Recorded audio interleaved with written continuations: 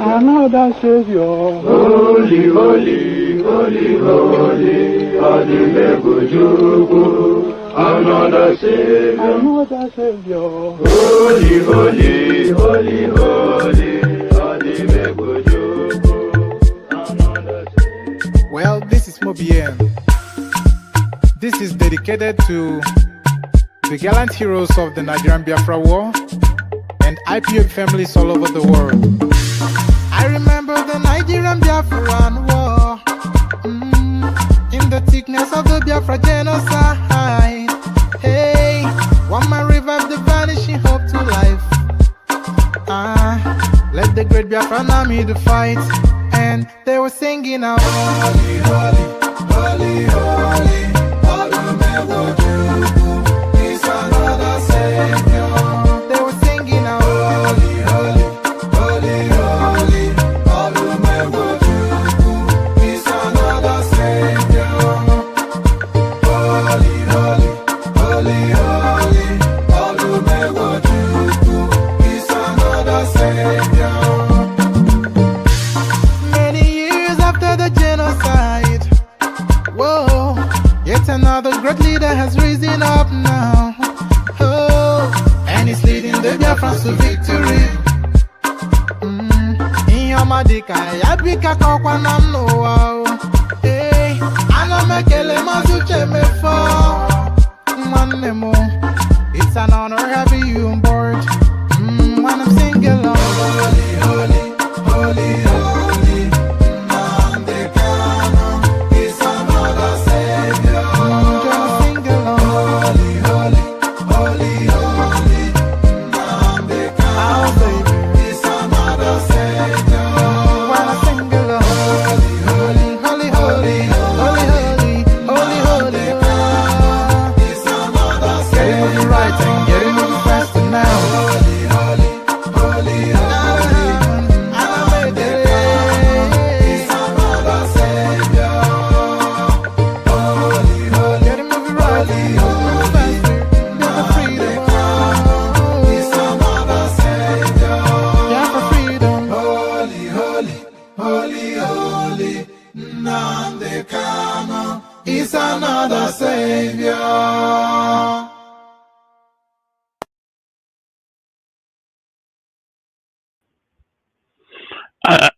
Pardon me. And there it is right there. Let me remove that from the screen. So there it is right there. Holy, holy, holy. Nnamdi Kanu is their mother savior. So Nnamdi Kanu, their mother's savior. Let's get straight into it and start it off immediately. And by the way, we're going to be doing a big session on Nnamdi Kanu. I think in the next 3 days thereabout. Nnamdi Kanu. Nnamdi Kanu. Uh, Tenancy, David, well, you know, well, if I'm your auntie, then I'm your auntie. I don't quite know. Is that a Bobrisky aside that you're throwing in my direction? Um, so we're going to be doing a big session on Nnamdi Kanu on the 20th when the verdict comes in on that particular character. So we'll be doing that session, but this session now especially wrapped around the Nnamdi Kanu, the Nyesom Wike narrative and the goings on within the PDP space. So before we get into that, good day to you, good to be in your company. Or that, good day to you, good to be in your company, and how are you? I hope you're having a wonderful day so far. Click on the like button if you would. Subscribe if you're not already subscribed. If you want to come and join me on the screen, come via the hyperlink that says StreamYard. It should be, I'll send it into the comment section again, but it should be one of the first items visible in the comment section. But let me send it anyway, just so it's immediate to hand. So if you want to come and join me on the screen, come in via this hyperlink right here that I'm sending in. It says StreamYard. So if you click on that hyperlink, it will bring you into a studio space, and then you can be part of the conversation. So do that. Yeah, share the links of the platform just as widely as you can. Say hello in the comment section, and then acknowledge your presence and say hello back. All those things. Like, share, subscribe.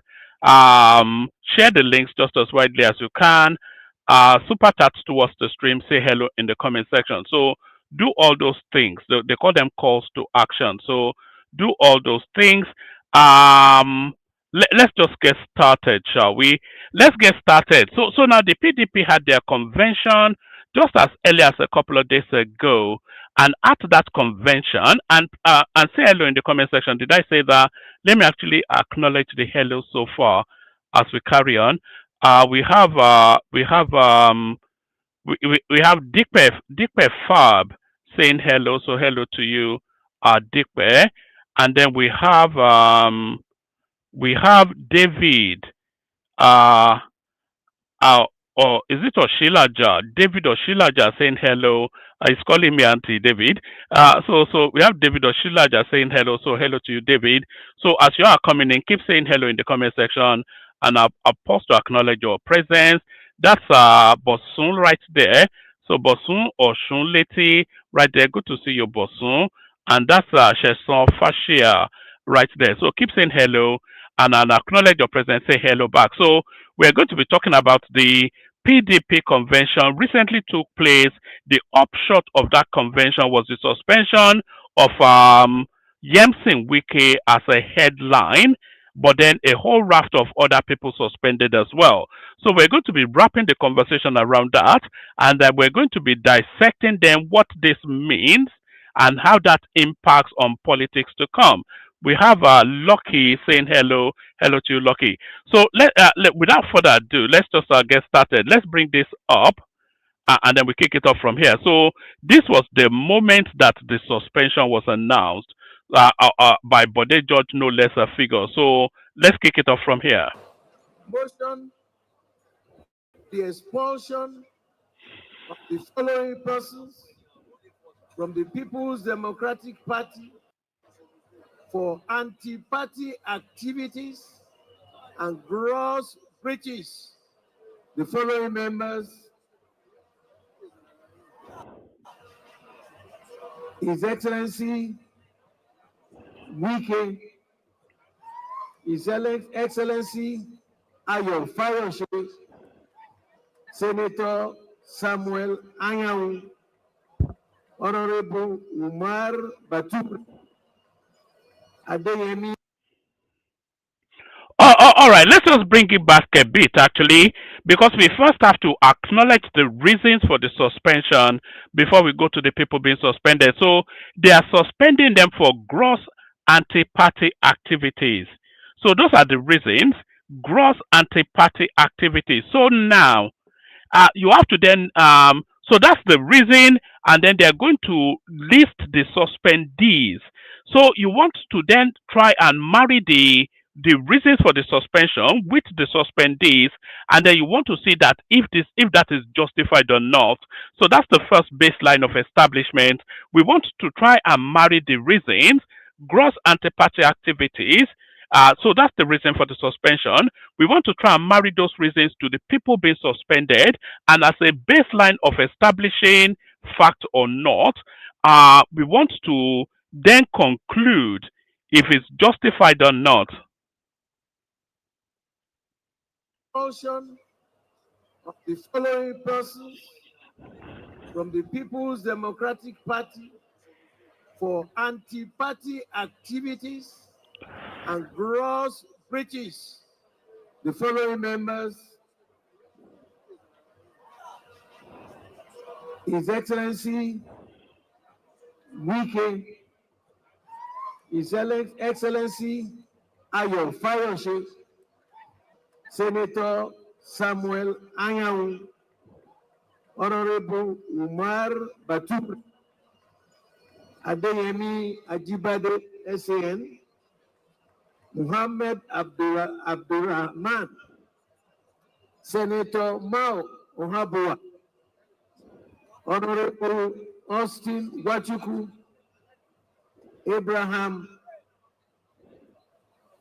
George Turner, and Chief Dan Obi.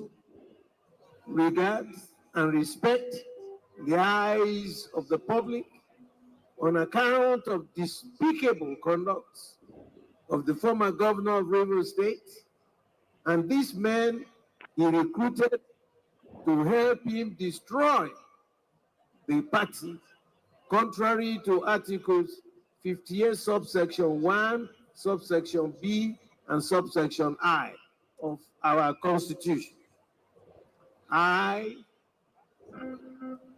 Chief Olabode George, hereby move that this convention should expel this person so mentioned above from the People's Democratic Party.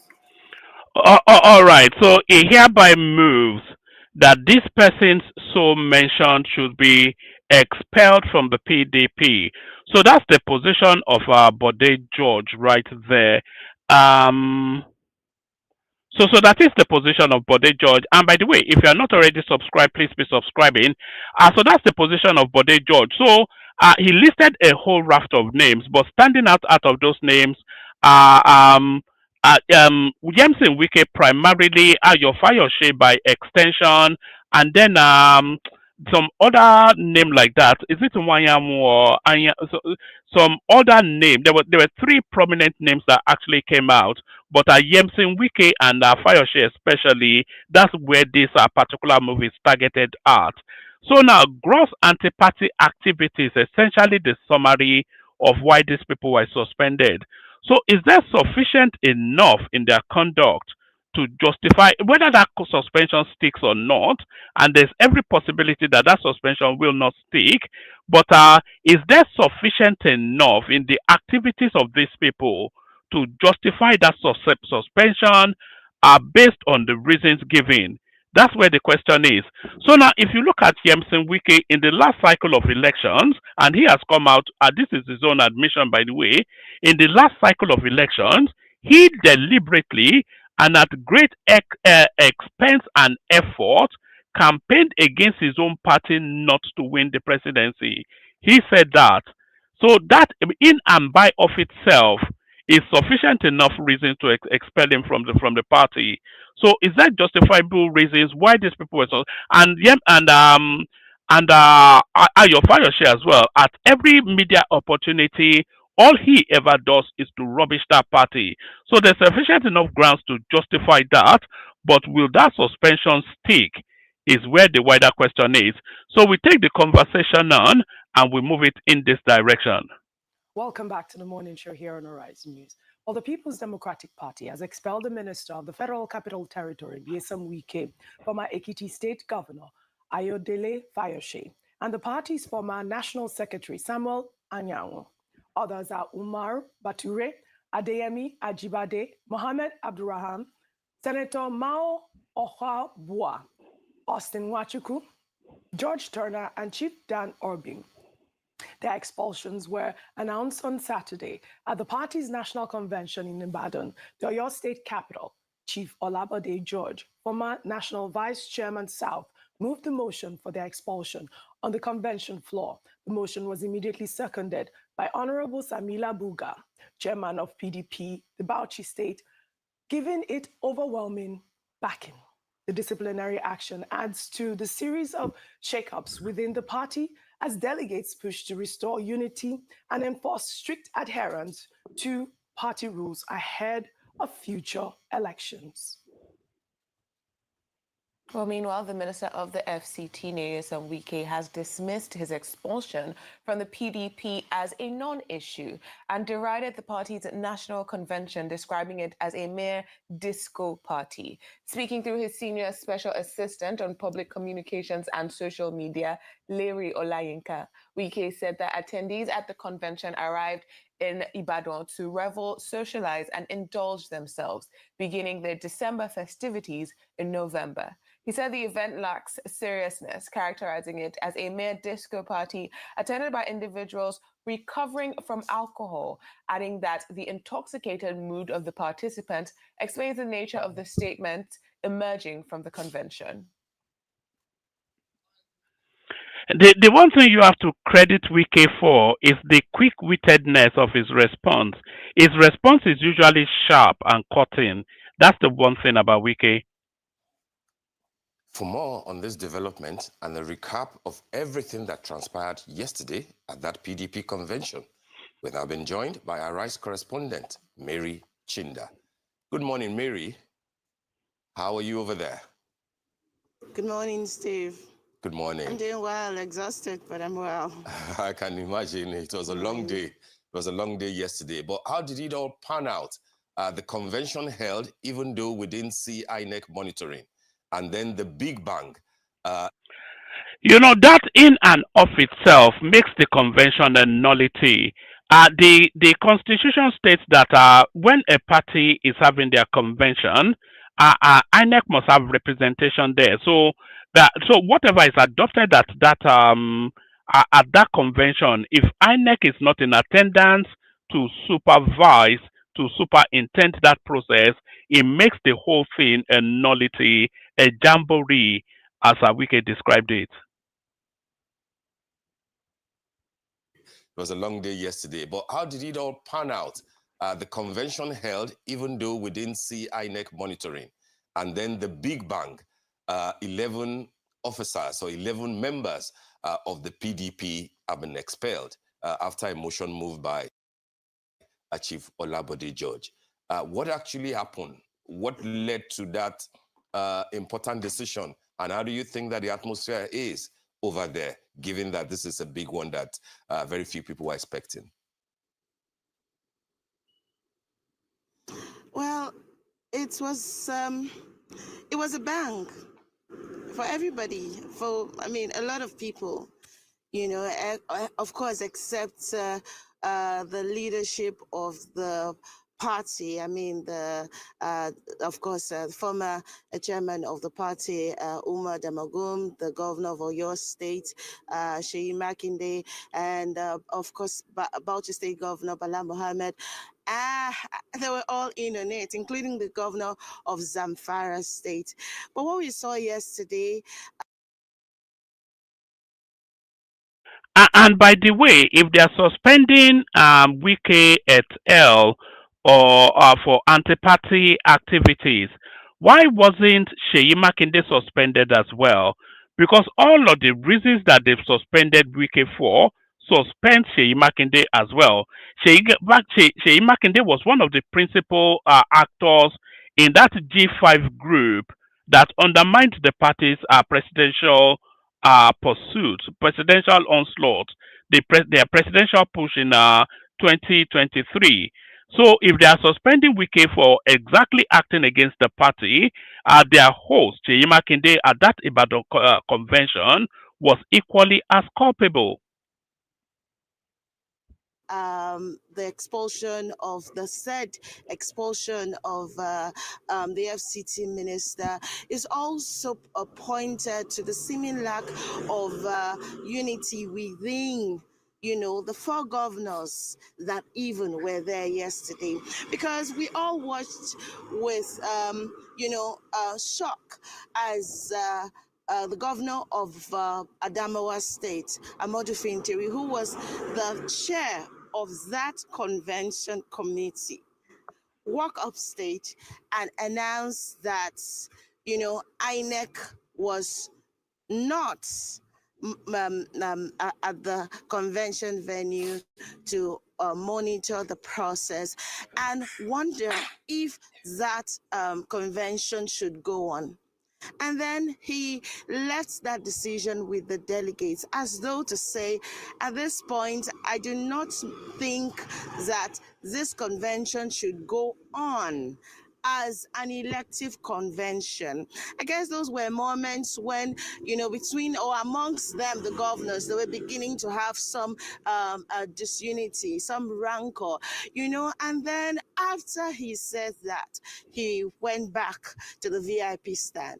And then moments later, PDP chieftain, Chief Olabode George, came up stage and moved the motion for the expulsion of the FCT minister, Barrister Nyesom Wike, the national secretary of the party, Senator Samuel Anyanwu, Chief Danobi, and others, national legal advisor George Turner, and others. Mostly, all of those in the Wike camp. And next thing, we notice that the chairman of the National Convention Organizing Committee had taken a walk from the convention, dissociating himself with the convention. And minutes later, we find the tweet. So you can see then just why Wike is describing it as just a drunken jamboree. Even within that convention, a lot of the senior actors were moving in terms of their body language to dissociate themselves from the decisions being made. So the whole thing is a farce from start to finish. PDP chieftain, Chief Olabode George, came up stage and moved the motion for the expulsion of the FCT minister, the Barrister Nyesom Wike, the National Secretary of the party, Senator Samuel Anyanwu, Chief Danobi, and others, National Legal Advisor George Turner, and others. Mostly, I mean, all of those in the Wike camp. And next thing, we notice that the chairman of the National Convention Organizing Committee had taken a walk from the convention, dissociating himself with the convention. And minutes later, we find the tweet where the chairman who put together that convention is saying, I will not associate myself with the expulsion of so and so and so. So it gets to tell about what is really left of the PDP. From several governors to, governors decamping, and then 4 governors were physically present. The governor of Osun State was conspicuously absent there. He only sent his deputy to represent him. So we had 4 governors, and even amongst those 4 governors, they were divided. Governor Sheyi Makinde being the host governor stayed all through. Governor Bala Mohammed stayed all through, and of course the governor of Zamfara stayed. Even when we interviewed him afterwards about what he thought about the outcome of the convention, the expulsion and everything, he said, "Oh, it was good."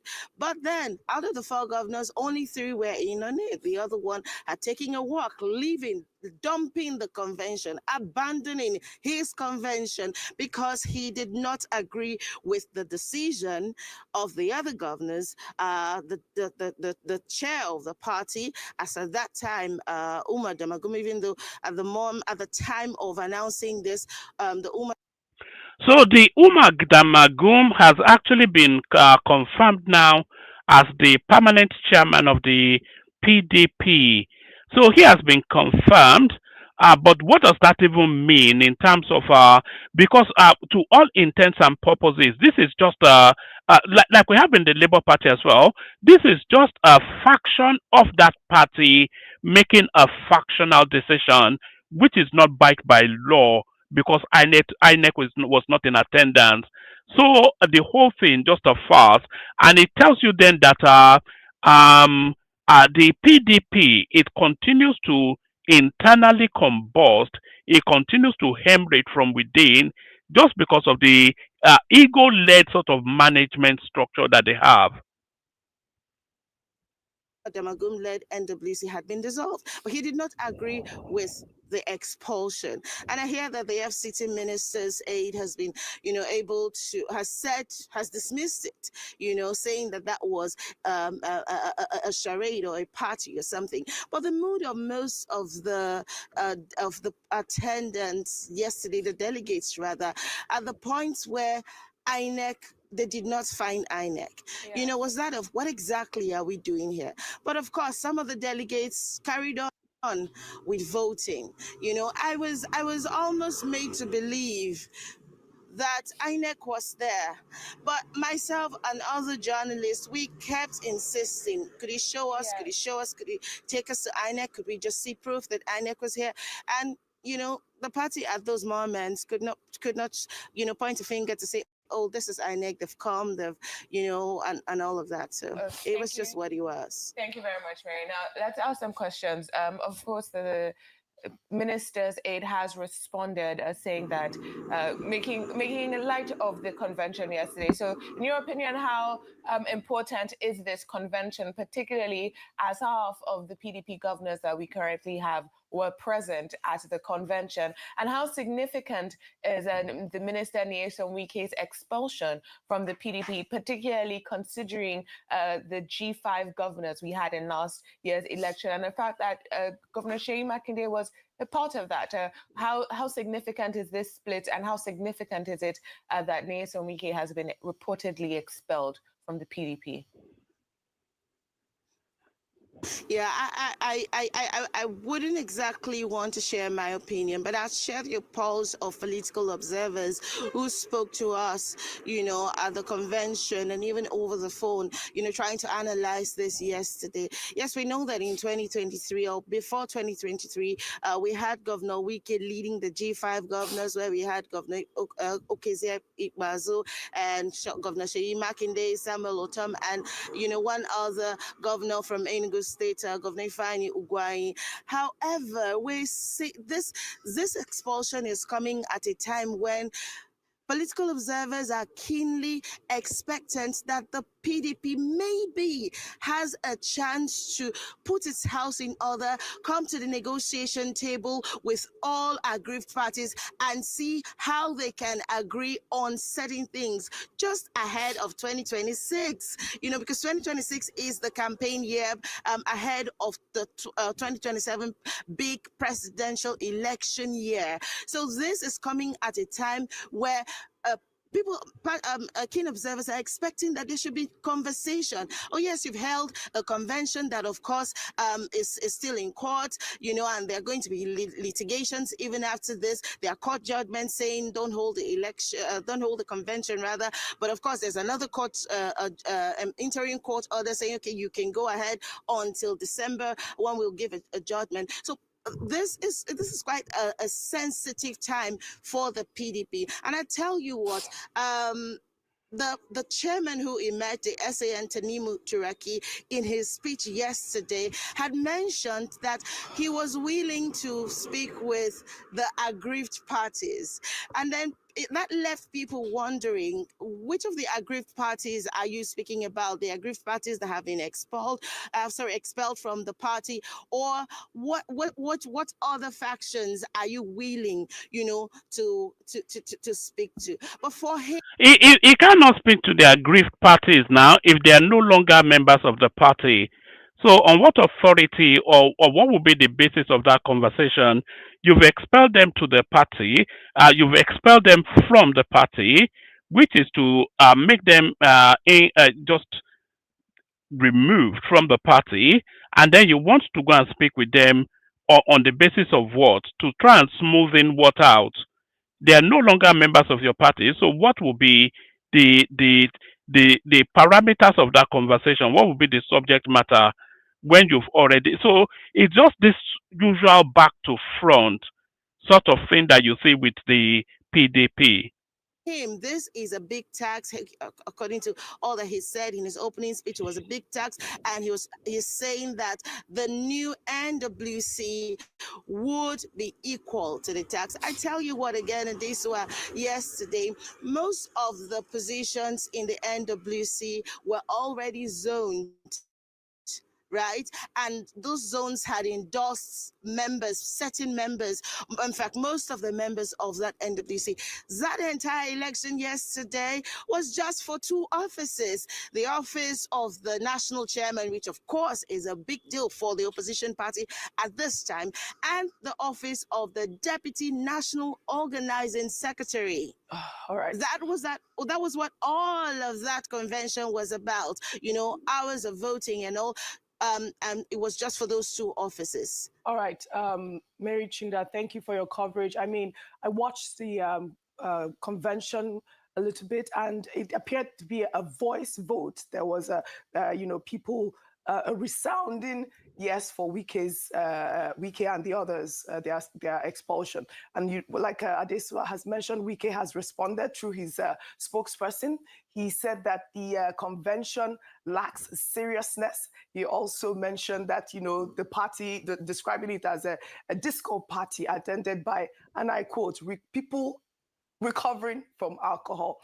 Now, we know that Wike's expulsion is particularly significant given his current position as FCT minister in President Tinubu's APC government. And I haven't heard what you said about the evidence that the party presented to support his expulsion, particularly. I know that Chief Bode George described Wike's conduct at in the PDP as despicable, quoting Section 40 of the Constitution. That's one question. The other is, do you know the story about Ayo Fayoshe's expulsion? Do you know the story behind it? I know he's been quite controversial, but a very prominent member of the PDP for years. What specifically led to this action against Fayoshe as well? I mean, it's not unconnected to the fact that Ayo Fayoshe is in the Wike camp. And he's been quite vocal about his stance on the PDP, and the fact that he just did not agree with, the Damagum-led NWC and the convention. I mean, it's the same thing with that of the national secretary of the party, who 2 weeks or 3 weeks before the convention was suspended, and then he and his faction too suspended the chairman of the party at that time, Umar Damagum, the national publicity secretary. It's all a game. It's all, it's all the infighting. The crisis is just deepening, within the party. For everyone who was expelled, who was in the Wike camp, it was basically because of their stance, the internal, or better still, what the party would describe as anti-party activities that is not unconnected to the Wike factor. All right, Mary Chinda, thank you for your reporting. Thank you very much indeed. We'll follow up on the story.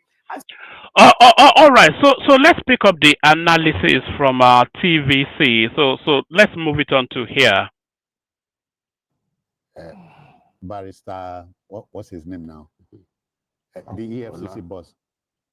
We wish you Godspeed. Barrister, what's his name now? The EFCC boss. Ola Olukoyede. We wish you well. Okay, then to our next story. Let's talk politics now. And by the way, the link is in the comment section. Anybody that wants to come in. In spite of legal and counter-legal pronouncements, the People's Democratic Party, PDP, on Saturday held its 2025 elective national convention at the Lekon Salami Stadium at Adamasingba, Ibadan, Oyo State. Perhaps one highlight of the charged atmosphere was the decision to expel FCT Minister Nyesom Wike, Samuel Anyanwu, the National Secretary, Ajibade, Ayo Fayoshe, Austin Wachuku, and others for anti-party activities. The big idea is to restore unity, discipline, and focus on the 2027 general election. But Governor Ahmadu Fintiri of Adamawa State has kicked against the expulsion of the FCT minister. As far as he's concerned, the action is capable of plunging the party into an unending crisis. According to Albert Einstein, intellectual... The party is already in crisis, so it's more a case of deepening the crisis rather than plunging it into one. In fact, all of the opposition parties are actually in crisis. The Labour Party, the ADC, the PDP certainly. So all of the lead spaces in opposition, and as early as just barely 18 months to the next cycle of elections, there is no indication that there's any form of structure or organization within the opposition space.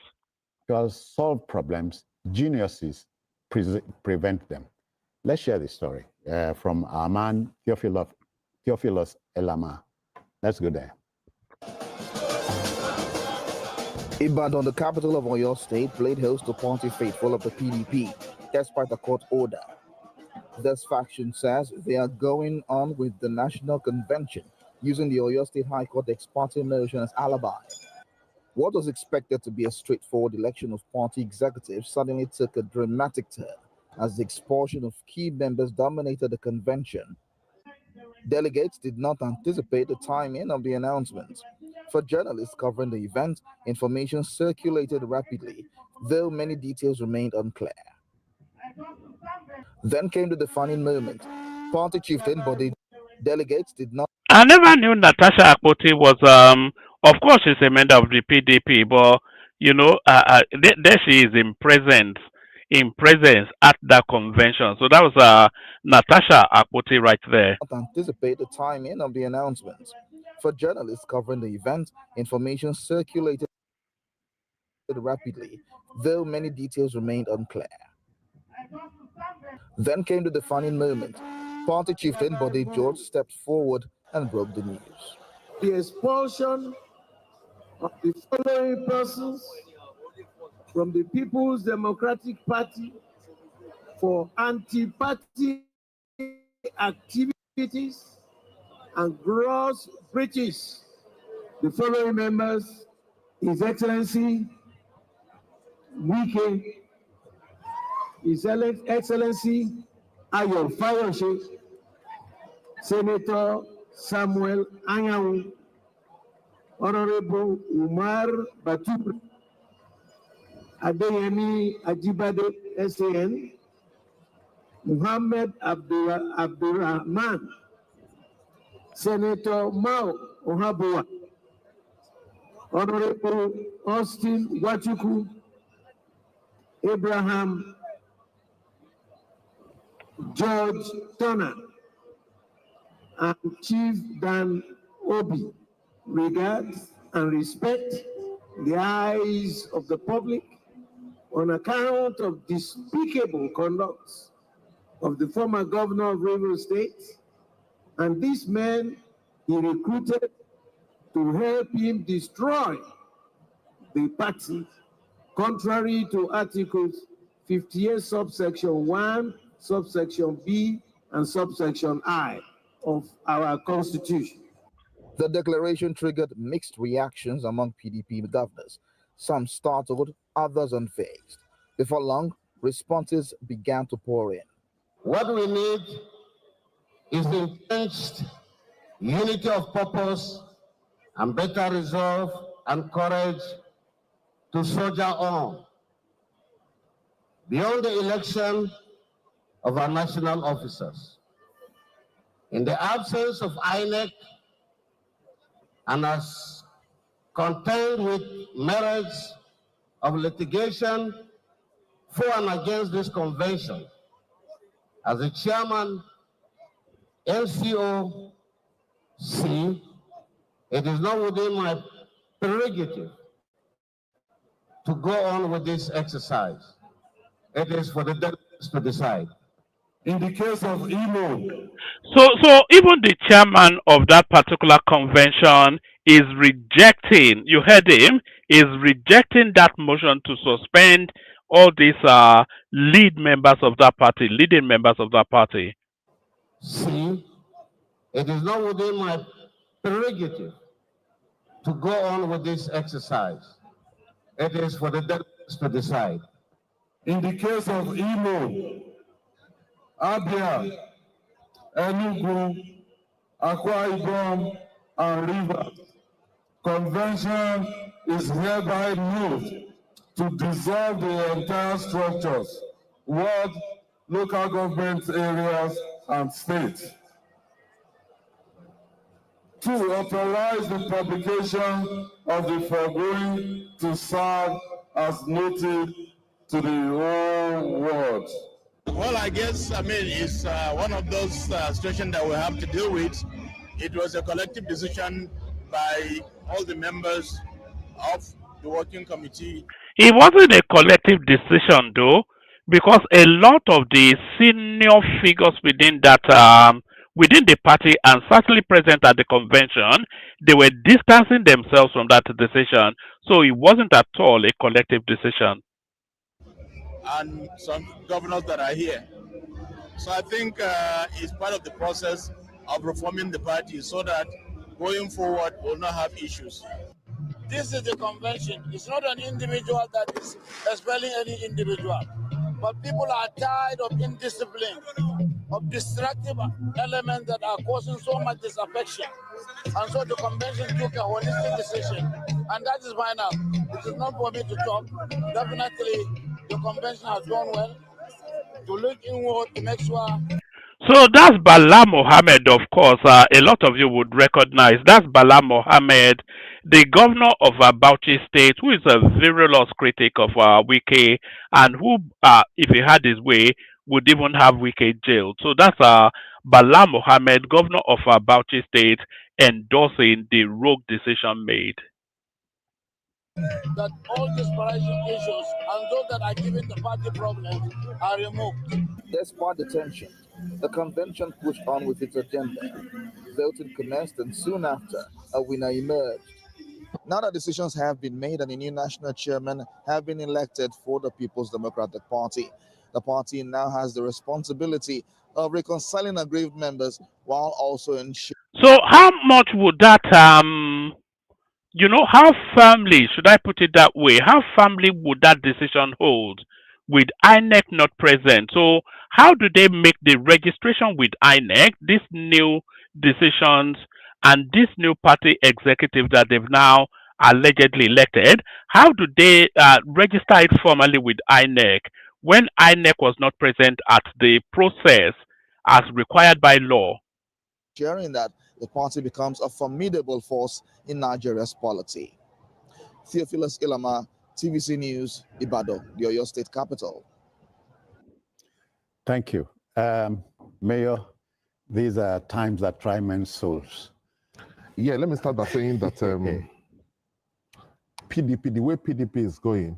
The problem in the PDP is man-made. Yes, a former governor of PDP said PDP is in ICU. I believe that PDP is not only in ICU, it will take God's grace for them to, for them to be able to survive it. Because the way the party is going, things are even worse than before the convention. Number one, there is a subsisting court judgment that says that the convention should not go on. There are 3 judgments. The first judgment, when the federal Abuja High Court says it will not go on, they went to. This is one of the areas that the Nigerian state should really address as a matter of urgency. All these procuring court judgments for your own political leverage. So there was a judgment stopping the convention. Then there was a quick judgment just on the eve of the elections, allowing it to carry on, and then there might well be a third judgment that even takes. And these judgments are coming from courts of equal jurisdiction. So I'm not quite sure if the law even supports that, but that's the system we have at the moment. Convention should not go on.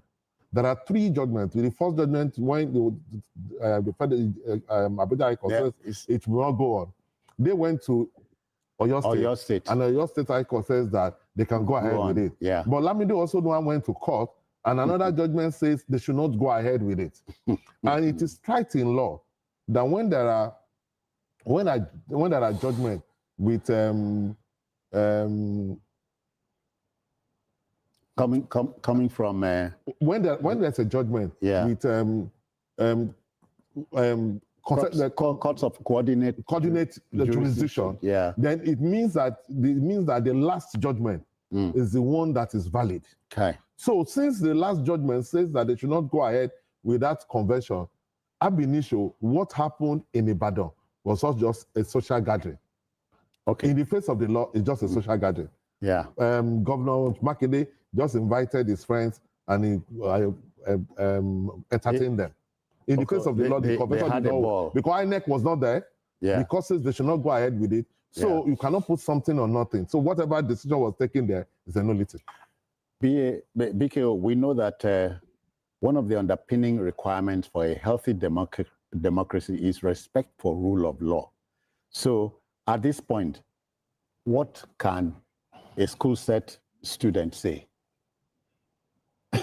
Honestly, I'm waiting to see what will happen at the PDP national headquarters tomorrow. Hey. Let us see who will occupy the place. Because I agree with Bukola Saraki that this convention should have been postponed. Okay. Yes, people like Governor Makinde wanted to ensure desperately that the convention went ahead so as to pull the rug from underneath the feet of people like Nyesom Wike, who did not want it to happen. But with somebody like Sule Lamido, a fiercely loyal party man who had never left the party from inception in 1998, somebody who was even one of the founding fathers of the party. Yeah. Mm-hmm. He wanted to contest. The party leadership barred him from contesting for chairman. The argument, although they didn't explain it, I was told that it was because they saw him at the ADC meeting. After the PDP had said it would not be part of the coalition. Yeah. Sule Lamido had no business going. So that in itself is an anti-party activity. If Sule Lamido rather, not Lamido Sanusi, is the Emir of Kano. If Sule Lamido is fraternizing with the ADC outside of the party's position, that in itself is an anti-party activity. So why was his name not on the list? Going to attend the ADC meeting with Atiku and others. So at that point, there was suspicion. At that point, they no longer trusted him. So they were not going to allow him to contest because he could even emerge as winner of the chairmanship seat. But I still believe that they should have allowed him to contest, because what does it cost you to stop him from winning? He doesn't have the collective clout of those governors. They should just, instead of allowing Sule Lamido to go to court and stopping the convention. And the last judgment by Justice Lifu, Peter Lifu, was that the convention must not go on unless Sule Lamido was on the ballot. Yeah. Mm-hmm. But they decided to obey the order of Justice Akintola. There are 3 cases. Mm-hmm. The one instituted by Wike's people, which was decided by Justice Omotosho. Yeah. And the judge affirmed that the convention should not go. And by the way, that Justice Omotosho, he will be coming into play in a very prominent way over the next 3 days or so. So the Justice Omotosho that put the brakes on the first break on the PDP convention, giving Wike the verdict for the convention not to go on, that is the same justice in charge of the Nnamdi Kanu case. So he will be coming into prominence. He'll be in the spotlight in the next it will be in the spotlight on the 20th when the Wike judgment will come. And by the way, if you are not already subscribed, please subscribe. If you are not following, please follow. If you want to come and join me on the screen, there's a hyperlink that says StreamYard that brings you in. No one in the studio at the moment, but we carry on. People,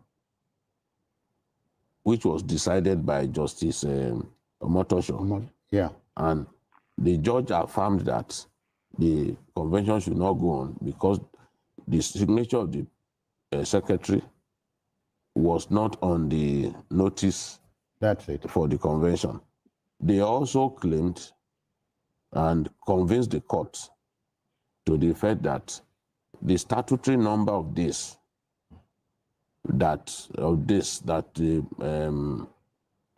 party should give INEC by way of notice was not met.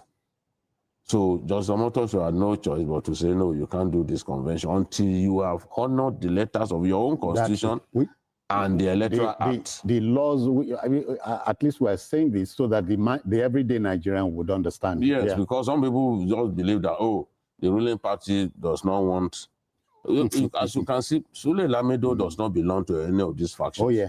Oh, yeah. He was just fighting for himself, that there was no reason for them to stop me from contesting. And that was why he decided to go to court. At the point when Sule Lamido was allowed to go to court, and they couldn't convince him, they were talking to him for this, but they couldn't convince him to withdraw the case. They lost the moral authority to go ahead with the convention. You could say, okay, people like Wike, yes, we want to deal with them, want to stop them. But with a party man who is not aligned with the different factions, how do you explain that? Now, Adeleke, one of their few governors left, refused to be part of this. The Plateau governor, who is also still in the PDP, said he does not have a hand in these expulsions that they've done. It's the same thing that the chairman of the convention proper, Amadou Fintiri, governor of Adamawa State, also dissociated himself from it. I think that the fact that the courts stopped the convention should have convinced them not to go ahead with it, especially when someone like Saraki said, look, let us not do this, because whatever you do, what they should have struggled to do was to get a superior court, because all of the courts giving those orders are courts of concurrent jurisdiction. A superior court, maybe the appeal court, made a pronouncement. They should have gone before the an appeal court to get it, to countermand all of those orders and give them the legal teeth to go and do that convention. You know, when you said a justice, former CJN, talked about erecting a beautiful building on shifting sand. Ground, yes. So you are wasting money and wasting time. This whole effort, whatever proceeds out of this, when you had a lawful order of the court telling you don't go ahead, and you are unable to set aside such orders. You know, when the fire the Yabelo matter, at that time when I was saying that the EFCC was wrong to attempt to kidnap him or arrest him at a time when he had a restraining order, people said all kinds of things. But the EFCC, in its wisdom, eventually listened to me. And they had the two judgments that the Abelo had, restraining them from picking him up. The EFCC eventually had those judgments set aside. Once the Abelo saw that those judgments had been set aside, they defer too much to this Babatunde Otitoju on that TVC. We are not talking about Yahaya Bello now. We're talking about the PDP convention. But let's just carry on. On his own, he went. He surrendered, because at that point they had received a kind of legal backing for his arrest. So, and he didn't want that to happen. So this is the way it is. Go and get an order of the superior court, setting aside the order saying don't do this convention. Because at the end of the day, you've done it. What has it amounted to? We want to see whether you elect leaders and all that, because they are wasting time. Election is coming in Osun. Election is coming in Ekiti. If they don't resolve these issues and have a proper elective convention,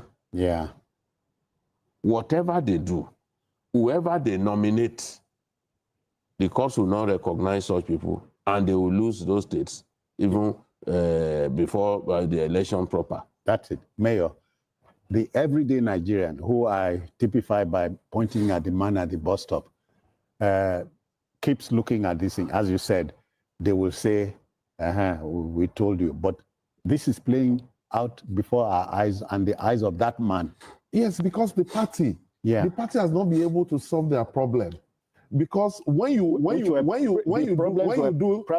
convention that is not on solid ground, tainted. and then on that convention you expel some people, and key.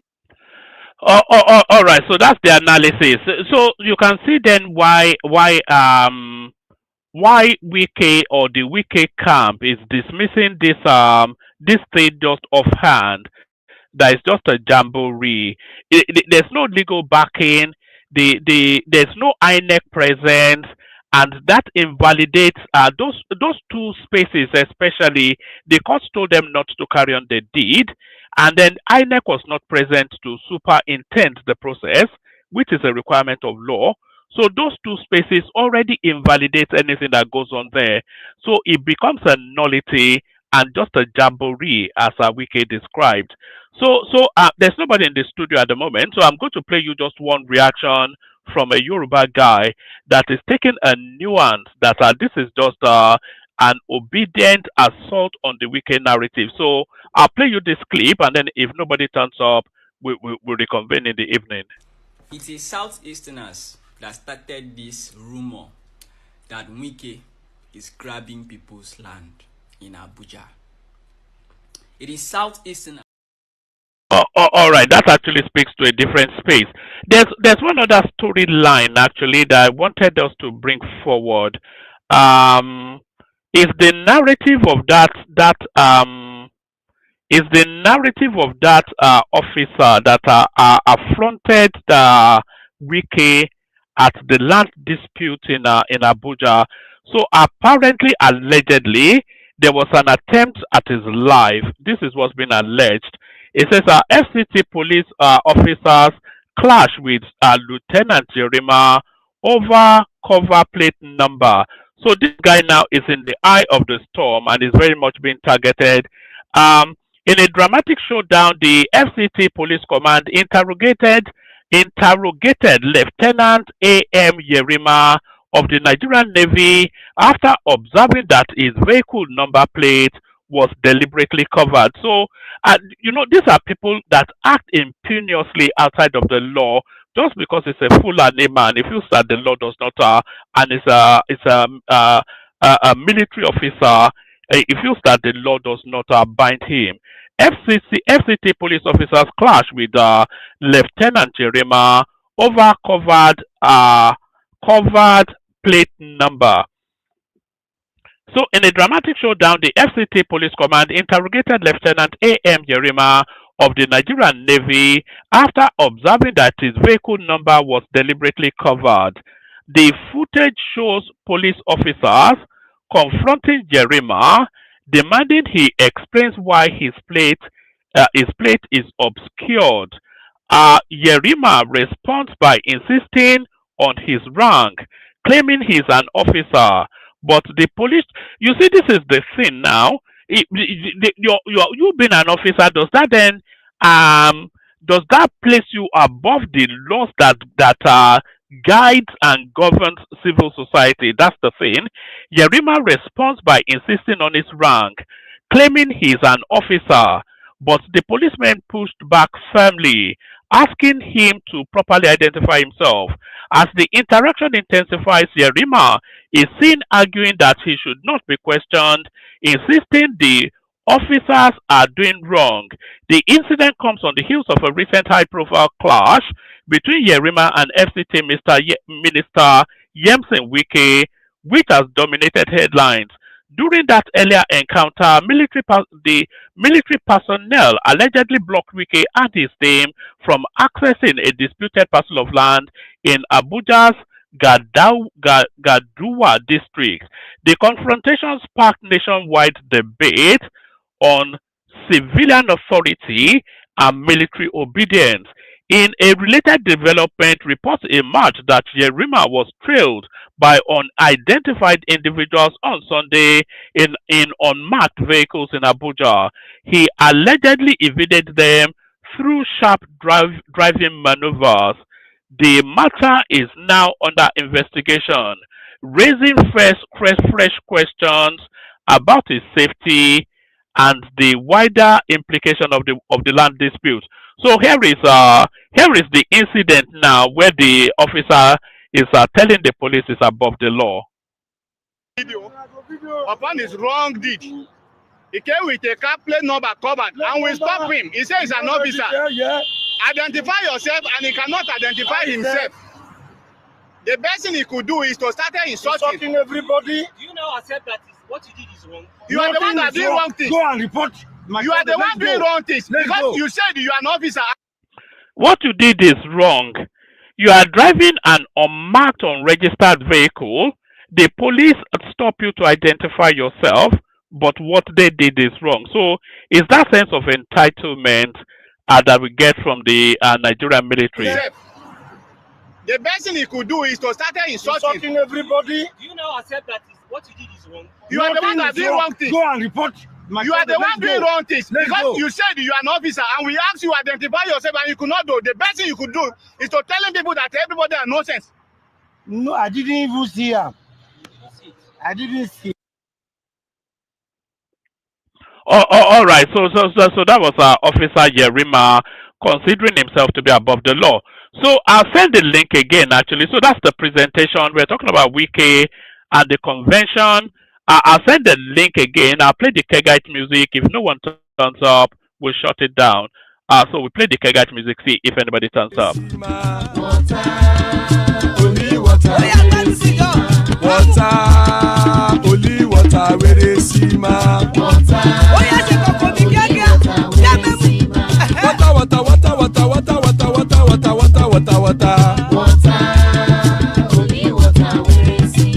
Hapa o naido.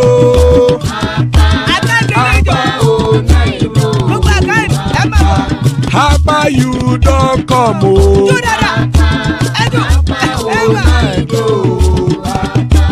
Hapa o naido.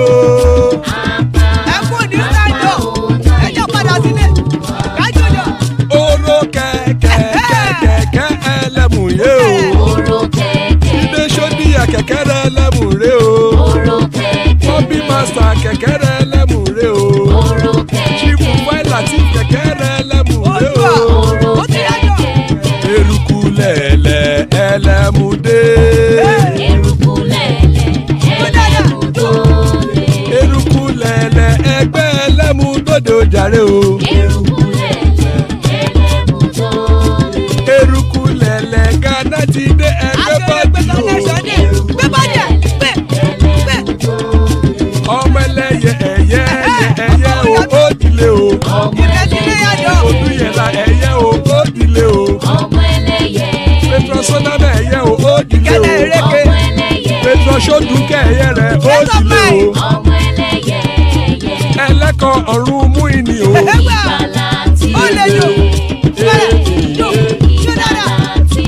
Àkùkọ ọ̀run mẹ́kọ̀.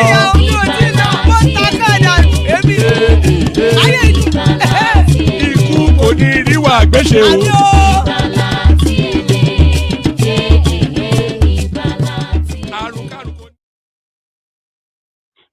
And there it is right there. Ikukuneru Agbeseme, death have nothing to do with us. So jumping on at the last minute to the rescue, AY. So AY, Alpha, Kilonshele, I was just about to bail. Yeah, good morning, woman. Oh, I'm the only person here. Yeah, you're the only person here so far. I just heard you working for your Oga at the top. You are busy this morning, eh? Which Oga am I working for? You don't know your Oga at the top. But how am I working for the Oga? Is it Yerima or Wike? Is the same person? No, Tinubu is the same person. Wike, all of you are working for now to destroy PDP. That's what is going on. But is the PDP not destroying that's itself? What I really wanted to comment. Yeah, is the PDP not destroying itself? I'm gonna explain it. I know very well what is going on here. Okay. Right? So Wike, PDP, to be honest, I'm actually very surprised. They are just suspending Wike and his men yesterday. It's surprising because I've followed PDP since the creation of PDP. I've never seen this type of thing before. PDP have had men that are very strong, very strong. Like they are gonna kick you out. Evil struck chairman, like some of the past chairman. Wike, I know, like he was a major sponsor at some point, but obviously he's doing the job of his paymaster. This is what Tinubu actually want him to achieve. Tinubu, that's his modus operandi. If you know Tinubu, one of his styles to destroy opposition completely. He did that in Lagos. That's the way he's operating. So Tinubu was the bad guy. Tinubu and his men, Fayose, all of them. So say with Tinubu, Wike was the bad guy. So I think he has achieved that already. So I think he has achieved that. That is why you see Wike in Rivers is in charge of both APC and PDP. This is his plan. So now, if in the end the court said, you know what, the suspension stand, the convention stand, the new governing body stand, then you will see Wike moving to APC with his squad in Rivers, both the governor, Wike, and all these men. AY, it's impossible for the court to say that for two reasons. One, the latest court judgment stopped that convention. So, as we're just hearing now, in court of equal jurisdiction, the last judgment takes preeminence. So the last judgment was to stop it. That's one, and then INEC was not at that convention. That's two.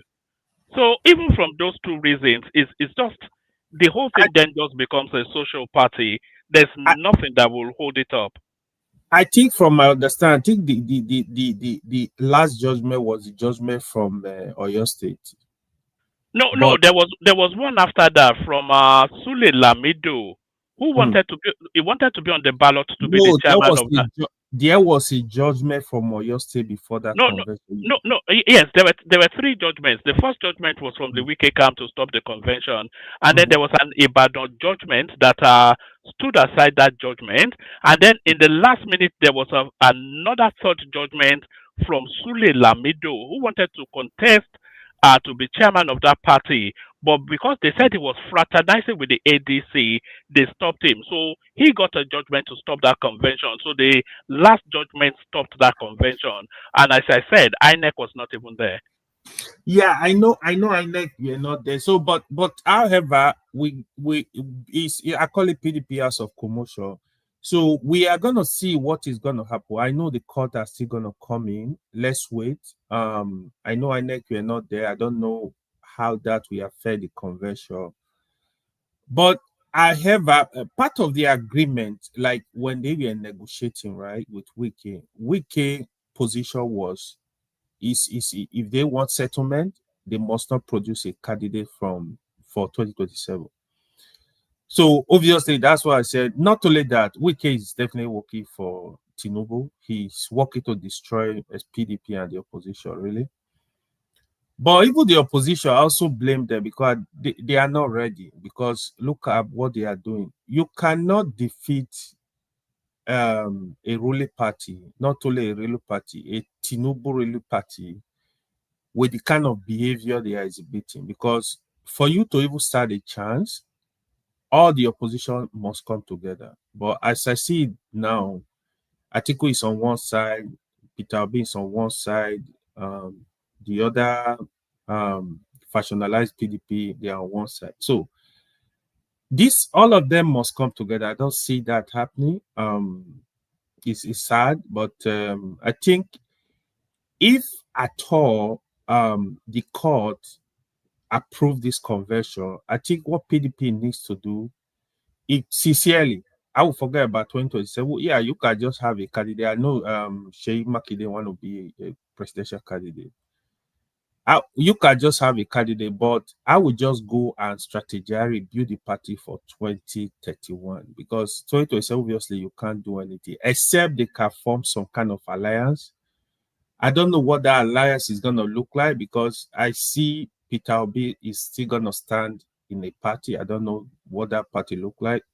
Atiku is obviously going to be candidate of ADC, the way I'm seeing it, except there are other issues.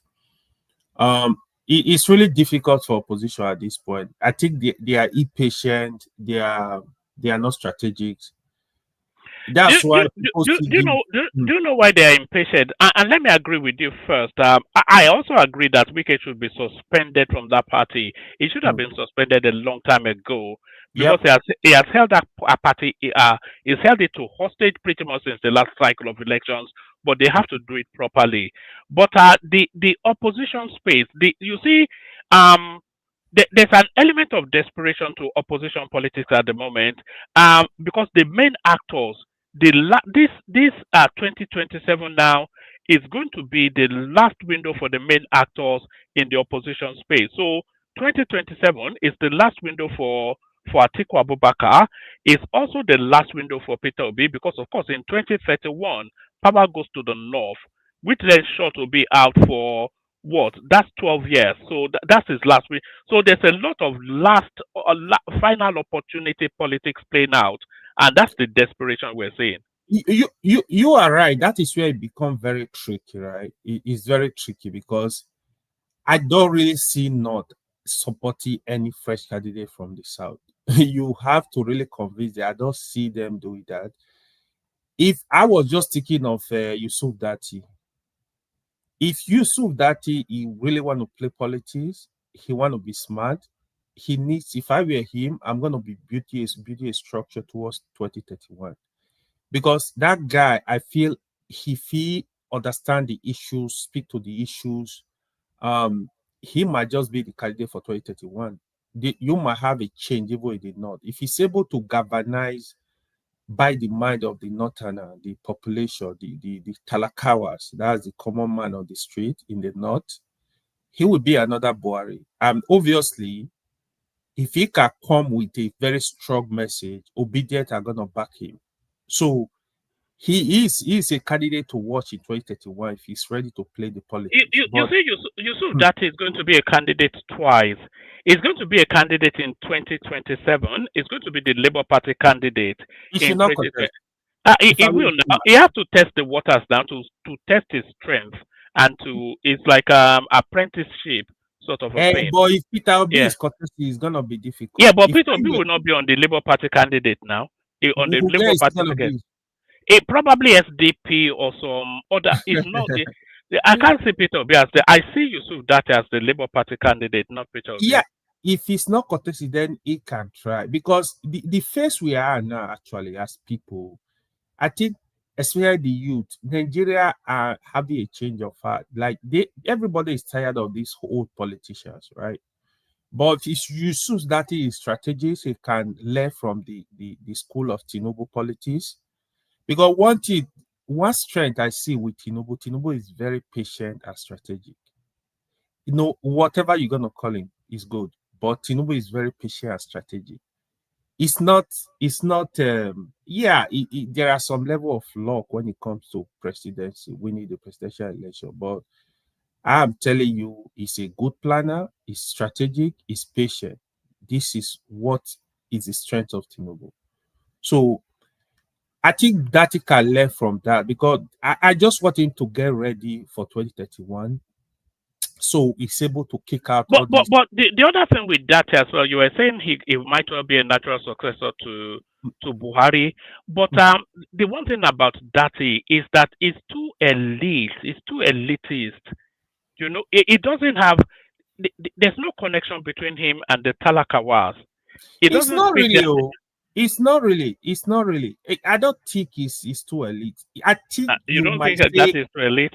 No, it's not. It's not. So I could even say like it's too enlightened, it's too kind of educated. He needs to come down to the people. I will not call it elite. I don't think he is. So yeah, but it's still the same thing now. It's too educated. It's too posh. It's not relatable to the Talakawas. It's not relatable, and it doesn't know their language either. That is what I'm saying. So he needs to learn that language very fast right now. He needs to learn the language, because that is what the northern Talakawas, that's what they need actually. So they need somebody that is Buhari's strength as well. So the moment they see you as the bourgeoisie, or more, they don't care about you. They feel like you are not with them. So that's the game that is gonna play out. But 2027, unfortunately, like until we wait till early next year, I'm sorry for the opposition. I don't think they are ready. Even the obedient movement is running out of steam.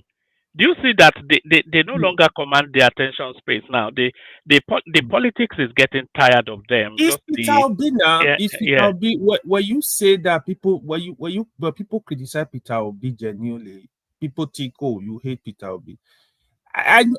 Peter Obi is not really a politician. Actually, he's an accidental politician. I would call him. He's not really a politician because if you watch 2023, his campaign was very religious and based on ethnic vibe. You know, not ethnic, but mostly the Southern vibe and the Christian part of the country. But if you can't win election in that way, it needs to tone that religious tone and come with a message. Although he come with a message, but on the other hand, you see, But it doesn't have it in him though, because Peter Obi has not stopped politicking since the last election. He's been it campaigning doesn't since. But look. he has not changed the tone of his politics. He's still very much in that religious ethnicity narrative. He has not expanded beyond religion and ethnicity. Nobody. I keep telling these people, nobody is gonna win election in Nigeria based on religion or based on ethnicity. It's gonna be a problem. People don't understand it. Yoruba tried it with Falaye. They lost against Obasanjo. So Yoruba people tried it. This is who we want. But Even the Northerners tried it 3 times with even the Buhari. Northerners tried it. And they tried lost. it. Yes. Exactly. Look at Abiola. Abiola, everybody love Abiola in the country. Even the Northerners refused to vote for their candidate. You know, it's Abiola.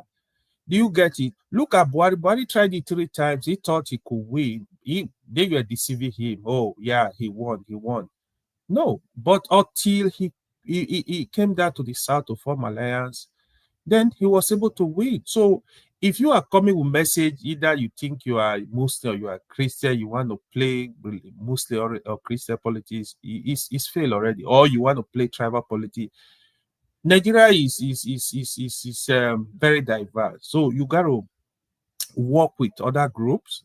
That's what will make you president, because Nigeria is people are very sensitive to this issue, because the moment they see you as a tribal bigot, it become a problem. Religious bigot become a problem, and we don't really need that. We need somebody that is free, that will respect people, that will protect people, irrespective of their religion, their tribe, whatever.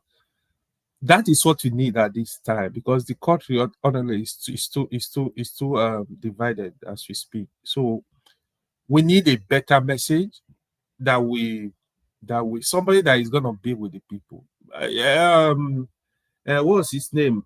Showore could have been that person, but Showore message, I think, is not resonating with the people. Sometimes he sounds like a distraction.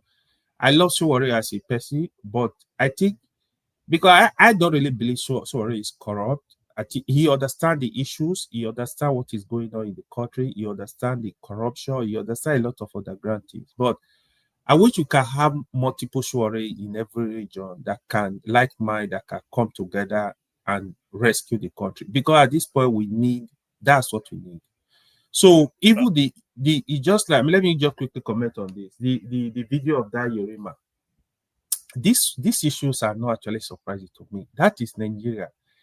Nigerians, once they have opportunity, oh man, they will do whatever. They think they are above the law. So that Yerima, that is what is failing now. You can drive a car without a number. On the other hand, you look at the police, they are so corrupt, so dirty. That is the problem. It is a problem. You treat some people like king, like mini god, but you see people that don't have that opportunity, they don't have that power, they don't have who to call, then you are gonna bully and oppress them. That is what they do too. So the police are now, we need people to clean up all this mess. Trust me, police are going to stop you in Abuja now, in Lagos. If they know you are, is related to Tinubu, trust me, they're going to let you go no matter what. Oh, they know you can make a call to NSA. They are going to scare, they're going to run away. They know, oh, your father is one of top military guys. They're going to let you go, they're going to run away. But the oppression, we need a country that, irrespective, look at what happened in foreign country. You break the law, face the music. Face the music. So that is how to build a country. That's all this mess, what Wike and that guy the other time. I don't really. There's a rumor that they attempted at the guy's life, but I think that might all be fake news. This Lieutenant Yerima, there's a story circulating, a narrative circulating that they tried to buy him. Yeah, I don't know how true is it, but I don't think I really have my doubt. What will you buy him for? I don't see any reason, but I think police should do their work, investigate and give Nigeria the report, but I really have my doubt. I have sufficient evidence to really comment on that. But in terms of rule of law in Nigeria, it is a mess. I just want this to get better. Evil people that the governors. Nigeria is just a funny place. Look at Obaseki, people we are just calling. Collected state money to establish company you want to be making money. States don't have a percentage of the businesses. Impunity is too much in Nigeria. Thank you. All right, brilliant, excellent, well put by AAY, and thanks for rescuing the session. I was just about to bail out. Comrade Omoruyi with us as well. So PDP internally combusting, they don't even need Tinubu to do anything. They are destroying themselves from within. So what are you making of this sham convention by the PDP in the battle? Yeah, good morning, Woman. Good morning, our esteemed audience across the globe. You are the reason for us being here. Without you, we cannot be talking to ourselves. Good morning, my brother. You were good to hear your voice. Moruye, I greet morning, you especially. Morning, sir. You see, PDP has been in ICU, and I think it's almost. Is that what it is? ICU the same thing as coma? I don't know why. I've never seen a situation like this. This is not the PDP has become a mere shadow of its former self. You have a situation where one man is stronger than an institution that as big as a PDP. PDP at the time was the biggest party in Africa. PDP, what kept PDP alive for those for those periods was because of his internal discipline. I think the reason why Wike is so powerful is because they lost the power at the center. So they have always had a strong president, from Obasanjo to strong national chairman. So their board of trustees, you could see, strong politicians across Nigeria, both from north, south, east. In fact, PDP was actually the party with the national spread. But as soon as they lost the power at the center, I think greed. But there was one thing PDP was doing. They were not actually a democratic, but no eternal democracy in PDP. What they had were strong men calling the shots. So, and in their era, we just left the military. People were like, oh, we're learning. So they did everything they wanted. When Obasanjo was there, Obasanjo could call a meeting for evening. They would do the meeting in the morning and all that, all sorts of shenanigans. So the thing that was actually correcting them was the power at the center. Everybody could, listen to Obasanjo. They had a strong men like Tony Aneni. They had strong men like, a lot of strong men instead of building a strong institution as a party.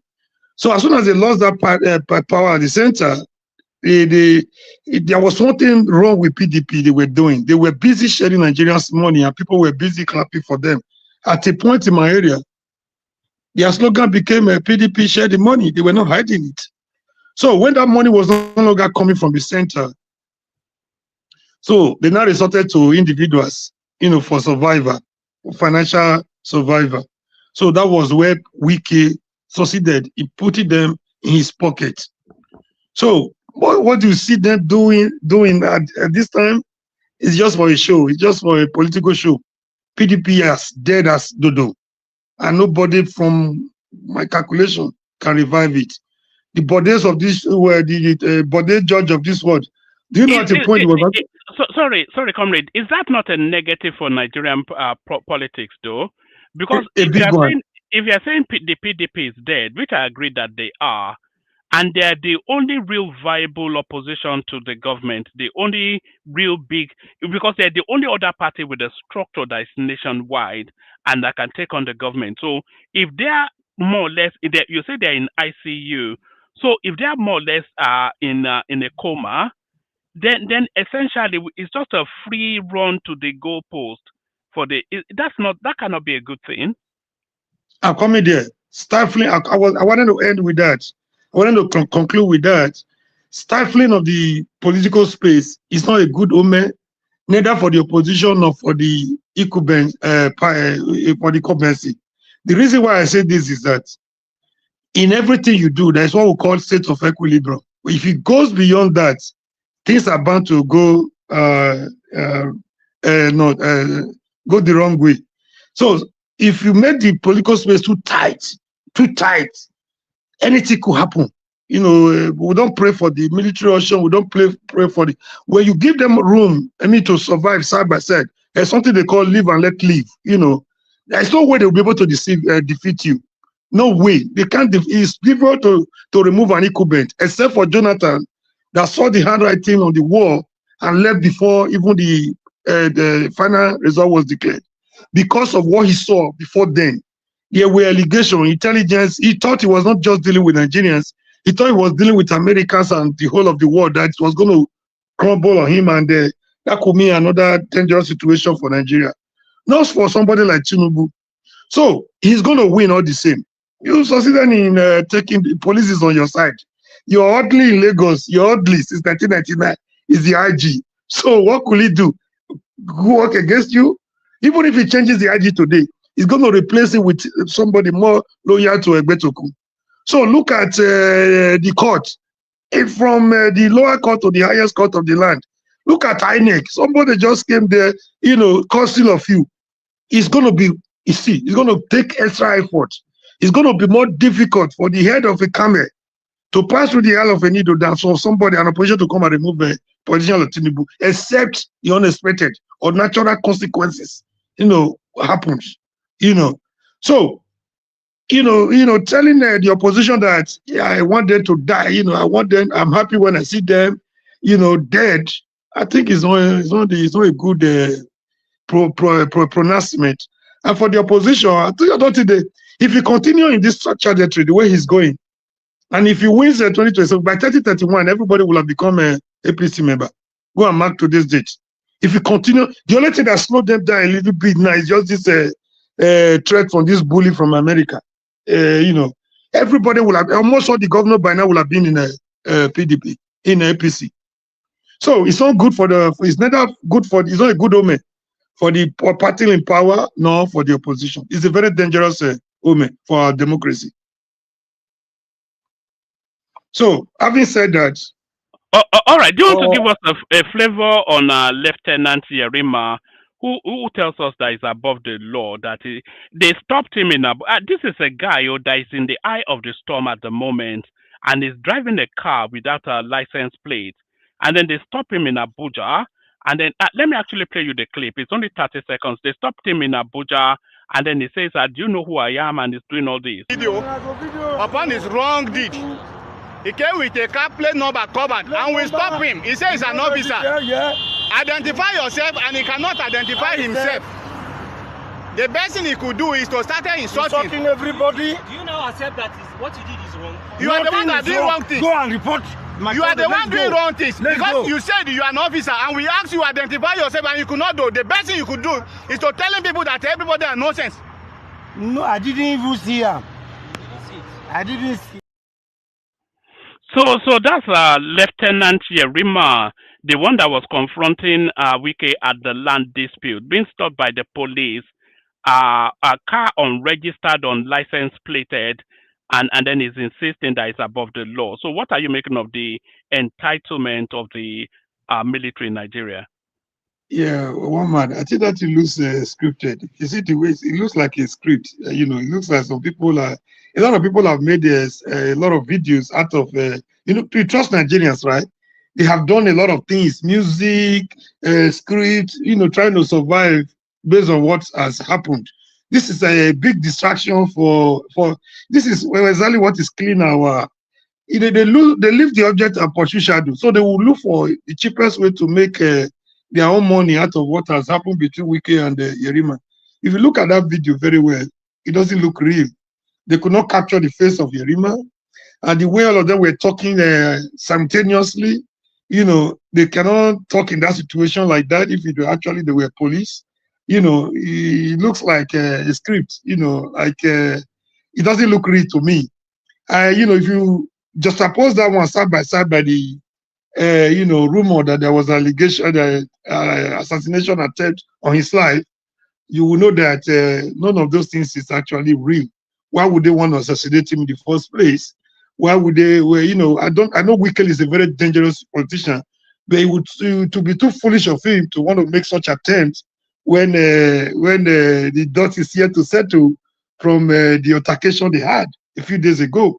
Even if he's the most deadly politician, even if he's Osama bin Laden, he wouldn't want to take such a risk. And people are saying people that don't want Wike want to make such an attempt to batter his image further. I don't think that one either is real. And if you're not even careful, these two scenarios might even be one and the same thing. Those that are alleging that, so this could also be the same scenario. People are alleging to be the attempt on his life. That's my own take. I don't think it's real. None of them is real. The attempt on his life is not real. Because I listened to them, they could not really pinpoint anything that will make you, that will give you enough conviction that there was an attempt. The military will have come out with a statement. The Yerima himself will have come out with a statement. Even on this one, right now, I don't think that was Yerima. It doesn't look like Yerima, and that was why they could not capture his face. Even the police either, you could not really see a clear picture, to show that it was either police or Yerima himself. Thank you, Waman. I love that statement you make, Omori. Yeah, like even if Wike will not even try that at this point. You think? No, it's quite silly. The idea that they were assassinated. Yeah. What is even the basis for? They argued on a land, and then assassination is the next. It's so ridiculous. The idea of it. Yeah. All right, so stay with us. We go on next to Talk Now, who is also with us. We've not heard from him in a while. So Talk Now, the floor is yours. The sham that was the PDP convention is what we're discussing. A jamboree was how we could describe it. Talk Now. Talk Now. Oh, all right, let's go to Simba. I'm not sure Talk Now is fully with us. Simba, are you there? You are there. All right, hello. Sorry. How you doing? I'm good. We've not seen you in a while. Kilo Shele. Yeah, his work. His work, and the dollars must be complete. Yes, that house in Lekki must be built. Yes, God is helping us. Yeah, on this Wike matter and the suspension, I think is a fundamental error from the PDP. I'm aware that there were 3 different court cases.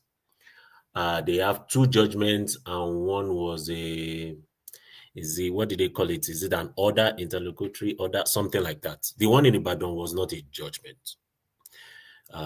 It was an order for them that they can do the convention. So it wasn't a judgment. So there was a judgment from Justice Omotosho That's from the Federal Court, and there's another judgment against the PDP. That's the former governor of Jigawa State that took them to court. So he won that. So there are two judgments that is against them. So right now, I think that convention is null and void. Number one, INEC wasn't involved. Number two, the secretary of PDP itself did not affirm that convention. So there are issues around that they have documented. They use a signature, they forge a signature and things like that. That is also in court. So there's a lot of mess with this convention. And I think Makinde was trying to just pull his weight to just ensure, it's an ego issue. They've gone ahead to agree and they cannot go back because it will look like a mess to them. But unfortunately, that mess itself that they have created more mess. So it's layers and layers of mess. I mean, if you remember clearly, Amadou Sheriff, that PDP issue way back, this is looking like it. So what's going on is most of the senators and the House of Rep, they are all scared because there's no party. Every one of them that is in PDP, they are not even sure of anything. Anyone that contests under PDP, they are not sure of anything. So the truth is, that convention is just a charade. I don't think it's a convention, so to say, except the court. If they go to Court of Appeal and the court confirms that that convention is correct, then I guess that's where they will have a headway. At this point, any person. What are the likelihoods of that, though? With the court judgment stopping it and INEC not being present, what would be the argument that would legitimize it? I mean, for INEC, it's just an umpire. So whether they are there or not, if the court confirms it, it becomes a final position. So, but I don't, with all the evidences that is on ground at this point, I don't see that convention being the chairman, Turaki, being the chairman. And that convention is almost null and void. Almost. Because I know they would appeal it. And who knows? Nigerian courts, you never know. Their logo is a blind person holding a balance on one side. And, sorry, talk now. People are actually anticipating that the whole thing will actually play out as early as today. So they've allegedly elected a new chairman, and that new chairman now, early Monday morning, goes to take his seat at the PDP headquarters in Abuja. So will he be allowed into that building? It's as early as that, but carry on. Yeah, I doubt it. I doubt it. First of all, who is handling Abuja at the moment? That's Wike. So I'm not sure that would happen, Even the so-called suspension is null and void. When you can't build something on nothing, it doesn't exist as far as the law is at the moment. So I don't see the person going to Abuja. Maybe they will have to set up another place outside of Abuja. I don't see that happening. Wike is not a calm politician. He plays dirty and he also plays the law. That's one thing about Wike. There are politicians that plays the law and they are very, very balanced in their approach. Wike goes to the extreme. He plays the dirty and he plays the law. So that's I don't see that happening. I think PDP is tearing down itself bit by bit. And unfortunately, the likes of Makinde will not help. I don't think Makinde understands the details of what he's doing. I understand he's the one that funded the entire thing. But at some point, he's going to choke him. I'm not sure. And at some point, he will have to just let it be. Yeah. But how do you even justify suspending Wike for anti-party activities and not suspending Seyi Makinde? They did the exact and same thing, stopping the party from winning a presidential election. So Makinde was a member of the G5 now. So what suspends Wike but absolves Makinde? So the problem with PDP is, the G5 has been fractionalized. Let's leave the G5 was in 2023 election. So politics is not really played like that. They don't they are there, but they have not yet reorganized themselves again. So the G5 has been fractionalized. There's a Makinde factor. Makinde is interested in stepping into higher office. He wants to remain relevant. And you can't blame him. Most politicians will always want to be relevant. Otherwise, you are gone. If you are not screaming in one angle, you are gone. That's why you see an Amechi screaming and doing stuff. So you have to be relevant. Otherwise, you are toasted. It's as good as that. So Makinde wants to remain relevant. He wants to be there, but unfortunately, things are not playing out the way he wants. That's why he's trying to at least try and contest for the presidency just to remain relevant. He has to be there. Because after this is his last term. After this term, that's it. So he has to do what he needs to do. That's what he's just doing. And at the same time, he can't just back out and say they are not going to do it because everyone is looking up to him. Right now in PDP, every one of them is focused on Makinde because every other governor, they are either here or there. They are in between. They are just waiting for any slip and they will move to APC. That's a fact. They're already two lined up. Anyway, we know that the Adeleke, we know he's in the PDP in body but not in spirit. He's half gone, and then there's one. I think Fintiri as well. He's half gone as well. Yeah. If you look at the talent left in PDP, there's actually no talent. All you have is Bala Mohammed and Saraki, and there is nobody, and maybe a little bit Makinde. And these are not heavyweights now. You can say Saraki is a bit of a heavyweight, but they don't have those heavy punching politicians. Yeah. They don't have. There's no talent left in the PDP. But the issue with Saraki is he's already left PDP in spirit. I'll tell you why. So they set up a reconciliation committee. Adolphus Wabara, Saraki, and the likes. They are members of the BOT, right? So the members of the BOT had recommended that convention should not hold. Actually. So even Saraki is not with them. They are not, the only people that are really, really playing it now is maybe Makinde, maybe Bode George. And really, Bode George does not have a lot of gravitas within even his space in Lagos. So he's an elder statesman, that's not in doubt. But when it comes to political gravitas, to galvanize people to get election won, Bode George is not there. He's an ancient politician, but he's not there.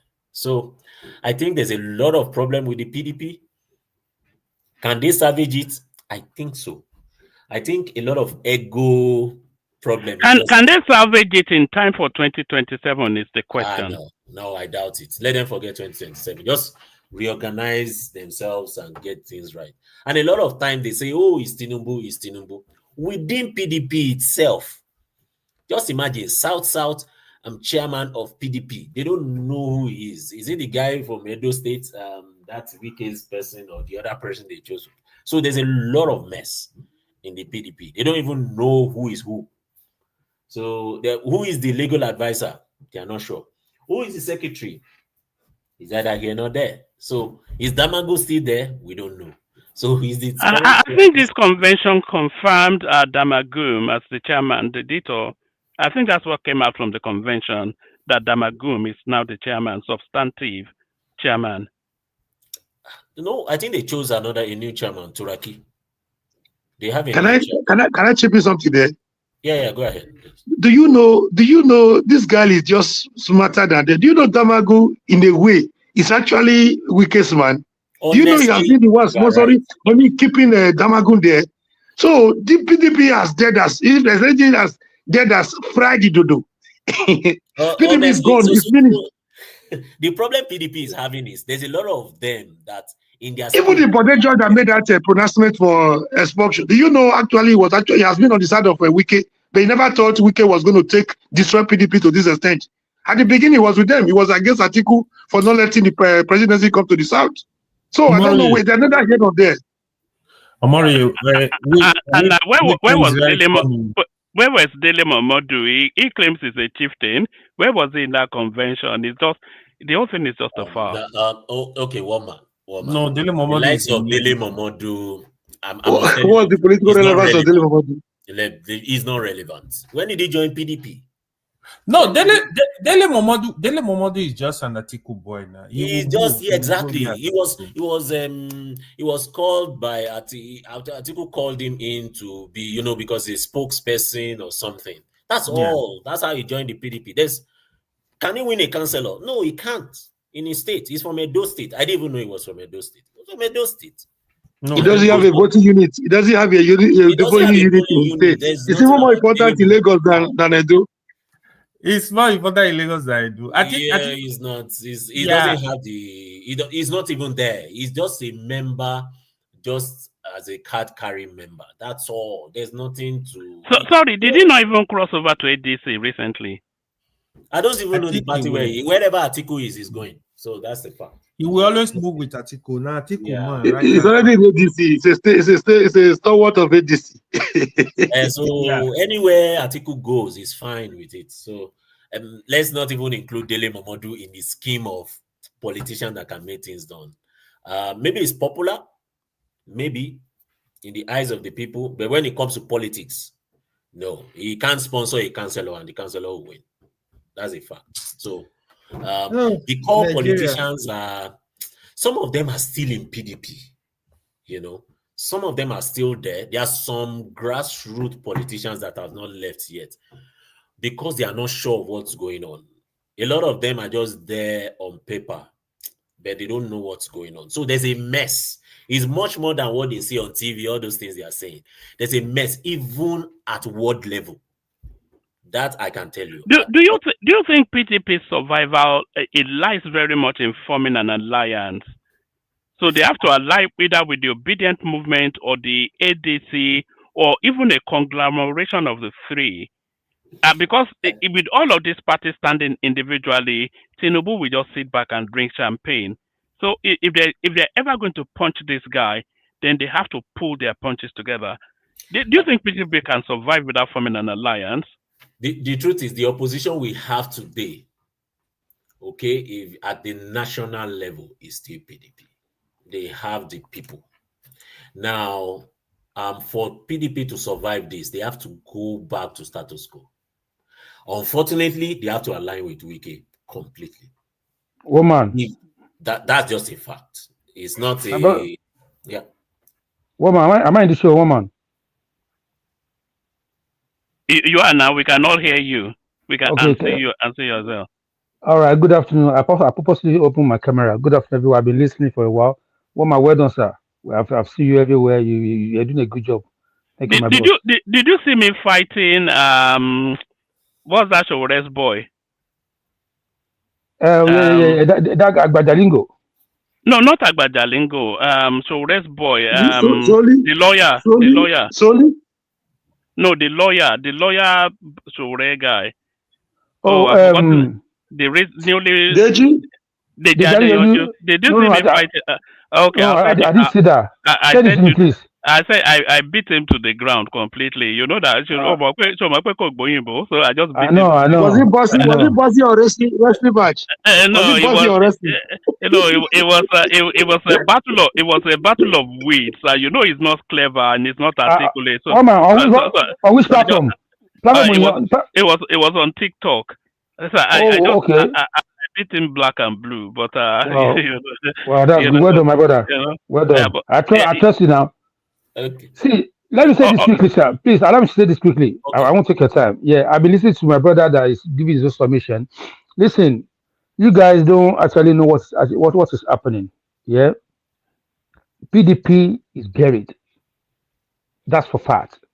See, for them to make this decision shows that the people at the top that they play the politics, they don't know the kind of politics they're playing. They don't even know their right from the left. But the judge that make that pronouncement is part of G5. He's supporting Wike and the rest of them doing that. Oh, I think we lost him. Okay, can I continue?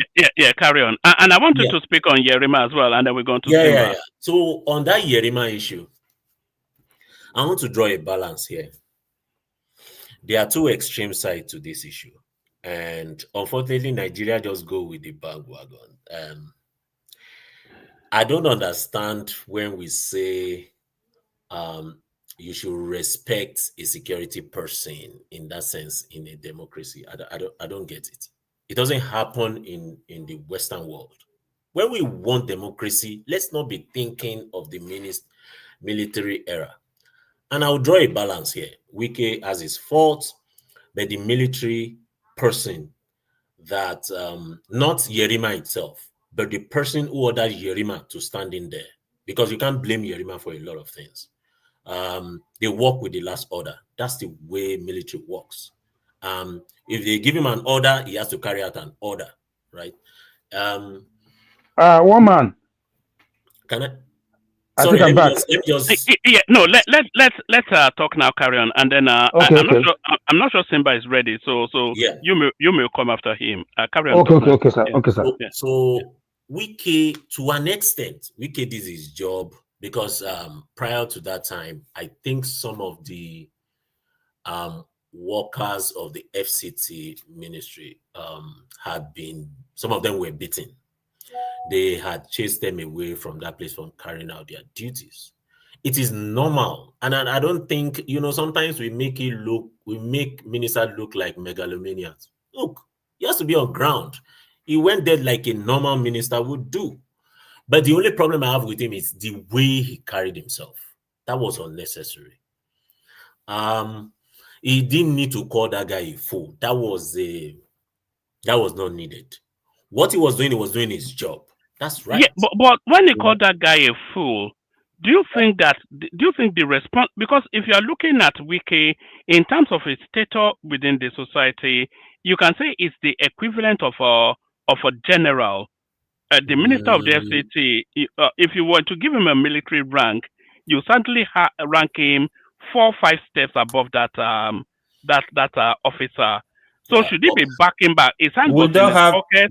One man. Let's not give him all those things. It's just a civil servant with limited time. That's what a minister is. No, it doesn't matter, my brother. It doesn't matter. Please, let me speak to this. Yeah, just hold. He's just someone that is being given a responsibility to manage the FCT. Because it's democracy, right? He was appointed to carry out the duty because the president could be the person doing that work itself. So you need ministers because you need to delegate some of the functions, right? So you give him that function to manage FCT. That's what it is. And he's going there to do his job. In line with the law, what Wike went to do there is not against the law. Let's get that right first. The error that I see there is the way he spoke. You don't need to call someone a fool. That was the extreme. If he had gone there, put up a position, and if there's no headway there are legal rules, legal processes he's supposed to take. There's the IGP of police. He has a commissioner under him. So he has processes, and Nigerians need to follow processes and procedure. It's okay for you to go there to see live and direct what had happened. Then you go through the normal protocol. That's okay.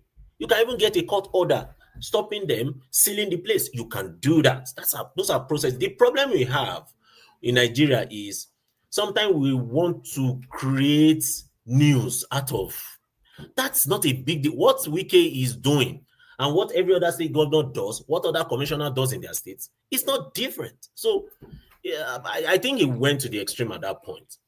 But if we talk about with respect to his function, he's just performing his function. But he went to the extreme. Now, talking about the Yerima person, what he did, following military rule, he has not done anything wrong. Let's just be sick. He's following. He did, my brother. Don't mislead people. Okay, what exactly did he do? Go to the constitution and read the military this thing or other law. Okay. Let me explain something to you. Hold on, please, my brother. It's not meant to go against any civilian rules. He has gone against that rule. He's supposed to be expelled. Let's get something right. Okay. Go and read it now. In fact, I'm going to dig out. Can you hold on now? If a commander gives an order for you to stay in a particular position, he has not told you to kill. Now, where I see the fault is the people that were beating the civil servants. That's against the law. But for you standing in a position, from what I see in the video, is that if you tell me, let me ask Is that a him, position? Is that a position? no, Is that what it what did we see in the video? What are you saying? Talk now. Yeah. Talk now. This, please, is a military officer. Yerima is a military officer. Yes. The work that he's doing there is not for the military. Who told you that? He got the order from the military. He got the order from the military superior. How does military work? The order came from the military superior. His boss. Wait now. Hold on. What Simba is saying is, it's not a military instruction. It's a private instruction. It wasn't there acting on behalf of the military. It was acting on it was not on a military assignment. It was on a civilian assignment, acting on the instructions of a superior officer. That's where we miss it. It's even acting on the instructions of a private citizen, because the person who instructed him is retired. Okay, let me give you Once a soldier is always a soldier. In the military, how things work. Don't say nonsense. What's the what nonsense is that? Hold on. Yes, back to talk now. A military general is retired. There are some function. Well, I won't say function. There are some military rules that are followed even when you are retired.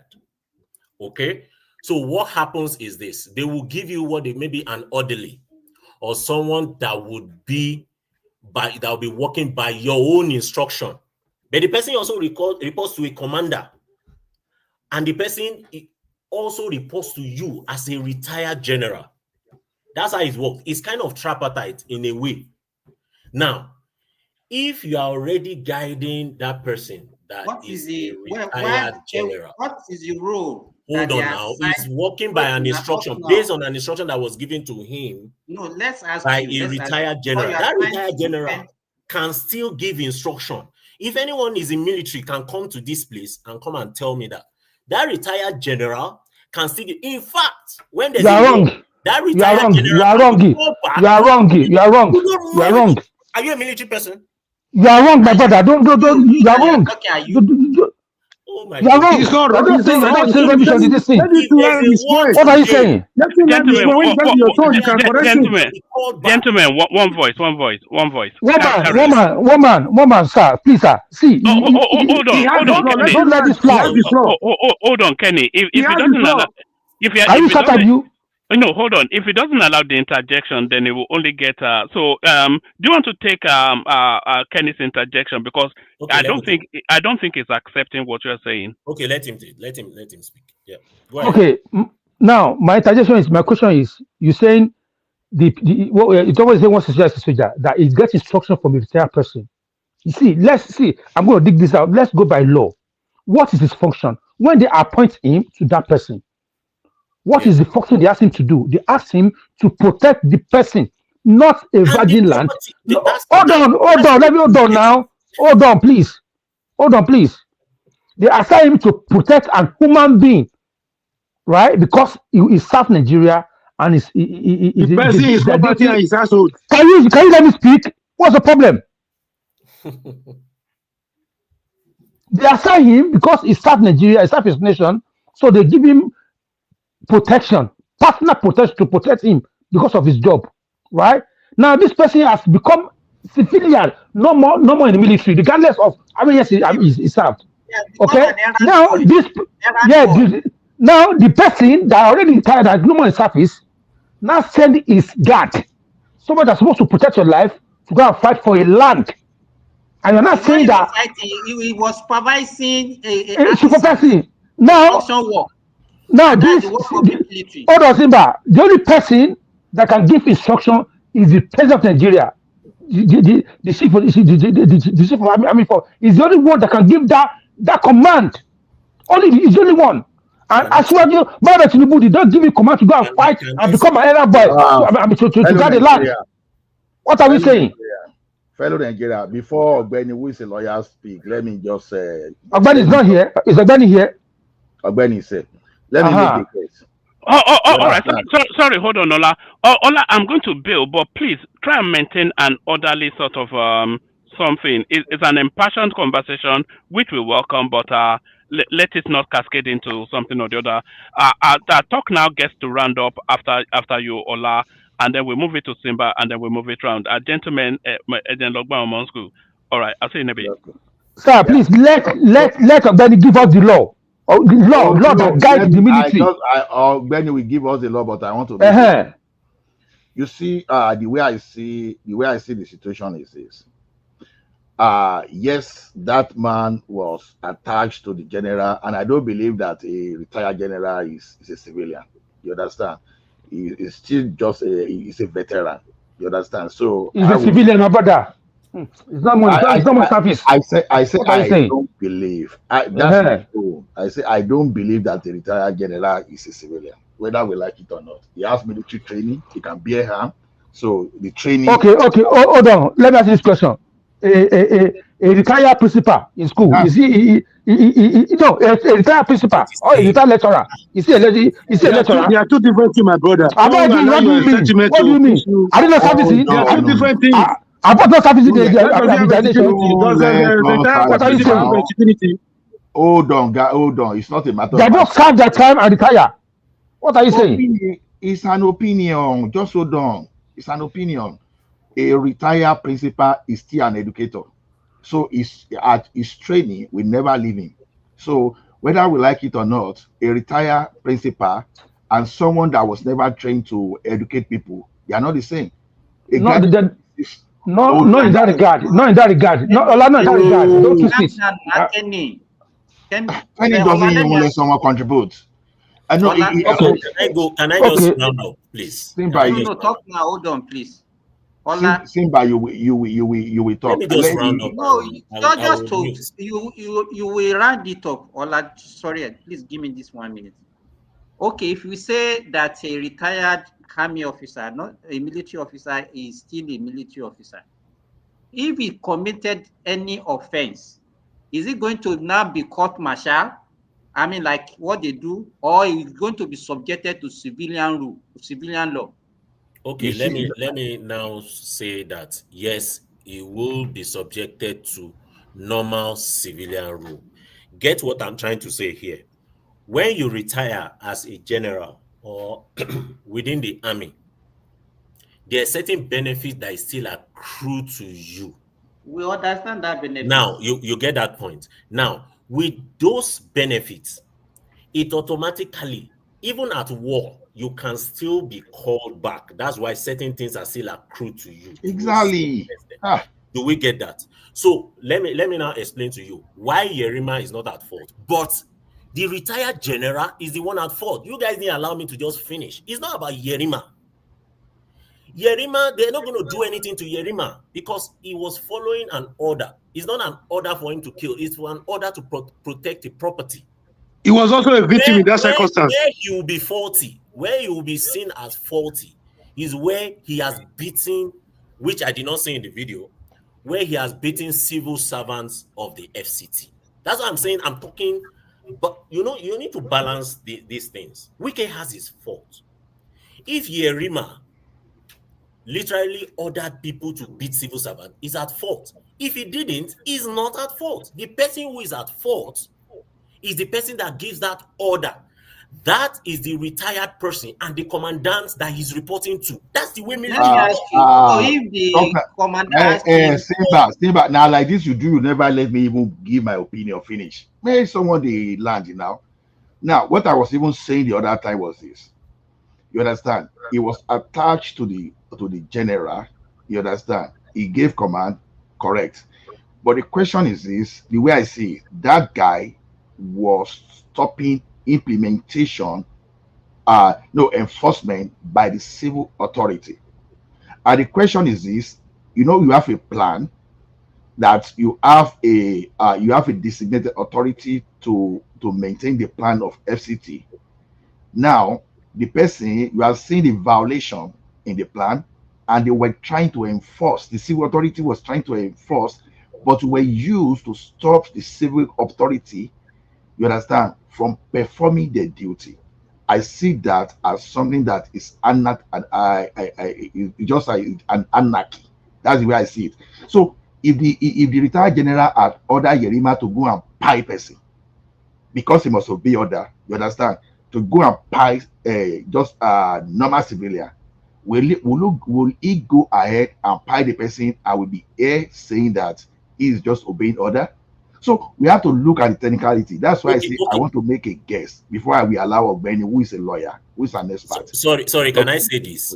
Even if you are in the military, if you are given an order to do something illegal and you kill, you can be court-martialed, you will be dealt with. So that one is not an issue of, when it comes to things like that. That one is pretty straightforward. Not to even talk of a retired person giving an order. I think I think we should get that thing. So what I'm telling us is this. Let me say this. Can I speak? Just let me say this. I think No, our you say psyche something. has Let been me just round up and leave. You have your time. round up. So what I'm saying is this. The issue is clear. Wike has his fault, the way he has carried himself. But when it comes to law, doing his work, he did what he was supposed to do. But the extreme was the way he spoke to that officer. You don't talk to someone like that, not even a civilian, whether a civilian or a military person, you don't call him a fool. That's absolutely unacceptable. That's given. Now, the officer Yerima, based on the video I watched, I think he conducted himself fairly okay. He got an order, but the person who owns that property itself, who has violated the law, would answer that question. That is given. That's how it will work. And I don't see the issue really with that Yerima person based on the video I watched, except if truly That's issue. it's the civilian people that came to do their work. Thank you. There. Talk now. That was wrong. That's issue. That's issue with that guy.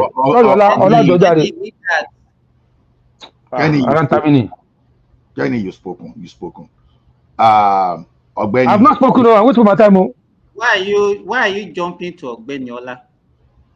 No, because we want to make a matter of legal. It's not living. Whatever we say, he will cap it up. So let us talk. So yeah, go ahead and talk. Okay, give us time. Time everybody. This is not time for to be on longevity. So you are also a moderator now. So, but I want every moderator to conduct themselves. So that it's only when they don't conduct themselves that I will be reminding you. Let me start by saying I think our psyche has been bastardized over the time. That we still see retired military officers as if they are still in active service. God bless you. Once a military officer retires, you lose your active military status. That is, you lose it completely. You become a pure civilian. You are just a civilian. That rank, if the people are still addressing you with it, it's just like an honorary rank. That's what you become. And you are subjected to civilian rules and regulation. But because Nigerians will don't obey law, people still see them as if they are still in active service. You still see them behaving as if they are still in active service. And that is why all of us believe that whatever they are doing, they still have the right to do it. It's wrong. That guy, that Yerima, the person that is serving, does not even have any right to give him any order. The order has to come from whoever, maybe the people that are still in active service. So I don't know where we now say, okay. And then another thing is that where do we get this belief that whatever a military man does, nobody can verify them, nobody can do anything to them? It's like they are above the law, they can do anything and obey the last order. That's what they do. I think maybe because of long-term military rule and what we hear people saying, and that's why all of us have imbibed that habit and belief that, okay, whatever a military man does, they can go away with it. And that's why we are suffering. Then let me go back to this issue of PDP, whatever. People are saying PDP is dead. I don't believe PDP is dead. I think whatever crisis that they are having now, it might not be maybe for the next election, but I still believe that PDP they are going to bounce back. APC that we are seeing today, that everybody is defecting to, they will get to it will get to a period that it will self-destruct itself. And that's what happened to PDP. There was a time PDP was boasting, we are the biggest party in Africa, we are going to rule for 60 years and all those things. That is APC today, the way everybody defecting there, after a while, they will get, because all of them, they will be fighting that some of them will not be defecting back to PDP and other parties. So PDP is not going to die. But for 2027, we might say, okay, they might not be able to achieve much in 2027. Then come to the convention. Albany is here. I think what they used to say is that once there is a court order, especially if you have a court of, they used to call it is it, Albany, borrow me the language now. If you have two courts that have the same level of competency. Coordinate jurisdiction. And I think what they also say that whenever the last court order is actually the one that suffices.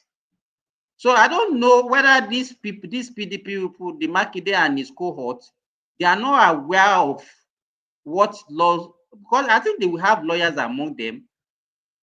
Why they now went ahead to actually have that convention, and they should know that whatever they do in that convention is not actually going to work. It's not actually going to be, and it's the same mistake they have made earlier on that is making people to defect away from their party. They are now getting themselves more engrossed in that same mistake.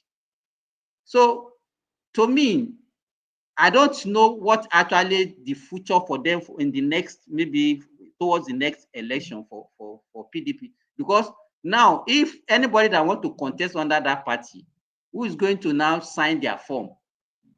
Because even the National Working Committee, like the one that this our old Baba in Lagos actually was heading. Actually, there is also another faction. I think there is one man they call Abraman or something like that. They actually did not even supported the convention. So the whole thing is just a mess. But what we have to look at what would be the way out? I think I'm asking Ogbeni this question. What would be the way out for the PDP, and what would be the future of what does it portend for PDP in the future election? Because if they continue this way, it's going to take them time for them to recover from. But I still believe that PDP is not dead. They are going to recover, but probably after 2027 election. Yeah, can I say something before Benny come, please? Ola? Okay. Ben, please permit me, please. Okay, go ahead. Just for 1 minute. I just want to say something based on what my brother just finished. Quickly. See what will happen here. Wike and his team, they already have their own team. They're going to suspend them again as well. That's what happened. Wike is like they will form a new PDP or something like that. So they already divide the PDP into two. And my question is, more governors is going to leave PDP. The only person that will leave left in that party is going to be only Makinde. That will be left in that party for them. Because who is going to sign the ticket for them? And most of them have ambition. You understand? So, and for Yerima is very, very wrong. He has no right to tell Wike that I'm not stupid. I'm stupid. He's supposed to stand still, discipline, and say yes, sir, yes, sir, yes, sir. Not be disgracing. After he disgracing uniform, anybody that says the guy performed very well, he behaved himself. He didn't behave himself. Actually, he's a useless boy. Hold on. So what Wike said, you are a fool. He's supposed to say yes, sir. Right? Yes. So yes, he's supposed to yes, sir. As a uniform person. Bro, I beg. Yes. So if I tell you I'm fool now, if we can tell you please don't make it rowdy. Please don't make it rowdy. I beg, shut up, man. What's wrong with you? Okay. What am I talking about? guys, let us hear from a legal perspective to it. Ogbeni, are you there, please? I'm here.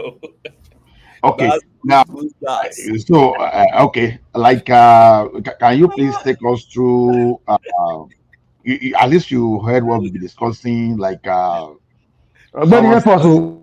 I've discussed it hold here on before now. now. I discussed it here before, and after that, I tried to go to the Armed Forces site and read a bit, and Armed Forces pensioner hat also to read and try to educate myself. And I think it's a bit dicey. So let me start by this. So if you ask yourself a question first. If a brigadier general, for instance, is sacked from Nigerian military, sacked, and I said, can he still Not issue? retired though. Yes, Sacked. for instance. Can the man still issue an order? Can he still order a military officer, and the military officer would respond to his order? Keep that. Now, assuming you have a brigadier general who has deserted, not sacked this time around, deserted from the military, can the man still give Can the man still give an order? Keep that in your pocket. Then last one, a military officer now who gloriously or meritoriously retired from the military, can he give an order? 3 questions. Now, the reason why the military, and I heard somebody saying when the military leaves, then the person should not even be addressed with his rank again. I don't think so. The law says he holds his rank for life because he worked to earn that rank and then he owns it for life. Okay. So he remains the general who he will always remain till he died. But a retired one. Ogbeni, I didn't say it should not be. I said that rank become an honorary. I didn't say it cannot be addressed. Is an inactive rank. So It's not honorary. It's just a retired. It's not honorary. There's the difference. It becomes an inactive one. In fact, the Armed Forces Act even gives a provision where the president can recall them. The chief in command can recall any military officer in Nigeria. So they are all what they call reservists. So the moment you retire, you are now part of the reserves. They're reservists. So you are on standby. You can be recalled anytime. So if there's any war, a good example is Israel now. Many of their retired and those ones who are no longer in the active military, they were all recalled during the Gaza thing. And they still have a huge number of reservists remaining in the civilian space, which they were on standby to be recalled. Okay, what's the point I'm trying to draw here? There's a difference between when you are sacked from the military, when you deserted from the military, and when you meritoriously serve the military. If they sack you from or you deserted from the military, your history of being military or any perks attached to your office is gone for life. But if you meritoriously serve the military and you retire, there are some perks of office that you go home with. Now, one of it is that for life, you have an orderly. But when you now have an orderly, the next question you will now ask is that, what is the extent of command that you can give to this orderly? And I think that is where that speaker, I don't know who that person is, the person that is trying to tell us that, I don't know, one of the speakers anyway. I can't be detailed. I can't remember the person's name now. So that is what I think that person is trying to enlighten us about, which is what is the extent of order that you can actually give an officer. Now, see, it depends on the detail of the authority of the officer that has been sent to you. To start with, the first answer is even no. You cannot even command that officer. You cannot command that officer. You are there to protect that officer. If today your commanding officer withdraws you from that man, you are leaving the man straight. Even if the man is at the point of death like this and they recall you and they say, come back now, your duty ends there. You have no duty to protect that man. So what I'm saying is, who are you answerable to? You are not answerable to that man in terms of a command chain. You are answerable to your own commander that is commanding you, not that man.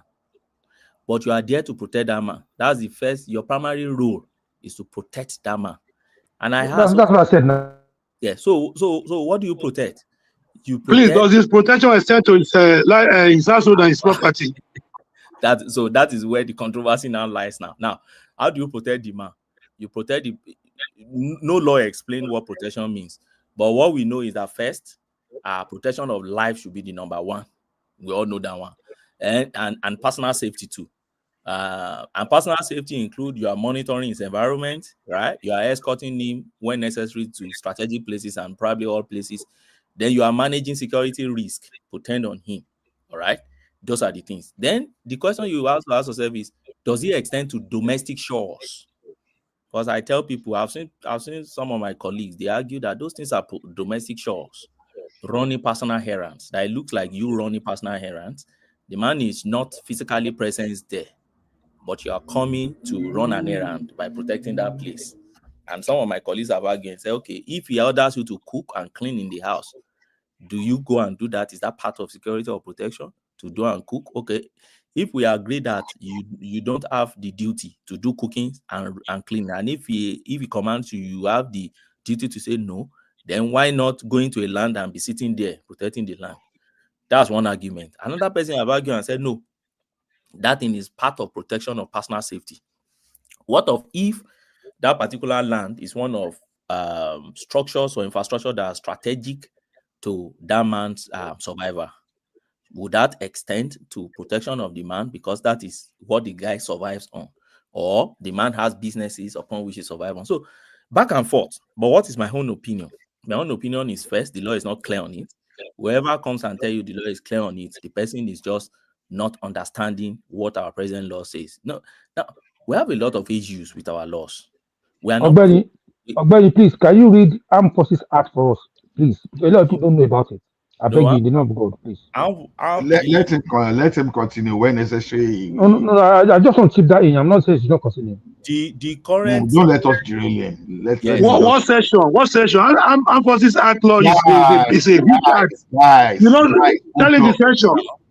You are talking to a lawyer. He knows how to back himself for, please. The current Armed Forces Act contains 297 provisions, and it's almost 200. For Christ's sake, what time? If you start today, when will you end? Next year? So we can't really go into that route and start reading Armed Forces Act. Okay. I'll dig you out now. Don't worry. Continue. Okay. So the point I'm trying to make is this. First, it is not that clear, but what is obtainable in other advanced countries? And I mentioned in the last time, I said, can't we borrow things from where things work? Is it only when we want to criticize our government we will be borrowing things from and say, it can never happen in so place. It can never happen in so place. Why is it that when issues like this arise, we don't look at other places and say, okay, what is obtainable in the US? What is obtainable in the UK? How do does their own military officers react to commands like this? What would have happened if things like this happen in the US? And that is where I would like to draw example from in this case. So now our law is unclear, but the convention in Nigeria is disobey the last order. And I keep saying that convention is a very wrong convention. In America, there, in the Trump first time in office, he issued a command. One of the military officers there, I can't remember now, I don't really follow US like that, refused and said, this is unlawful command. I will not budge and I will not do anything because I've sworn to the Constitution of the America, not the president. I'm here to protect you and obey every lawful order. If you come to Nigeria, I've seen some, and it sounds so very funny. I've seen many Nigerians say, it is obey the last order. Even some of my colleagues with legal minds. And I told them, I said, but a few years ago, Barrister Femi Falana went to court, if anybody can remember, in the case of Kuti and Nigerian Army. Barrister Femi Falana went to court. What happened in that case? Let's look at the fact of that case.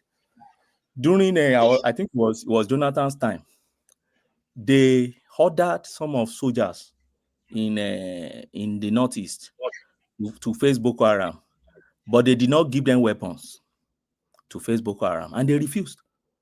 I don't know if anybody can remember that scenario. They did not give them enough weapons. We remember vividly. He won the case for them. He won that case. And if you go to the judgment of that case, the judge said it clearly. They are meant to obey lawful orders. Particularly, in that case relate more into their life first. Because in the military, it's actually your life first. Because it is the soldier who is alive that can come back to fight the next time. So the court said, how you command somebody to face enemies when they are not properly equipped, and you want that person to obey that order because of the nonsense convention that you must obey every law of order. You told But someone plus to or come to minus, fight. yeah. But plus or minus, it still remains a convention in the military.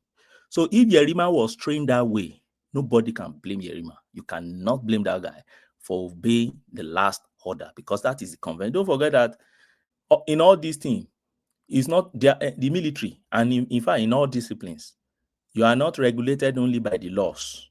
You are also regulated by the But Ogbeni, based on the precedent you quoted now, that the case that Falana won, so there's a precedent that you only obey lawful order.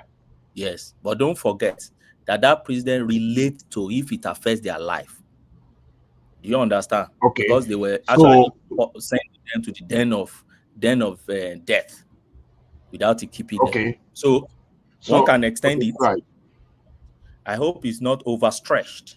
Do you get what I'm saying? One can extend it and say, okay, if you're obeying every lawful order, why would you obey somebody? In fact, you can't even, that man cannot even give you a command to start with. Let's say he got the command from his own commanding officer. Why would you obey your commanding officer that is saying that go and obstruct enforcement by an organ of government? Because as far as I'm concerned, what Wike has come to do in that place is to enforce executive order. I've seen some people, they say, hey, you should first go to court, and I laugh. Some people don't even understand how democracy work. Everything is not about court. Even when you finish your order in the court, do you think it's the court that executes orders? It's the executives. They are the one that will still execute order. Is not when if I have a case with you in court and the court said they should go and seize my car, it's not the court officer that will come and seize your car. The court officer will come with their paper, and then they will go and get police to go with them. If the court said, go and demolish that property, it's not the court that will roll their tractor.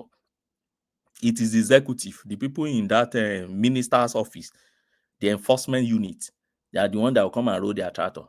And if the minister also has his own quasi-judicial function, he has some little enforcement powers too. For instance, if you are using a premises unlawfully, the minister doesn't need to go to court first. The minister can order there in their office and say, look, that property is being used against the condition for the title for that property. They don't need to go to court first. They can say, go and seal that property. Is that not the reason why you see NAFDAC sealing property, NDLA sealing property? Are they not all branches of executive? The governors of a state can seal property. It's part of it. In Lagos, last man, all those guys, no, not last man, what do you call it? That minister, they seal property. They don't need to go to. It is when there is now dispute, then the aggrieved party is the one that will go to court. So when you now come to this case now, the next question I now ask is that, okay, this man is protecting this property. He has his order. The convention is that you obey the last order. Yes, he's following the convention. That is his training. We may say he's not properly trained, fine, but that is the training they gave him. He has not done anything wrong. Now, when you now come to the issue of whether he had altercation with Wike, and whether that altercation, I've said it here before too, I think last 2 days when I came up here, I said, that guy conducted himself respectfully by saying, I'm not a fool.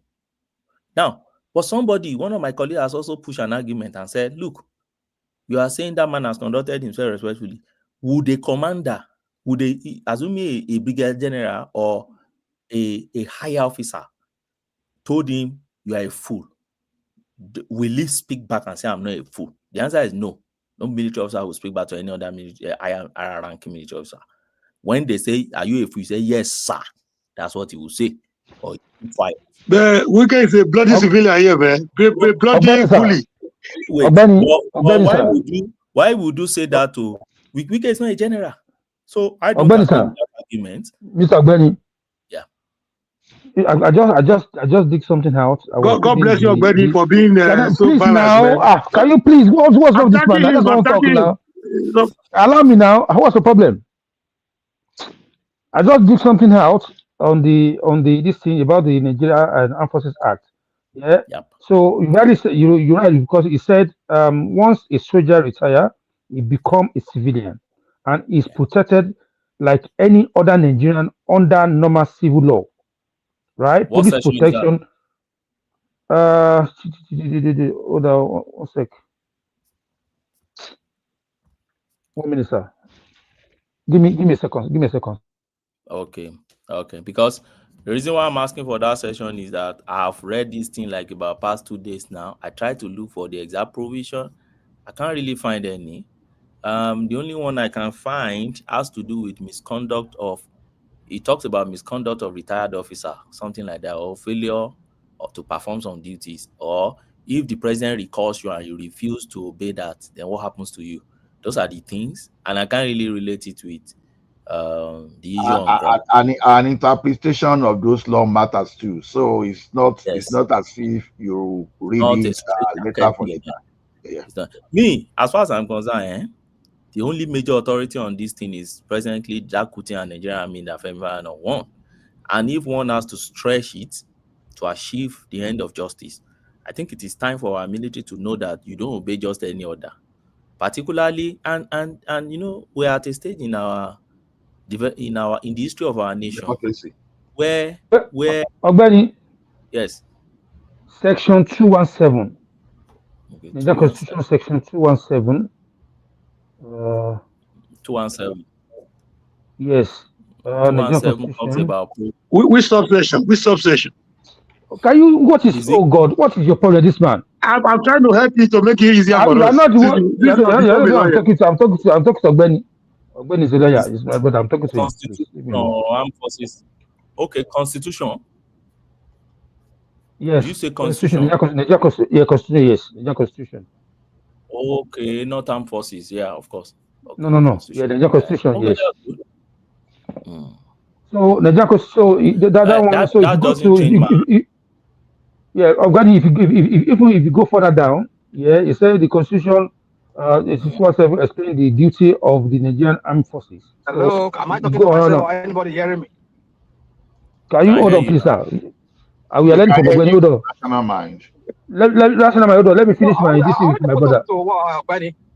Let me finish now. Don't cut me off. Let me finish. Wait. Don't cut me off.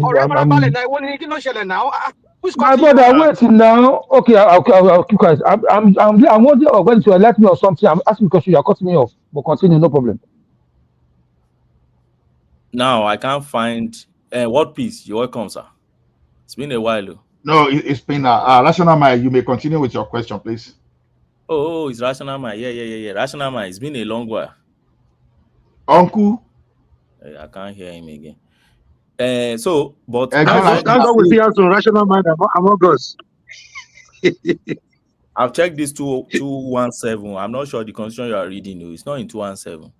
217 tells us about establishment and composition of armed forces of Nigeria. And then it tells us about command and operational use. 218, 219, establishment of a body to ensure federal character in the armed forces. And that's all. Then 220 is the compulsory military service, and that's the one I'm talking about. They can recall reservists. Even Ogbeni, nobody needed to tell us that once you are not in service, you are not a regular military officer. You are not. Saying once you are once you retire that you are not a soldier is totally different, because you have to see military as a way of your life. Because I don't know whether there's something that calls soldiering. You understand? In fact, I know a convention that say you can even still be court martial. You can be court martial as long as you are still collecting military pension, and that is why when you see them in the society, Ogbeni is 217 to 220. The one is Constitution section 217 to 220.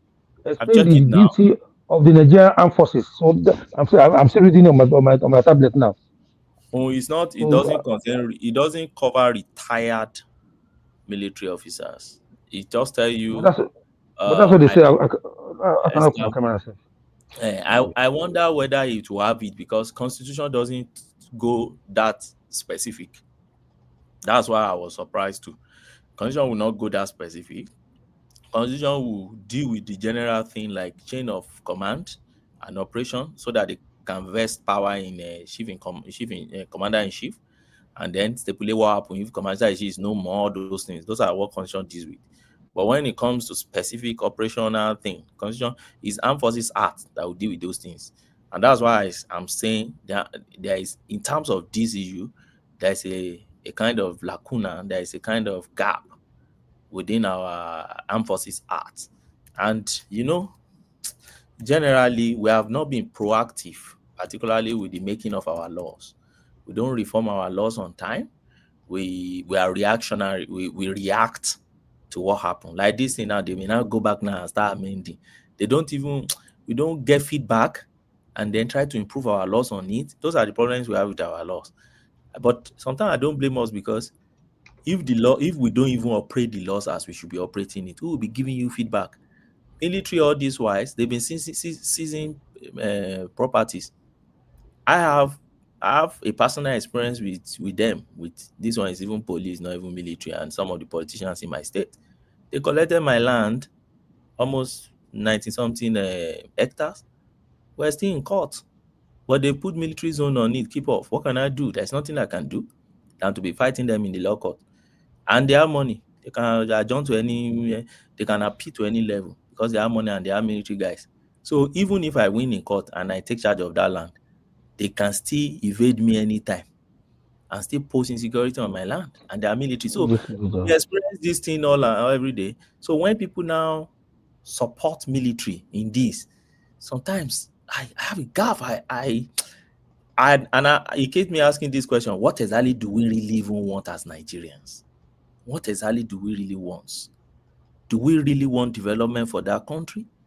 Or we just want to use that country to be playing Telemundo, you do me, I do you, or Mario?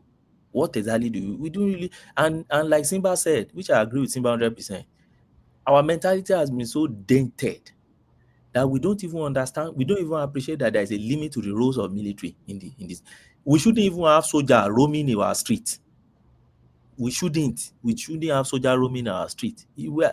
I've been staying in UK for how many years? That is why I'm even on this issue, because we just believe, since I've been in Canada, I think I've ever seen soldiers twice in my life. To me, you understand? Twice in my life. The time I saw them here, they were campaigning for people to come and collect form to join them.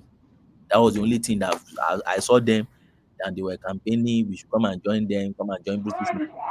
And they were, like advertising. They were sharing flyers, and so if you approach them, they came to the university, to the university campus to come and recruit graduates. So they were sharing on convocation day. They were trying to convince some of the graduates to join them for reserve and all these things. That was the time I saw them full kitted, young guys. Said, Ogbeni, do you remember he said that happened in the UK last time when two of the young guys find one of the soldiers in Southwest here in front of the barrack? They find a soldier. They macheted the soldier in front of the barrack. You know what they did? The soldier man called police. They call policemen to come and arrest those people. But if it's Nigeria, what do you think will happen? No, let me tell you another one. I just living the past. Yeah, I've seen one video where all these police, the not even real police, traffic, what do they call them? Those ones that gag tires if you park anyhow. Those tickets, those ones that give tickets. Highway patrol. Those ones, yes. I've seen where military they park, or was it police? Was police that park that quickly went to McDonald's to go and buy something? The guy gagged their tire and give them ticket. They didn't spend more than 10 minutes inside that place, and they were begging. Of course, even they do it police. The guy said they can't pay. So I was wondering, if it's Nigeria, they will beat your hell out of your life. You are gagging police. God bless you, Gary, if you're this. So our mentality is so dented down that we now see police as. But for me, like that first speaker said, I can't see anything wrong with Yerima. I think Yerima acted within the bounds of the convention and the way they've trained them. They train our military so far. But the only area I see problem with Yerima is first to be shouting on, and that is the area people don't even really look at. You can't look at a police officer and tell a police officer to shut up. You are talking, police officer is talking. God bless you. And people are not saying anything. They say, "Oh, he did well." I said, "What? Yes, maybe in terms of Wike, his confrontation with Wike, yeah, he tried to. But will he have slapped Wike? What will he have done? Will he have said, "You are a fool too"? That would have been against his relationship with civilians. So that is, even if it's not Wike, even if it's not nice civilian, that's how it should be. So I'm not fool. What do you mean? Explain what you mean by fool. I'm not. But looking at the police officer and say the police officer should not talk when you are talking is that's not Ogbeni, sir, I want to ask you, what was the rank of that boy, and what was the position of Wike in terms of position? And my second question is, if it's senior ranking president telling him you are this, you are that, is he going to reply him like that? No, they are not on the same lane. So Wike, but when you want to look at it, let's look at it from this angle. And I've canvassed the argument somewhere before, but they all shouted on me and said I was wrong, and their lawyers, so I just left them. Okay. Wike is carrying somebody's authority, the president's authority. Exactly. That's the person Wike is representing. Most time people don't see it. They just see Wike. I said, this man is representing the president. Wike is not like the governor that has his own executive power. Wike is not. It's not like the governor that has executive power, that his power is limited. Wike is appointed by the president. He's a delegated, he's acting as in a delegated role for the president. In actual fact, the president is the governor of Abuja, and Wike is seen in situ for the president. So when you want to say chain of authority, if the president is commander-in-chief of armed forces, that is the authority Wike may be carrying as far as Abuja. That's what's carrying, because it's the mouthpiece of God of president. Yes, so it's an argument. But some of my colleagues have argued and said no, and their belief is that the military function of the president is not part of the president. Is the commander-in-chief. He is the president and commander-in-chief. The one he can delegate is the presidency part, which is the executive function, that he cannot delegate the military part. And I agree with the argument too. It sounds academic, but I think it's a perfect argument. So they said, can the president delegate his authority to declare war in Nigeria, which is the yes, he can. Can he delegate? Can. No, he cannot. No, I don't think so. Okay. Let me ask this question for you to know he has right. If Nigeria want to go to war with anybody, who's going to sign it? Can military go to war by themselves? No, it's the president, because he's the commander-in-chief. Exactly. So what are we saying? So what and the house had to ratify it. The house must ratify it. Get what we are saying. Even before the constitution says, even before the house ratify it, it can command and move them immediately. Is the ratification it will go immediately back. Yes. Not command them immediately. Not approval. It's ratification. But my point is this. Get my point. My point is this. Ogbeni, Ogbeni, I think the question Kenny is asking. Yes. Okay, the president now is the number one man in Nigeria, right? He is. Yes, he is. We have the number 2, we have number 3, we have number 4, we have in numbers like that. Yes. If you want to rank the position of a minister, that is the question is asking. Which rank are you going to give to a minister? You generally we always rank minister in the position of governors. That's where we rank them. They are below governor. No. Minister of FCT, we always rank them, and that is why FCT minister is like a governor. Yes, because you see minister of FCT in state council meeting where you won't find other minister because he's administering FCT, and you see him also in FEC. So in most times, but he doesn't attend governor's forum. You see, so the thing is, he's here, he's not there, he's there. So generally, and he control local council as well. He control local council as well in Abuja. Of course, he has local council under himself. He has budgets on his own. Although he's under this government now, they've given him status of like. Okay, somebody is raising an issue. Can you look at it that way in the comment section? Minister of Defense. Yes. Can he command the service chief? Minister of Defense. He is their minister now. Yes, he has no command in terms of military operation. He cannot, but he can command them in terms of the administrative operation. He can't. He can just give instruction to the service chief. You know, there are two things. Let's get this clear. So when you are the president of the country, There are some countries where their president is not their commander-in-chief of armed forces. They separate the offices. But in Nigeria, we fuse the office together because of the experience we've been having in the past. So the president will not command, another person will be saying something somewhere. So we fuse them together in our own constitution. Like what happened in 1964 now, when Yes. the Prime Minister and the President. Prime Minister, yes. When Prime Minister was in his own command, you understand.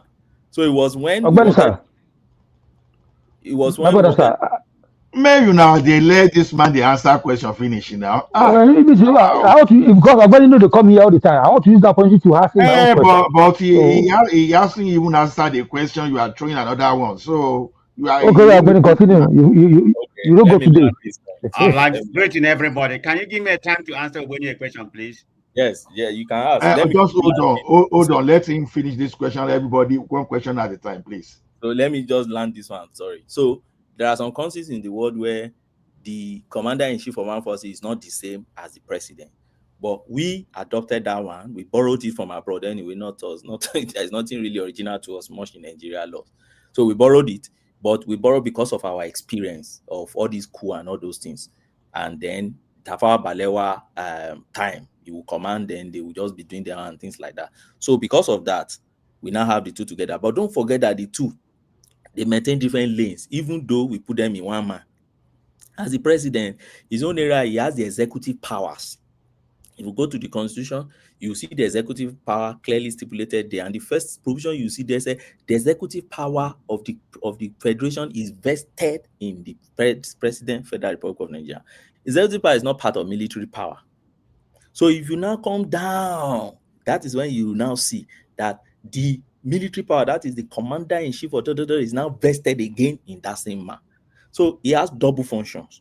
And one of the functions as commander-in-chief is that when you have all your generals, you have it to the top of all the general field marshal, everything, the person on top of it, pata, is that president. So when it comes to the military issue, is the one that will command and say, okay, I move you guys, so yeah, move. Okay, we are declaring war in this part of the country. We want to move. Just like what they wanted to do in Niger, that use that guy, that David Udein, expose them and all those things. So he has the power to do that. And so it's just like Attorney General too. And I've said it before here. A Minister of Justice and Attorney General, they're not the same functions, but we fuse it in a man. And that is why you see some of them, they play politics and they still want to be professional. And it's a bit difficult for them to separate the two. But there are some countries where their Minister of Justice is not the same as Attorney General. I think India is an example. So the Attorney General is purely professional. The minister is politics. All right. So that's my take. So Kenny, you may ask your question now. No, Kenny first. Kenny first. No. I don't forget. Let them continue. I remember later. Let them continue because you don't make me forget. You may continue comparable facts. You may continue with your question. All right. Greeting. Good morning. Good afternoon, everybody. Especially to our lawyer in the house. And of course, greeting to you. I greet you, sir. How are you, sir? So, as you eloquently put it, like you said, the Minister of EFCC, Wike, has the governor power, being delegated by the president, but it's not inherited as a governor. He doesn't enjoy the power of a governor, in that regard. But we know, what we know what the commander-in-chief delegated to him, which is he has the right. He has the right to supervise the land, revoke occupancy, direct land administration. So he has a lot of authority when it comes to that. That's where I agree with him what actually happened. But my question to you is that what actually transpired, last week or 2 weeks ago, is it not misuse of asset by deploying that officer there? So my second question to that, they are kind of intermingled. Does a retired military like the admiral, does he have the right, to order a serving military, high-ranking military? How do you see that? Okay, I think I've answered that question before. Oh, maybe I didn't hear you. So I said that Yerima's function with that man should stop at protecting the man, the role he has to play is to protect the man. Go to anywhere the man is going to, protect the man personal safety, monitor the man's environment, escort him to strategic places, advise him on security risk, manage his security risk, and all those things.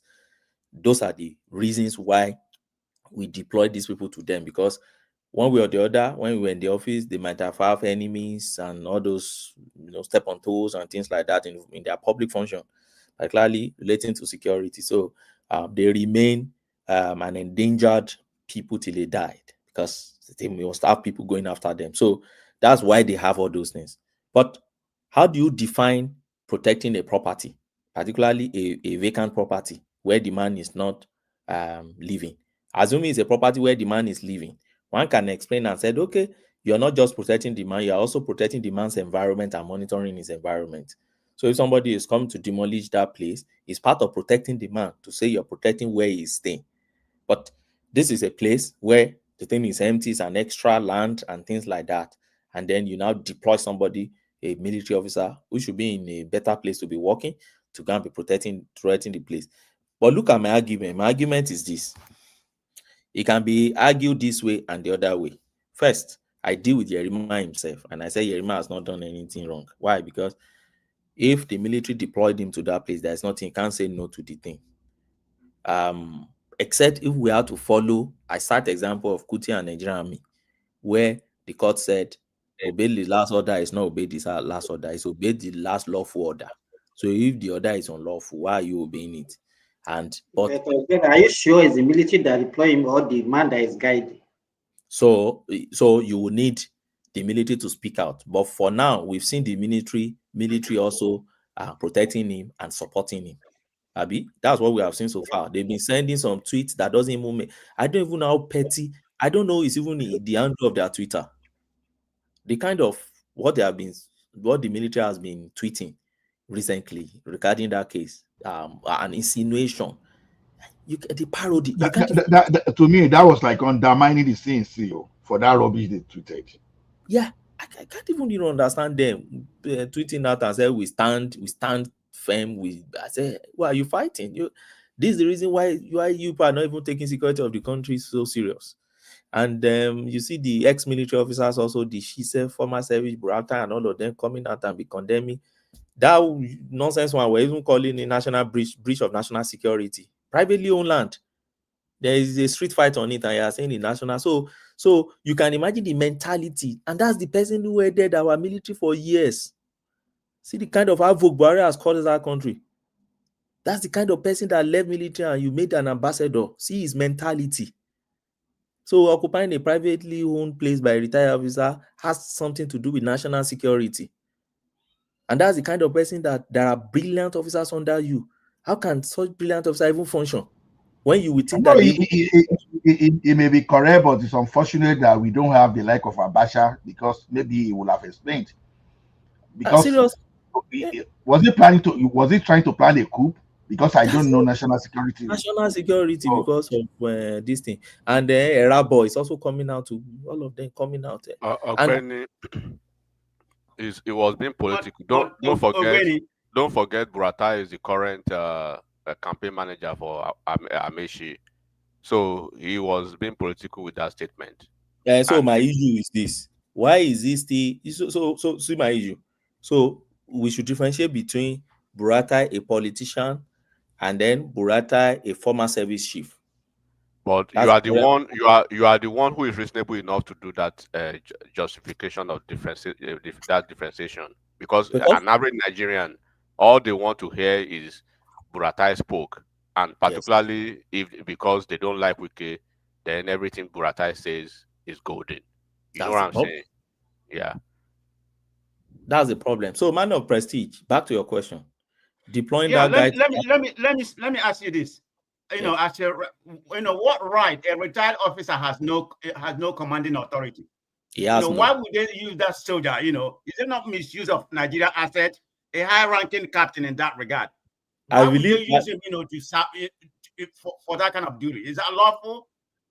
Yes, and I think I've answered that. So my point is this: he's commanding officer will be held responsible. Don't forget that man is not his commanding officer. That retirement is not the commanding officer. We know that the convention in Nigeria, which they are used to, very battered and unfortunate one, is that they command them. Have we not seen the one that is carrying one of the celebrities' bag around? Police officer carrying somebody's bag. We've seen the one they slapped before, right? We've seen a lot with all these people now, the way they treat all these people. We've seen a lot of them. The one with my Oga back then. We'll see to tonight. And they want to be going is the one that will go and buy corn. In fact, it's the one they sent to go and buy food. You go and buy food and bring it to his office. And that's a military officer. Why? Because you are guarding a politician. Okay. So we've been seeing them. So when you now talk about being using them unlawfully, yes, that's all, and I think that's what is happening also too here. But who do you blame? You can't blame Yerima himself. That's where I'm going. You can't go and blame his commanding officer. You can't even blame the private man, because that's what all of them have been doing. So he retired to know the rule. So we go and blame the system itself. We go and blame the service chiefs themselves, and we blame our system that we are not proactive enough. We only react. Don't be surprised tomorrow now. The Tinubus and other will now sponsor one bit to go and amend Armed Forces Act to correct this thing, and then what happened? Another issue will happen again. We're not proactive. We can't sit down and say, okay, this law, even though we have not experienced this, but this is the gap in this law. Let's fill it up. Even when it gets to national assembly, we'll be playing politics with it. We play ethnicity, we play religion, we have people that are not just ready. That's the way I see it. Because if we are really ready, how can people be praising military on this issue? You're praising military for what? Same military that has been oppressing you over years. You are praising them because you don't like a man. It's okay. The man will leave office one day now. And I've seen some NGOs too. I don't know if you know, some NGOs also have joined the thing.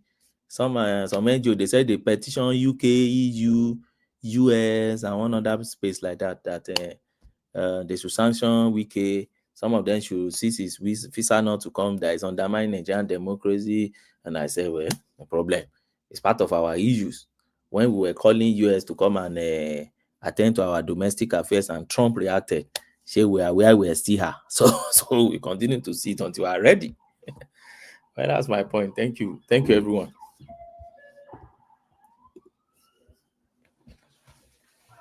But you didn't talk about PDP. Give us proof about PDP now. PDP, power to the people. I actually want PDP. Now I listened to somebody who said Tinubu said he want he loved them dying or something like that. I've forgotten what he said in the National Assembly. I don't say anything wrong in that. Tinubu is a politician. So if I see my enemy die, why not? So every politician wants it. Presently in UK, the reigning politician now is Nigel Farage. And he keeps saying every day that conservative is dying. Labour Party will die. They will all die. So reform, UK reform is the only one that is emerging. And we can see how it's emerging too, truly. Most of the local government elections swipe everything from them. And then they are warming up in the next 3 years, I think now, 2029. They are warming up for another general election. And there's every possibility that it's going to sweep the thing. So it's politics. For every politician, you don't want your enemy to survive so that you can get to the office. So it's not the duty of the present government to make the opposition to survive. Now, but I know in democracy, we all wish and we all want to have opposition. And we all want, because we believe, and I also share that belief, that when we have opposition in our space, it will allow check and balances. And then it will reduce desperate politicians, and then it will reduce ass leaking too. I know it's going to realize, because if you have options of where you go to, and there are viable options where you can put government on their toes and win the power, you will go there. But if there's nothing, you will stay where you are and you are just both leaking them, romancing them, even when they are not working. So we all want opposition, but it's not the duty of the government of the day to ensure that they survive. Now, the duty of the government is to ensure that it's not the one killing them. So don't miss my word, because I know some people now in the comment section will say, okay, why are you killing them? The duty is not for you to kill them, and the duty is not for you also to hurt to their survivor. your duty is to allow that there is a neutral ground where they can survive. If they like, they should survive. But if they are full of greedy people and they want to come and join you, why not? You won't chase them away as a political party. You will become expanded if they like. Now, another person said that, okay, then it means the way APC is going now is going to take over and then PDP is dead. I don't believe that. I agree with Simba. We all remember the Obasanjo 2003. We all thought PDP would be for life. Obasanjo was sweeping everywhere, swept everything in Southwest, started sweeping, except Lagos. Sweep. But at the end of the where is the same PDP today? The same PDP now is very minor now in terms of this thing today. So what are you making out of that? So yeah, it's time of APC. APC also will die. But for me, what is ultimate in all this is what we should learn from this as a people, as a society, as a state. What are we learning from all these things? When people point fingers to APC today, I ask them, what is APC? APC is a very abstract concept that I can't, it's just there. It's an SPV, it's a special purpose vehicle. Not even special purpose. What's the special purpose? It's just a vehicle where almost everybody in PDP before jump into it. And we, the populace, will be pointing finger. APC is the problem. APC is the problem. If tomorrow they jump into another vehicle, we say that vehicle is the problem. But why do we see the vehicle as the problem or the people inside it? Why? Senator Sani was somewhere in was he Abuja recently? He was talking about Amechi. Amechi just finished and left. He didn't want to get his response, but he gave him a response. Although Amechi came back also to come and warn him never to talk about him again. But you cannot. You're a public officer and you are talking about the government. People should talk about you. You have no monopoly of talking alone. And Jeremiah said, look at this guy. He was House of Assembly right from 1999. He has never left government until 2 years ago. And now he's telling us how to chase government the way and how to make our place great. If you cannot do that for almost 30 years that you have been in government, why do you want people to trust you now that you can effect change? What did you do when you were in office? Were you not the same one who was doing training from Kano to Maradi, that you were taking University of Maritime to a desert in Katsina where there's no water and no single train for South-South-East corridor? Same you. And these are the same people you now want to be begged, to be telling, to charge to come and fight for you and go to the street for you. No, you and your family go to the street and let's see what happens first. And so, what am I saying? What lesson are we bringing from this PDP APC thing? For me, the main lesson to me, which I like emphasizing on, is that we should face our politician as a single individual and not just these vehicles. This vehicle is not our problem. If we think the vehicles are a problem, we are just dead.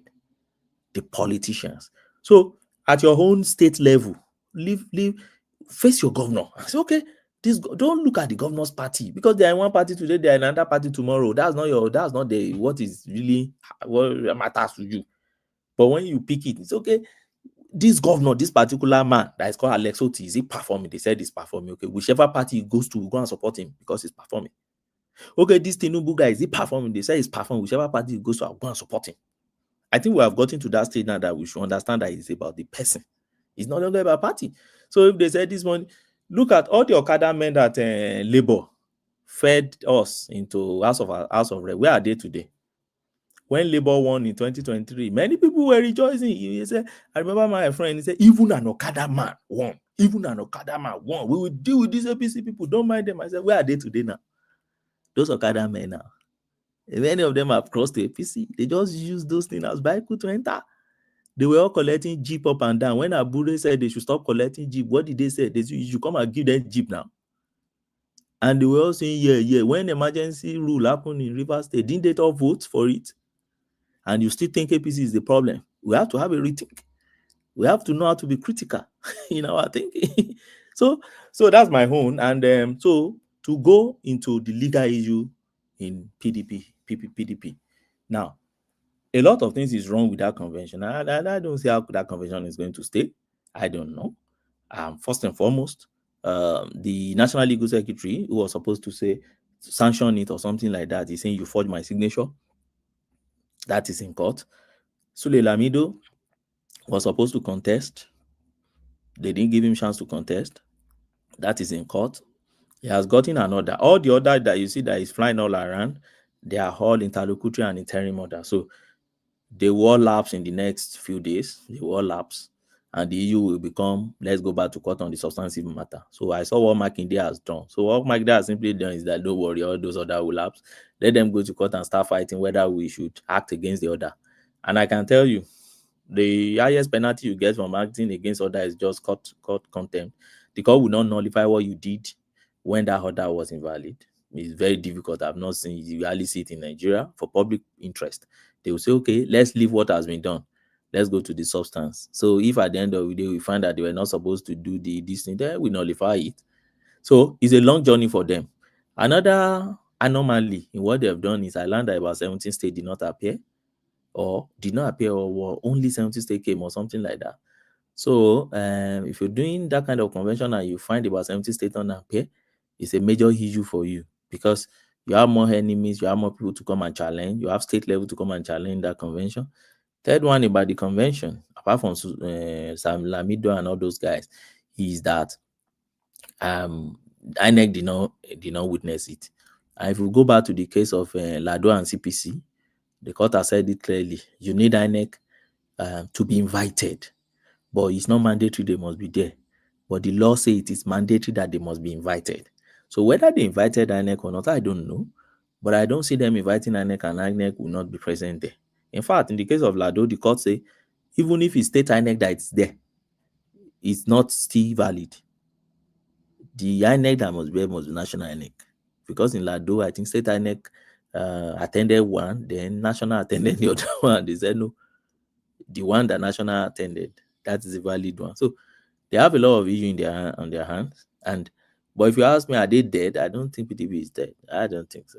They will bounce back, or they collapse into another party to bounce back as an opposition. But for 2027, it's getting clearer for Tinubu. I can say that 100 times again. It's getting clearer. But like politicians will always tell us, a day in politics, they said, is like 100 years. And something can still happen within a day, which may change things that have been happening for years. So let's continue to see. But ultimately, I think we should just keep learning lessons from this. We should deal with personality rather than political party. All these parties are just nothing. They don't exist anywhere. There are people occupying them. Thank you, everyone. So, Obeni.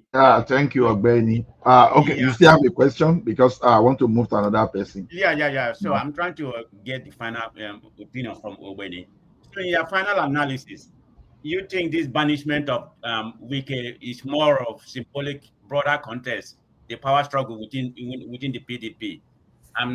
This cannot be validated by INEC, even if the court pronounced that what they did was valid. No, so I see what is happening in Labour is what will continue to happen now in a PDP. Now you have two factions now. It's getting clearer now that there are two major versions. The Wike faction and then the Makinde's version. So the Wike version will hold their what do you call it now? Hold their side, and they will keep saying nobody has suspended them because the convention where they were purportedly suspended was illegal. So they will still be claiming they are members of PDP. If I assure all of them will be claiming so. You will see. I don't know if they started jumping to mainstream media now. You start seeing them saying they have not been. Just like you have Nanadi and Abure now. Abure is still shaman, and Nanadi too is shaman of Labour. So it will now rest. It will get to a state. And the dangerous thing is that the policy in our court now is that they don't even like attending to all these political issues. They will tell them it's an internal affairs of the party. That was what they told them in Labour. Now it's an internal affairs of the party. Go back to your party, go and resolve it. So at the end of the day, if a fashion, okay, imagine those 17 states now that did not appear, and let's say they are pro-Wike now. So it means that you're going to have executives in 70 states for a fashion, and you have the rest for another version. So how do you coordinate yourself to be a viable opposition or to contest in the next election? You see the way they are killing PDP demand. So I don't know what Makinde want to make of this Congress, and I don't know why exactly they can't even really unite. But all I know is that Wike. Ogbeni, did you know what your former governor Sefayo said? What did he say? He was doing birthday now. He said the dead don't expect the living. But Benny, let me do. This is my own. What did my uncle say? Oh, what did my uncle say? Oh, Simba. But he said that he said the dead don't expel the living. But my own conspiracy theory, Benny. Wait, my sorry, conspiracy theory. before you say your theory, sorry.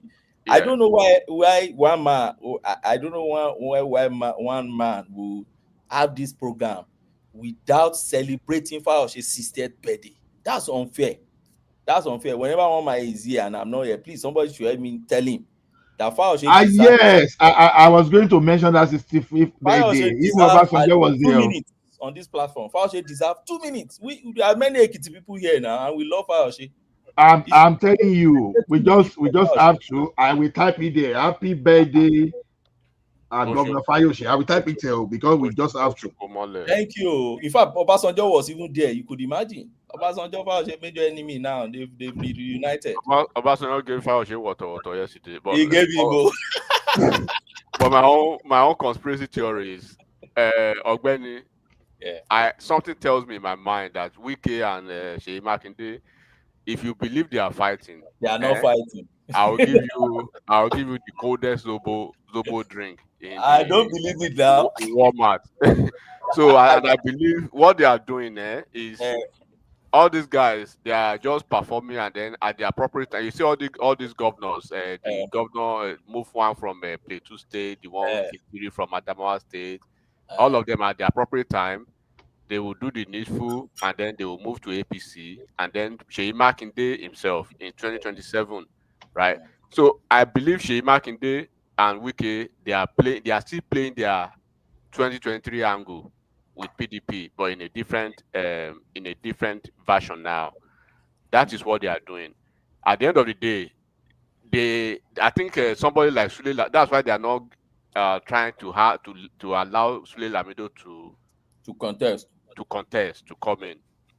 So it's still an offshoot of their 2023 game that this PDPO, they are not going to allow anyone that will be so strong, right, to be on the ballot on PDP.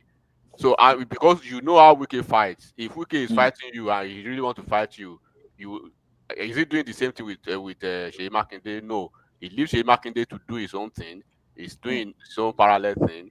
At the end of the day, you will see this thing. At the end of that, is because Seyi Makinde himself is part of I think he's still part of the G25, and this is my own theory anyway, and I just believe Wike and Seyi Makinde, first of all, they are not fighting, in my opinion. Number two, it's just everything they are doing now is just a smoke screen. Suspending Wike, Fayoshe, all of that. Fayoshe was celebrating. So everything they are just playing politics. Okay, look at what Fayoshe did in Ekiti State. Why do you think Isaac Fayoshe, his younger brother, is on a daily basis? Very critical of his brother. Very critical of his brother, but I can understand why. Yeah, because he is mad. You know, one of the Fayoshe's younger brother he had an aspiration on that PDP. He wanted to contest on that PDP. But Fayoshe did not support his own younger brother. Instead of supporting his own younger brother, he supported Bao for his second term. And this Isaac has been so mad about that because Isaac naturally believes that, okay, since your younger brother is trying to be governor, right? Naturally, you should be able to support him. But Fayoshe is not stupid. He understands politics, that the guy will just waste his money. You cannot you cannot run under PDP with the current situation going on. You are going to cause problems for Fayoshe, and I'm not going to be a part of that. Particularly when all ex-governors in Ekiti State, they are for Bao. They are for Bao. So how would I just say I'm for you when you don't? I will now be the odd one. The odd one, because I'm Fayoshe, and because you are Fayoshe, you want to be governor. It doesn't work like that. You will lose at the end of the day. I will lose my face in the pool of in the committee of ex-Ekiti governor, and then so politically it's not going good. So that is, and this guy is not seeing that. Isaac is not seeing that, and you know Isaac has created this mockery of I'm in between, I'm a neutral person, right? To some certain sector of the social media. So he needs to continue to push his own thing. So, but that's why Fauci is not even answering him. At the end of the day, he's not now my brother. You be guy, just as it be. So that's what is happening. Okay, look at in Anambra State. PDP almost had no candidate. At the end of the day, what was their number? I think they had less than how many? Maybe less than 100,000 votes, right? PDP in Anambra State. So anyone who is stupid enough will not really want to do what Isaac was expecting Fauci to do in Ekiti. So that's just my own angle to Wike and Marking. They are just still playing their game, but in a different way. 2023 game. So should be today. Today they've gone to inaugurate ADC building in Abuja. The ADC building they've gone to inaugurate. Atiku wasn't there. Obi wasn't there. Obi is all over the place looking for polling unit in Spain, in England, in UK, all over the place. Instead of you to stay at home and try to build a structure with Atiku and see how you guys can form a coalition, be a VP to Atiku or whatever. It's a very difficult thing for Obi now. It's a very difficult thing. Obi is hanging so imbalanced. He doesn't know where to pitch now. Where does he need to stay? Obi cannot maneuver politically because of his of those his headless mobs. He cannot make he can't make political call. Yes, he can't make tough political call because of them. On a very good day, the typical Obi will jump at to Atiku to be the VP, but he can't do that now because he's carrying who be that? He's carrying the IPOP people, he's carrying the obedient people, he's carrying the entire Igbo race, presidential aspiration on his back. So it's very difficult for him. There's somebody is making noise there. So it's very difficult for him to make. That's why he's running all over the place, trying to. He said after the election in Anambra State, he will make his decision and make everything open. After the election, today he will be in Spain, tomorrow he will be in the Republic of Ireland, tomorrow he will be in America, as if they are polling units or voting. It's a difficult one for him. If he says I'm not contesting against those obedient guy, will finish his career. But he needs to. But Ogbeni, that is where leadership comes in. You need to come out and set the pace, set the tone, and. Obi is not a leader now. Somebody is a leader that should have that one now. Well, of course we know that, but they don't want to hear that he's not a leader. A leader should stand on something. You are not standing on anything. You are tergiversating, right? Here and there, you are prevaricating. Where do you stand? Do you want to join Atiku? ADC has been there. You are not joining ADC. You are not in Labour Party. They chased you out of Labour Party. You cannot go back to Abga. Soludo is ready to mash you to the ground. Soludo said we left his polling unit for him to win. At the end of the day, APC won that polling unit. Waiting won't do with this OP now. So we left your polling unit for you to just win. We don't even want drag them. Just win them. Still, APC can't collect your polling unit, and you day all over the place. Now one woman go collect that, Now one woman go collect her now. So at the end of the day, they will be saying Tinubu is. So how is APC the problem? Because you cannot continue to say APC is the problem because we need a very solid opposition in Nigeria. It's not even in America here. We have Democrats and we have Republican. Whenever Democrat is in power, Republican is putting their feet to the fire. Yes. And then vice versa. But in Nigeria now, things are going so easy. Look at Anambra State. Soludo almost had no opposition. No. Almost, the same thing is going to happen in Ekiti State. Bao is having almost zero opposition. Free ride. In Ekiti State. It's free ride now. It's free ride for Bao now. He has he has structure of all the other parties. All the other parties. Soludo didn't have any opposition because he's in bed with Tinubu now. Everybody knows that. Okay, where is your position then? Are these people stupid? What are the why are we not having opposition? We're not as long as they are aligned with APC even Soludo himself. APC controls Soludo. Bro, you are not understanding. Does APC also controls Alex Oti? Do they control do they control Obi? Well, that claims that Alex Oti is already planning on the next level, the next elections, whether he's going to jump to APC or not now. Ogbeni Alex Oti na Tinubu's man. Forget that. But no, you don't understand me. See, Soludo na Tinubu's man, but Soludo no be pro. Soludo is not taking it easy with APC in his domain. No. Who? He's not. Let me just put it like this. Soludo and Alex Oti is doing the same thing Wike is doing. You are not getting my point, Ogbeni. My point is now, okay, let's even assume that Soludo and Oti, right? I know Oti has been Tinubu's party for a very long time. The same thing with this Soludo. Don't forget, before even Soludo became CBN governor, right? Yes. Most of these guys, they have relationship with Tinubu, including Peter Mba from Anambra State. And then Wike himself, they think Wike just knew Tinubu in 2023. Wike knew Tinubu over 15 years ago.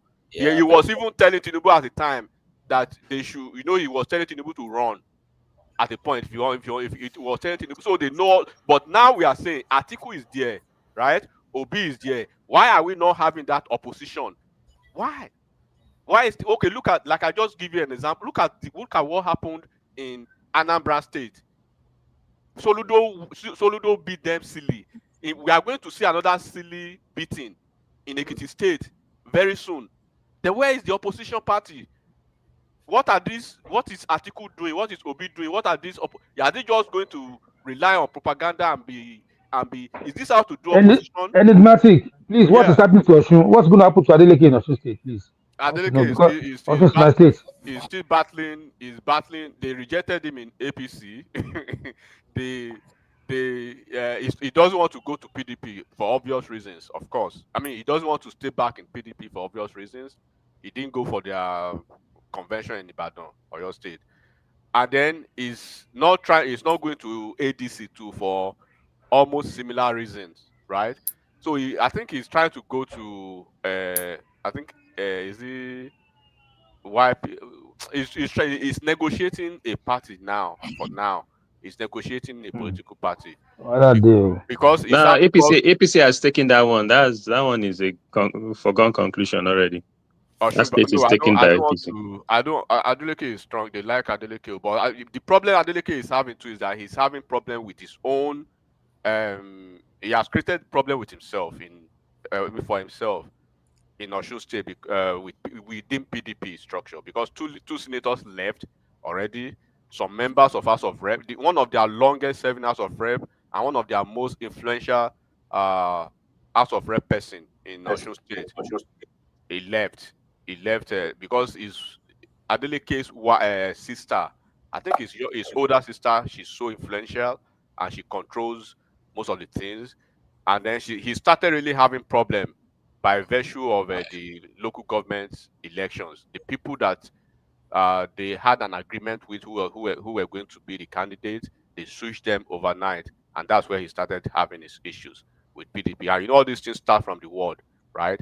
So Adeleke is trying to look for a political party where he can run in 2026. It would have been very easy for him if he had moved to APC, but APC people rejected him in Osun State. Even when APC National were trying to, to find a way for him, but at the end of the day, they had to listen to the APC state that, no, whatever you guys want, the terrain more than us from the National.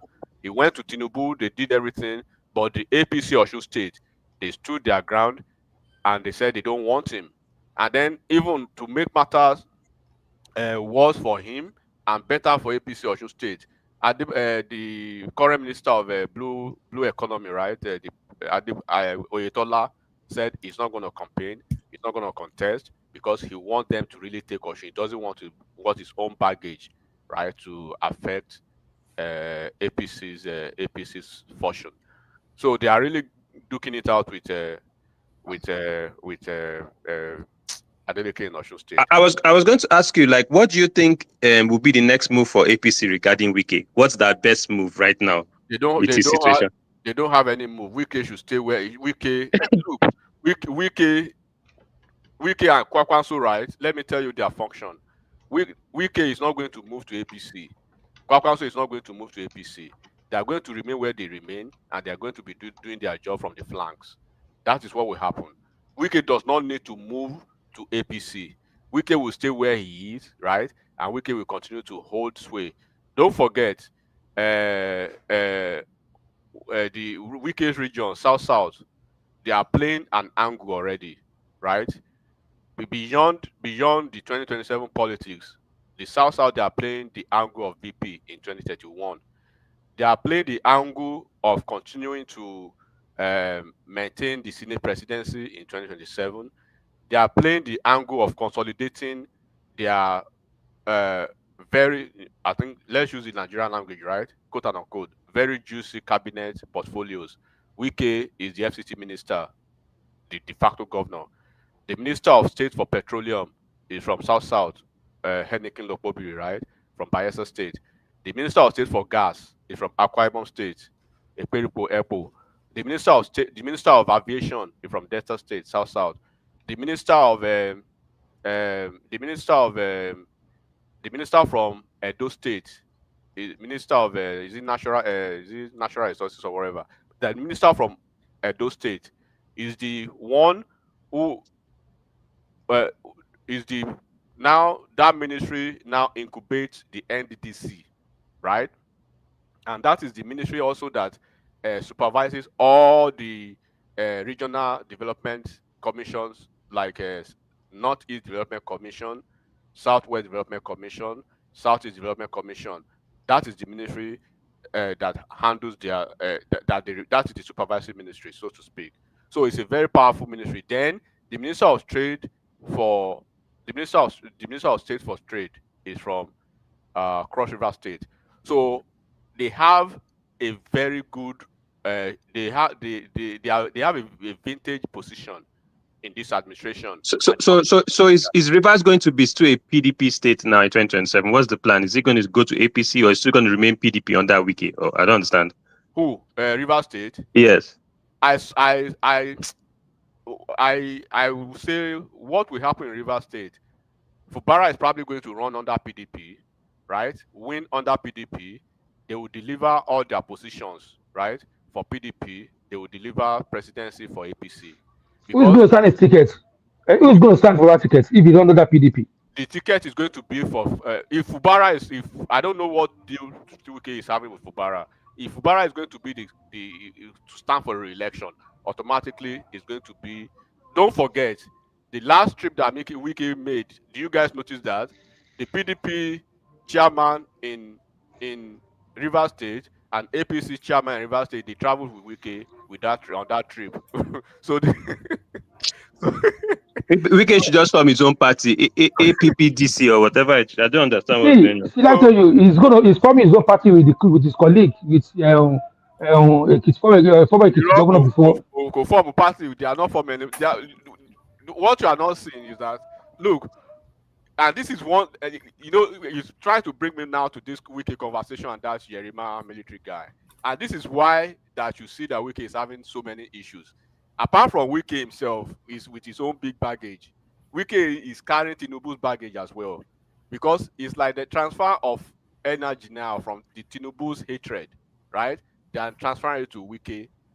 If you have to look at the catalog of Wike's enemies, let me read them out for you, so that you know that Wike is carrying a lot Zuma rock on his head. That's why you APC don't want to carry him, Abi, before you inherit his problems. No. It's politically, right? Politically, it is genius. It is very, very genius for APC to let Wike continue to play this N'Golo Kante role.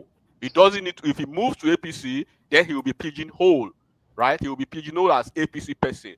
Then they will be able to make somebody to substitute him in that role. But now he's playing this utility role, whereby in PDP is controlling stuff, and they give him the unilateral moves, right, to control more or less.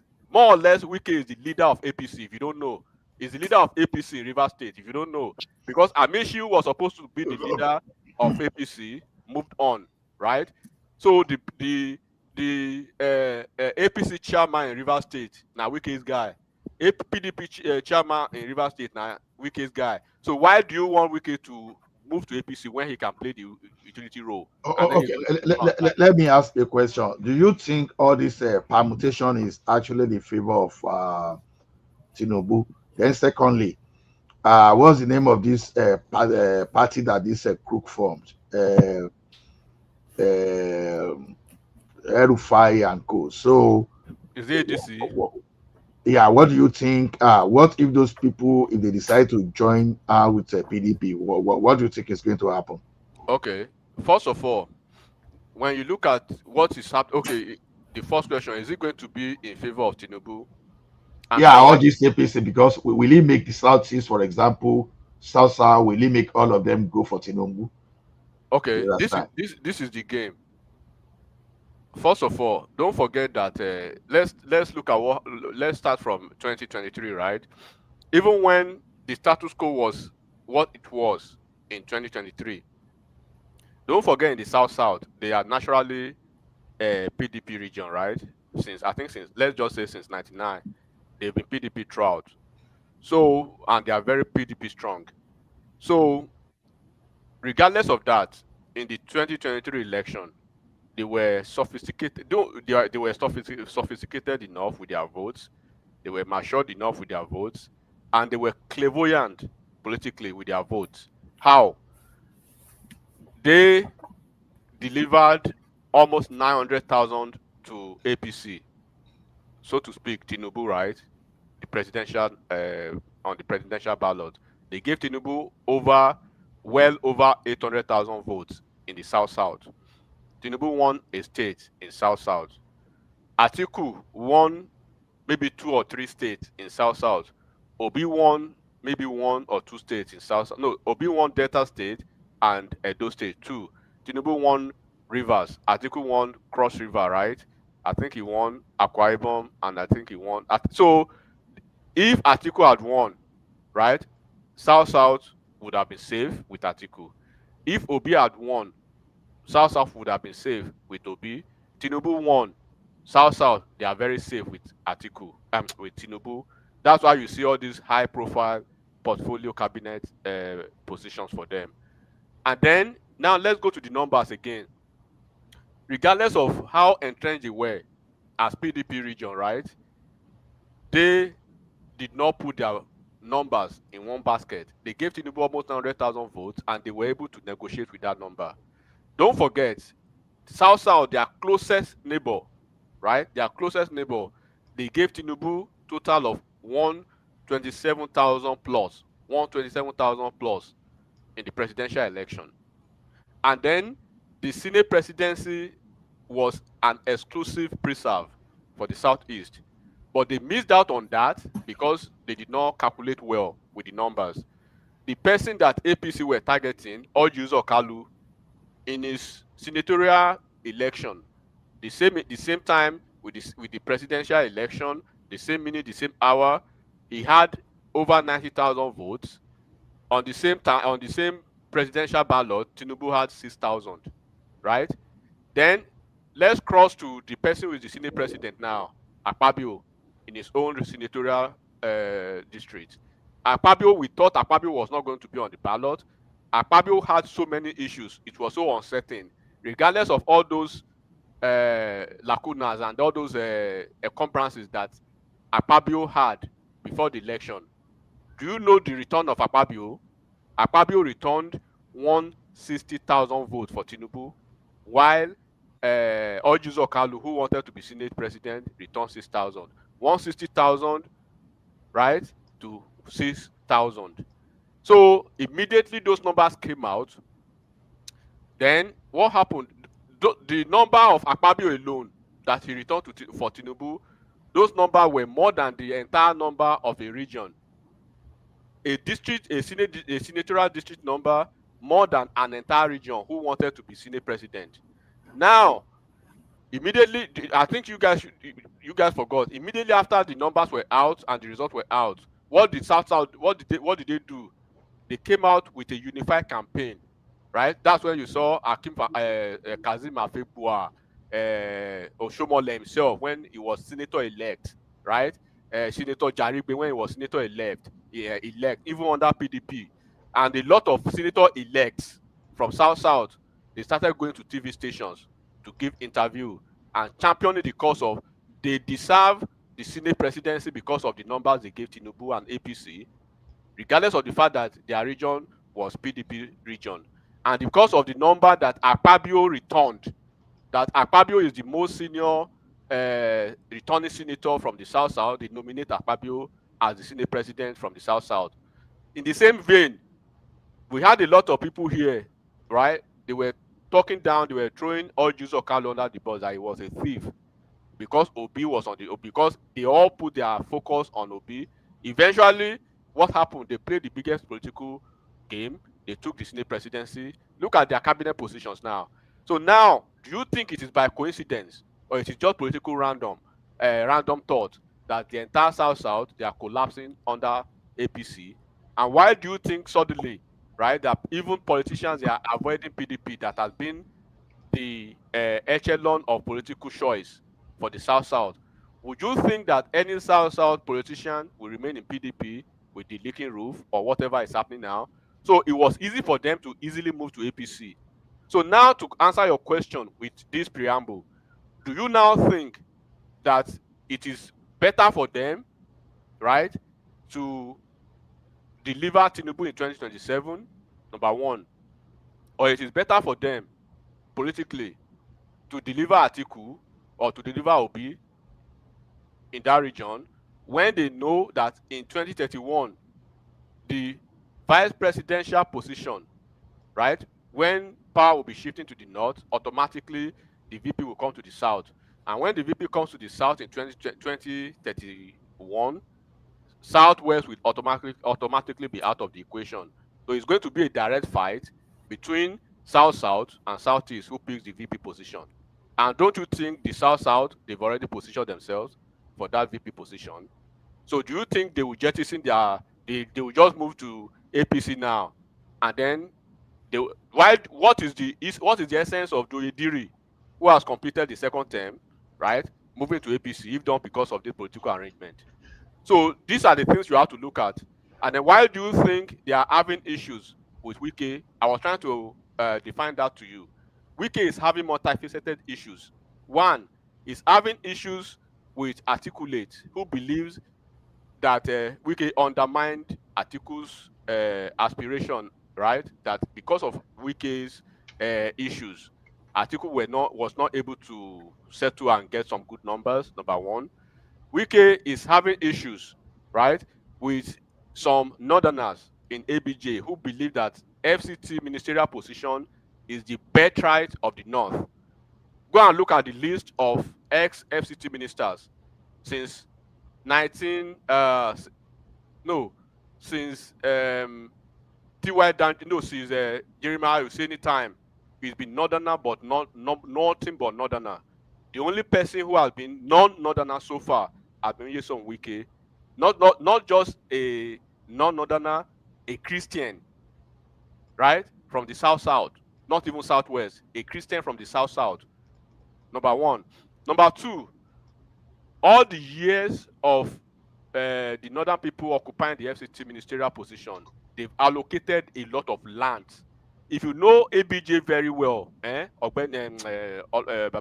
if you know ABJ very well, the majority of the northerners, they are the quote and unquote Omonile, right?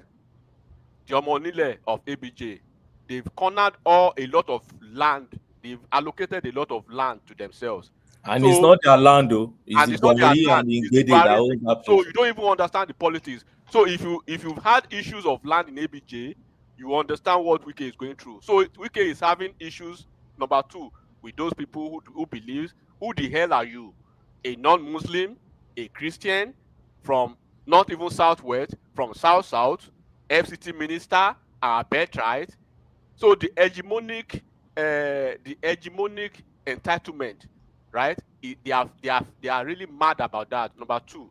Number three, Wike is having issues with obedience. Who believe Wike did not work for Peter Obi, and I don't know why they are believing that Wike will work, because he said it categorically. He said it open in the open. I am not going to. Said even when Obi was telling him, take the governor, give me the presidency, Wike told him no, right? I will give you the best treatment in Rivers State. I will ensure you are well, welcome you well and everything. That's the best I can do. But that presidency, I'm not making a deal with you. So they believe Obi, the obedient people, they are mad with Wike because he did not support Peter Obi, and eventually Peter Obi lost Rivers State. Number three, those are the number three enemy. Number four enemy, the IPOP people. Don't forget, when Wike was governor of Rivers State, he had issues with the IPOP.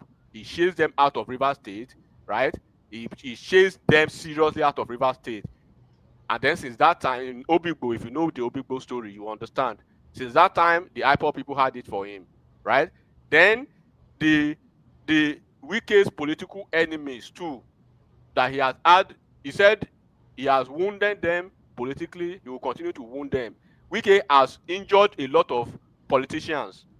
Part of them is Amechi. Amechi was supposed to be our torchbearer in Rivers State. Amechi did not win a single election for APC in Rivers State. Amechi did not deliver a single election for APC in Rivers State. Even when Amechi was twice the Director General of APC campaign, right? The first time of Buhari was the Director General. The second time of Buhari was Director General. Wike flogged him twice. And then we even lost an entire election because of Amechi.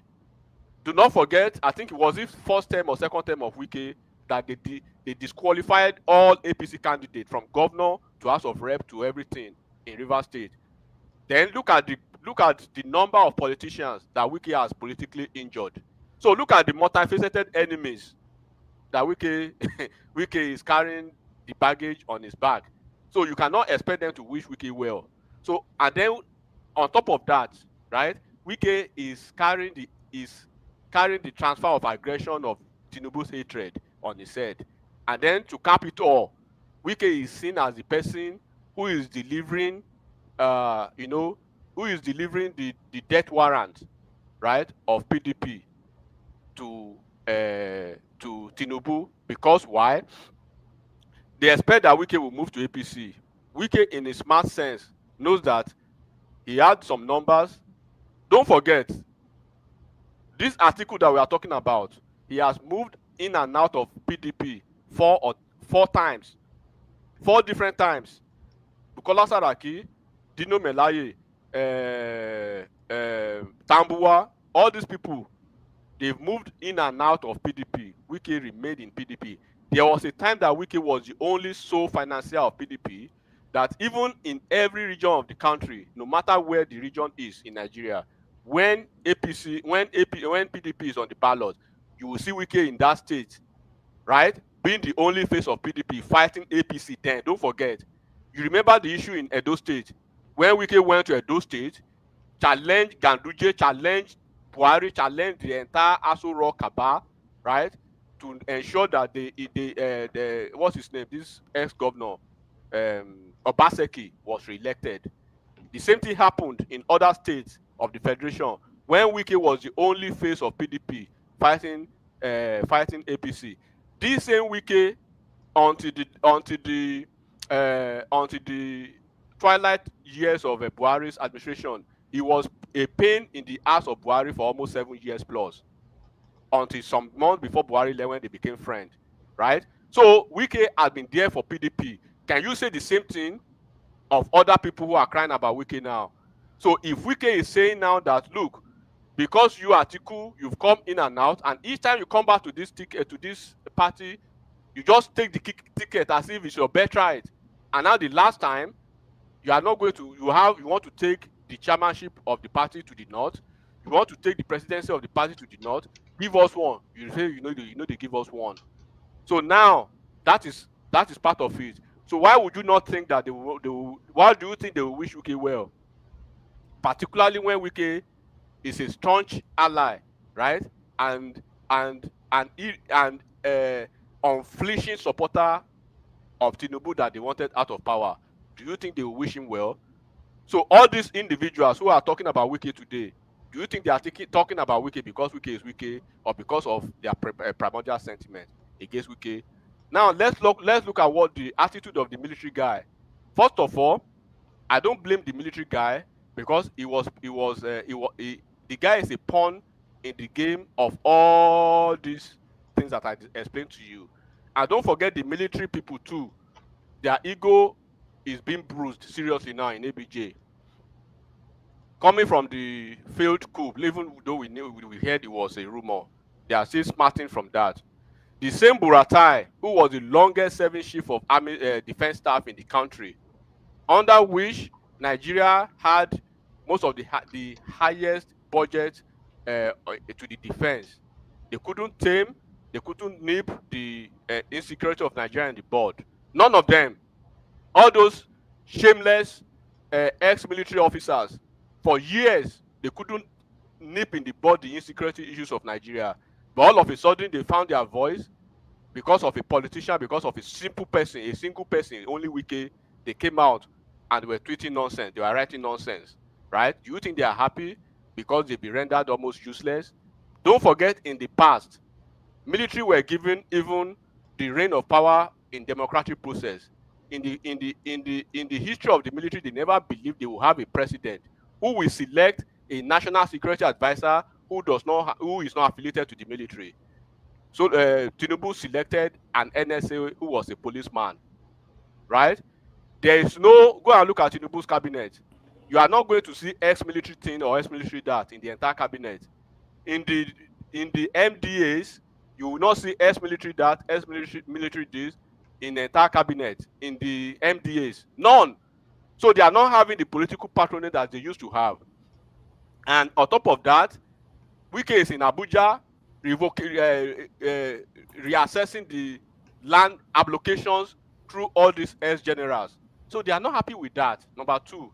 Then number three, it is a shame if you live in, we always want to say, a sane climb, right?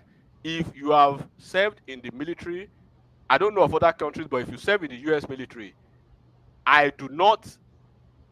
first of all, I want to ask anybody, I know in America, once you are done with your military service, right, that you become a veteran and you are honorably discharged out of the military, right? You have some benefits, medical to your family, to your kids, forced refusal of job, federal level jobs, a lot of things. If you apply for jobs, you'll be pushed to the front line. If you are a veteran, if you are trying to board a plane at the airport with your military veteran identity, you'll be the first person to board the plane. So a lot of those privileges that you enjoy as ex-military person. But as ex-military person in America, you not have nobody is going to assign you any actively serving or even a reservist serving military person to guide you, to be around you, to do anything. You will not have any power of authority or anything to order an active military person in America to say, you go and I send you to. In fact, it is an anathema. It is delusory, right? It is an insult. It is quite shameful that a commissioned officer of the military was reduced to Megad to go and guide a plot of land for a retired personnel. So let's bring it to America here. I'm sure that some people who live in America are here. Do you ever think it will happen in America that a retired is like me now? I've done my service in the US Army. Then you are expecting me to command a serving military person or order a serving military person, right, to go and stay in my house and guide my house. Not just a serving military person, no, a commissioned officer, a second lieutenant or a captain, to go and mount mount in my plot of land or in my house to guard my house when you are supposed to be in the barracks doing the job of the military? In America here, the policeman will arrest a military officer. When you drive on the road, right, in my uniform, police, they will stop me. They will we need to identify you. You will give them your ID card. They will say, oh, thanks for your service. But they are doing their job. But it is only in Nigeria that we see all these anomalies, and some people, they will come, they will want to cherry pick because they do not like the face of somebody. And when we talk about same word, they will say why Nigeria cannot be. Does Nigeria look like a country to you where things work accurately well? That person should have been arrested on that same because already. Why? Okay, where do we even get to the point where a retired person is ordering an active person? Where does it happen in the world? I'm asking again, if you live in America, and I'm giving myself as an example now, and I believe there are some people who have served in the US military, do you think even the moment you are done, even in any job in America, the moment you are done, you retire from that job or you quit the job, the moment you walk out of the door, that is the end of you on that job. The only thing that will precede you from that job is your pension, your allowances, your bonuses, and everything that is accrued to you. Every other thing, you do not have any other right, even to that building again. Let alone you still being able to stay in the comfort of your home as what? To order an active military person in the US to say, go and stay in my house and mount. I mean, this is a shame of a country. We need to see what is happening and demarcate and differentiate between the hatred, right, of a person of Wike and the institution of government that is being ridiculed. We are talking of the Nigerian military, a commissioned officer on a plot of land who should be in the Navy, a naval officer who shouldn't have any business in that regard, is being ordered by a retired military person. The moment you do not have clearance again, the moment they take your military card, right, and the moment you put everything down, you are done. You are done. Have you seen any FBI person who put the bag down, the gun down, the weapon down, and everything is still ordering an active FBI or an active military? It does not happen. It is only in Nigeria we accept all these anomalies. And I like that you already even spoke about it. Some people have been political because they are only speaking to the Wike issue. Now let's talk even about Wike. Have you forgotten that Wike is the governor of FCT? The de facto governor of FCT. Would Yerima have done the same thing? Is it not in the same Nigeria that a governor, right, Fashola, ordered a colonel, a more senior colleague, a more senior officer than Yerima? He ordered him to be arrested on the spot. If Yerima had done that to maybe Governor Alex Oti in Abia State, right, or Governor Zulum in Borno State, or any state in Nigeria, apart from FCT now, because it is not defined that Wike is a governor, in a state that it is defined that there is a governor, do you think that would have happened? Do you think all this conversation would have been the same? Now Lagos, you mention like that, say if they try rubbish in Lagos, Fashola can demolish their building. No. So that's what I'm talking, because people are not seeing it like that. All they are seeing is they see the face of Wike that they viciously hate. They see the face of Wike that is attached to Tinubu that they equally viciously hate. They see the face of Wike that is attached to APC that they equally viciously hate. But they are not seeing the entire institutional decay in this, where a retired I was even shocked when someone said we should be very careful so that the military will not take over. I was in a democratic process. In a democratic process, even in America here, if you don't know, go and look at the military, right? Those people who are even guiding the president, the active military persons who are guiding Mr. President, right? You will see when Donald Trump descends from the plane or is going into the plane, those people, they will just mount their ground. They don't smile. If you try to shake them, they will not extend the hand to you. That is courtesy. That is professionalism. You will not utter a word. Even when you have part of our training, if you have altercation with the civilian, keep quiet. in America, if that guy has pulled that stunt in America, that is an express way to an honorable discharge in the military here. Exactly. That's why I was telling them. They say I'm wrong. Discharge here. You see? Because in America, it is better for you not to go into the military than take your life to the military and get dishonorable discharge. Your life is finished. If you don't even go there than you being dishonorable discharged. Being dishonorable discharged, do you know what it means in American military? For you to even have an altercation with a civilian, you are not supposed to utter a word, because a civilian is in a democratic process. You are under the rules of the democratic civil process. Your work is in the, even those people who live in America, have you seen any of the barracks? Do you know even where the barracks are? All you see are the military personnel in the street. And there's a reason why they respect them, because they respect themselves. They respect themselves. It is only in Nigeria that a military person who has retired, who has no business again in the military, is ordering and commanding and actively serving. Understand that. Actively serving military person to go and be a guard, a commissioned officer. America will send you to Sandust. They will send you to officer school, and you are coming back as a second lieutenant. And me, myself, that have retired from the military, I will give you order to go to Nigeria and go and check my mom. Or to go to another place and go and do something for me. I do not have that power. You don't have that power again at all. The moment they take your card from you, your weapon, your everything, and you are cleared out of the system, your security clearance, you don't even have access to a lot of things again. That is why for you to even work in some certain federal government jobs, right, you will need a certain level of security clearance. And there are certain assets you can have by the level of your security clearance. That does not happen in Nigeria. People are not seeing that a retired military officer is ordering an actively serving military officer who is still receiving salary, who is still on the Nigeria's payroll by somebody who is resting in his home to cause chaos. Because Wike is the problem. I mean, let's be serious for once. And people who want to prevaricate about these issues, they will call themselves activists. They will call themselves comrades, but they can't even demonstrate. They can't even differentiate between criminal. I don't give a shit. Between silliness and then hatred. I mean, this is a decay of an institution.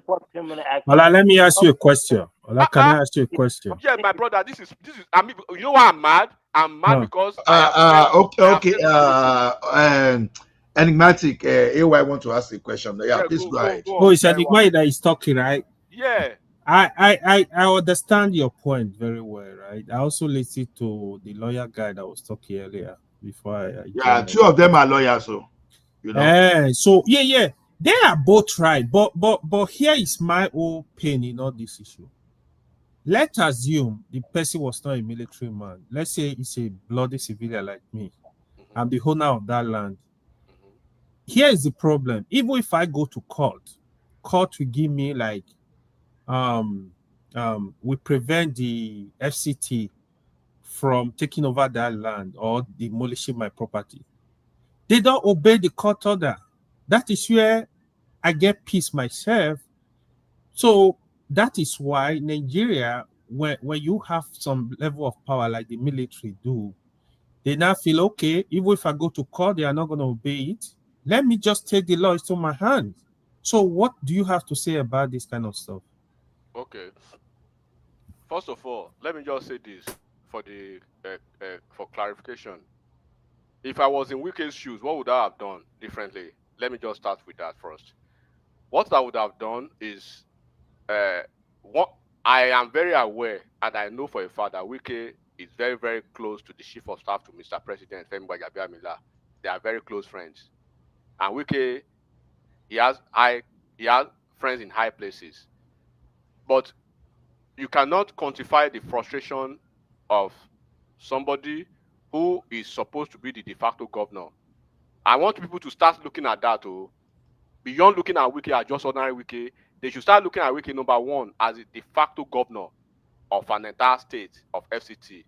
That you've tried to have had audience and then sent your senior at director level, right? 3 different times, they've been humiliated in the same scene. yes, the frustration could be handled in different ways. But if I were in Wike's shoe, I would have still done the same thing that Wike did by going to that site just to obtain two things. My officer, well done, no. Please, on whose order are you here? You answer, on whose order and authority are you here? I need to know I want for clarification. I'll get the name. I'll get the name of the officer that is the same Yerima. I will get the order, whoever made such order or make such authorization for him to be there. I've clarified that. And please, do you have any identification that substantiates your claim to this land or whoever sent you? Right, something that shows that whoever sent you is the owner of this land. If you cannot provide that, I'll notify that. Then I'll order my whoever is the director in charge of that, maybe in the ministry, maybe the director of lands or whatever. I'll let him understand. With immediate effect, I need to have a closed session. What would I do in the closed session? I'll request, because I already understand what is happening. I'll call because from what we heard, they said there is an investigation that is going on. Don't forget two Wike's colleagues in the Ministry of Defense, the two ministers, Badaru, right, Minister of Defense, and the Minister of Defense for State, Matali. They throw their colleague under the bus too. They throw Wike under the bus. And this is why I'm telling those people are Northerners too. Probably they even had issues. So a lot of things going on, my brother. First of all, I want to clear something for you, right, before I get to your answer. So that is where I will go back to my office. I will call Chief of Staff to the President, Femi Gbajabiamila. Please, I have a naughty KNOTTY. I have a naughty situation in my hands. This is the issue. This is the issue. I want you to schedule a meeting where I'll be able to lay this to Mr. President, and then so that things can be cleared out. I'll do that, and I'll seek an open audience with the Chief of Staff where we'll be able to plan and see how to get things done. Because obviously, right? Obviously, that Yerima was not sent there in error. It wasn't sent there randomly. That attitude that he put up was not just another attitude. It was something that was basically. So I would say that Wike walked into the trap. So I would have handled that differently. That is me, and why I'm different from Wike. Then number two, on the issue, don't forget every land issues. They are civil matters, right? So you will see a lot of land cases, a lot in so many courts. So for the minister of the FCT, who is the de facto governor, because I will start ringing this to everybody's ears now, who is the de facto governor of FCT, to have made his presence felt on that place. Now, switch the board now. Look at maybe governor of, I'm using Abia State now for lovers of, for haters of Wike, governor of Abia State now, right? Who will leave his to come to such a place? Don't you know that it has gone to a certain extent for the governor to be there? And do you think they don't have the documents?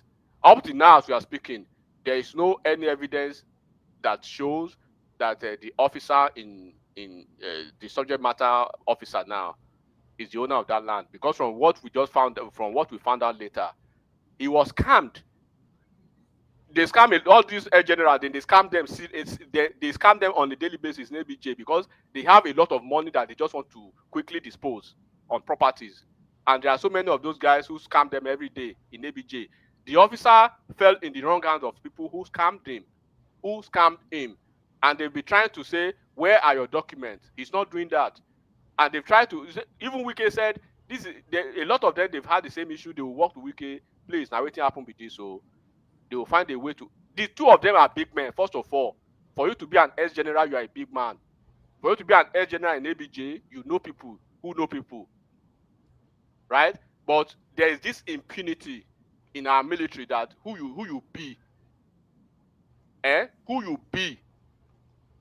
Let alone you, a man from nowhere. That don't forget what I'm saying. This thing they pay.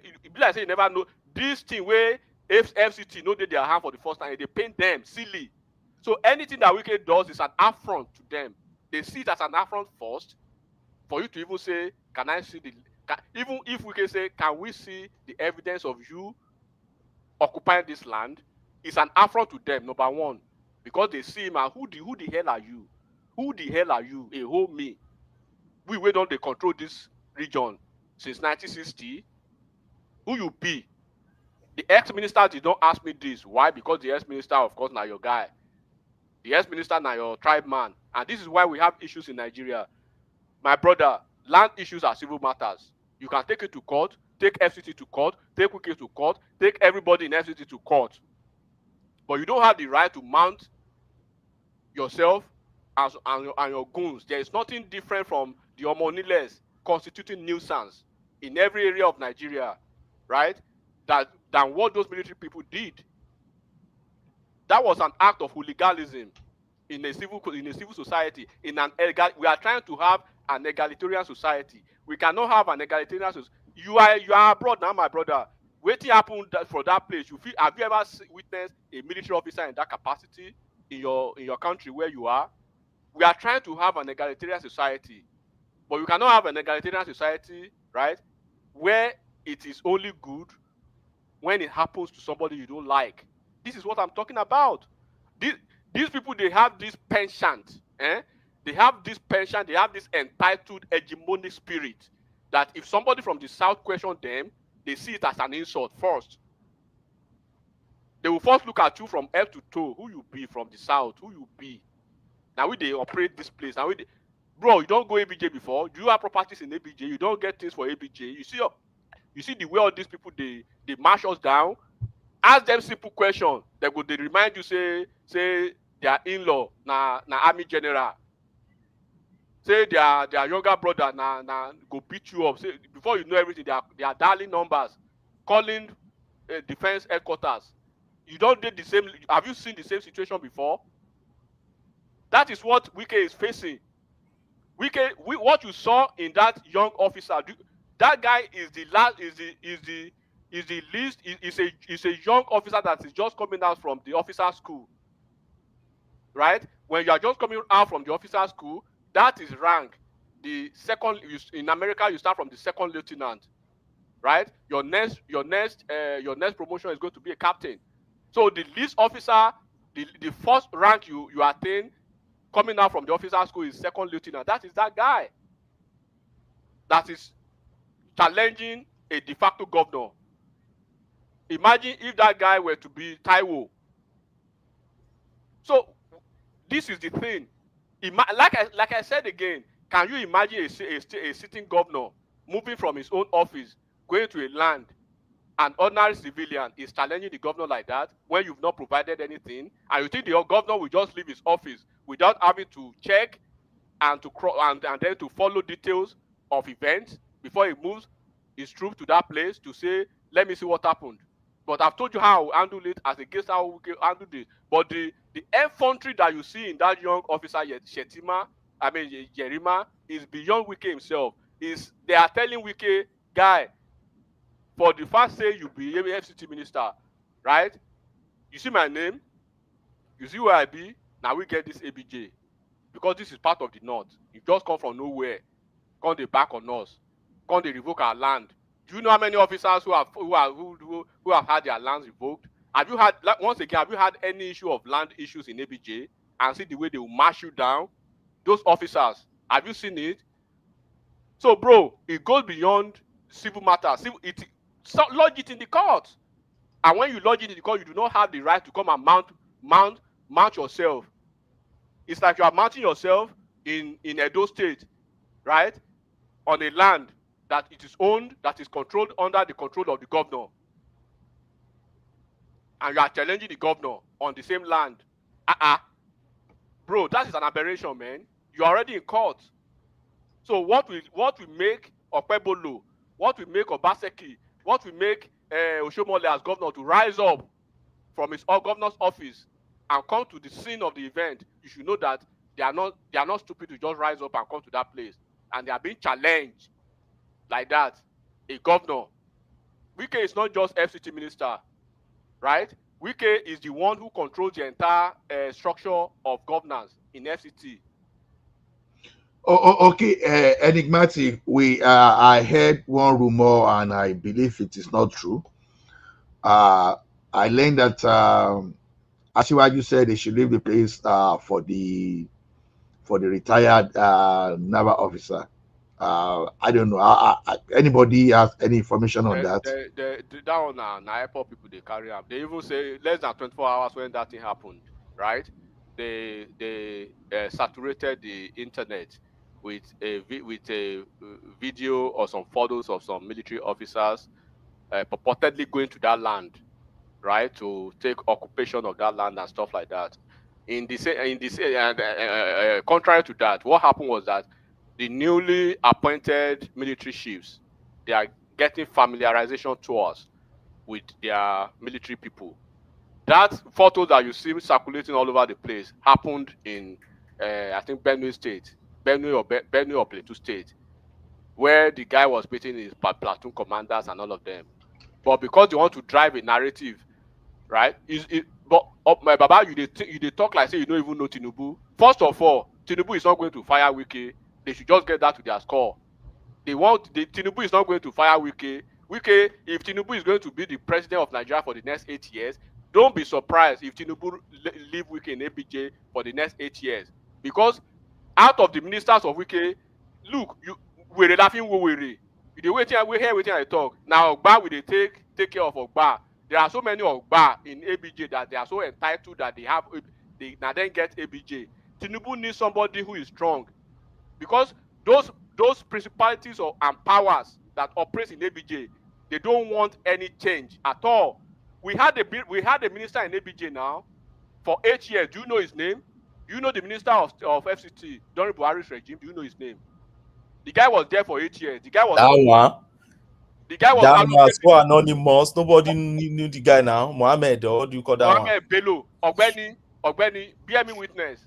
Eh? Yes, now. All these people, you don't know how they allocate land for their people. Alero, Bala Mohammed, all of them. Go and look at the way all of them. Land. Eh? This Go is and look the at the way only. You will see a 17-year-old kid in Abuja having almost 20 hectares. Yes, in choice areas. In choice areas. I know now. You guys don't even know what is playing. Forget all those things. The only problem I have with the southern people is that they are so gullible. They are so gullible that they just want to play into the hands of these people when they are playing their own politics. An average northern will continue to protect their person. I'm telling you, Bala Mohammed was a minister in FCT. Go and look at their numbers of land he allocated. Go and look at the allocation process. This same one that left in Buhari's regime for 8 years, go and look at the number of land he allocated. Go and look at the number of land that all of them allocated to themselves. Look at the numbers. They tell you, go see 17-year-old Yarinya, fine girl, we go get 20 hectares for ABJ. But now the same southern people they throw their own person under the bus every time because we are dealing with our own petty pedestrian politics in the south. We bring it again to the national level. We are too soft. That thing you just mentioned. Anybody that want to chime in can chime in. So Ola, can I chime in? Okay, yeah. You can go ahead. Okay. This question is specifically to Ogbeni, which I consider to be a more refined lawyer. So I just want you to answer this to me. This question. I'm looking at from no jabbing, no. What do you mean jabbing? I'm just to direct my question to. Now you start now. So okay, go ahead. Don't say I be Omo Yoruba. So when I look go to the land, in terms of illegal, is it illegal or no? Is it violation of the Armed Forces Act for a soldier to guide a private land? You've asked me. Yerima refused that assignment. Yeah, he has answered that question today. Maybe I've been gone. Okay. Sorry. You don't have to answer. Okay. He wanted to let me share an experience. Let me share an experience with you. I stayed in Abuja for almost 20 years. let me share an experience. And I handled so many land matters too in Abuja. So I handled the matter. It involved. It's late now. My client is late now. A former. So we've been having Southern minister in Abuja, but it's only that they are just minister of state. And minister of state, what can they do? So we had this minister of state, which is Southern and now late. I wouldn't like to mention his name. So I handle a matter for him. Very, very, very important matter. And meanwhile, I've applied for farmland for a very long time in the minister's office, and they've not approved it. That was under Bala Mohammed. So Bala Mohammed would not ordinarily approve it. He will like sharing the thing with his own people and everything. So, so when I handled that matter, I handled it successfully, and then the minister also was very happy and feel like so he wanted to pay my fee. I said, please don't pay my fee. He said, why? What do you matter? If you can just help me to look at this my application. Everybody has been collecting land, and it was Jonathan's time when they were giving mass housing. But me, I only wanted farmland as a farmer. I don't just farmland. So the man said, you applied for farmland when? Years back. I applied for, I think it was almost 6-7 years to that time. Said, but they've never moved my file even beyond sometimes they will tell you it's even he has lost. You come and pay again to go and file another one application. So he said, okay, we'll look at it. A month or 2 months later, they just called me that they called me from the office and said that the minister of state minuted on my file and I should come. I went there. To cut the long short story, they got my allocation at the end of the day. So I was allocated one particular farmland. It's actually very not too far from now. Alan Wike has done the road now that is so short. It's somewhere in Kuje, so it's so short now that in less than maybe 10-15 minutes from Galadima Junction straight, you are there. So, but we never thought we never thought anybody can even come and do that thing, that road. Wike has busted the thing out now, has done the road. So, but that land is just farmland. Do you know till I speak today? Even I'm a lawyer, I cannot enter that land. I tried. In fact, we first entered the land. We did the groundbreaking and everything. I got people there, bulldoze the place and then unearthing and trying to do things on there. Very big hectares. I won't mention the hectares there, but very large hectares of land. In fact, beside my land, beside my farmland, you find Herufai land was there. Late Adogbe was there. Then Obasanjo farm was adjacent. Then I think it's late now. Lamude too. Lamude land was by the back. There was a river on my land to tell you how big the land is and the kind of people that are in that area. So these Abuja guys came and they told me that they won't allow me to farm on that land. I said, what happened? I should go to their emir and everything. The emir, so I started going. We battling this thing for about 3 years. So I started going to the place. They are distributed there. Would tell me, can somebody in Ogun or in Yoruba land just enter any land and just started farming on the land? I said, but the minister gave me the land. I had all my documents and allocation from the ministry, so I don't know what you are talking about. I don't need to come to you and say no. At the end of the day, if you see the kind of money they were calling, ordinary farm, I have not even put anything, no even single corner of the land. I said, where do you want me to get that land?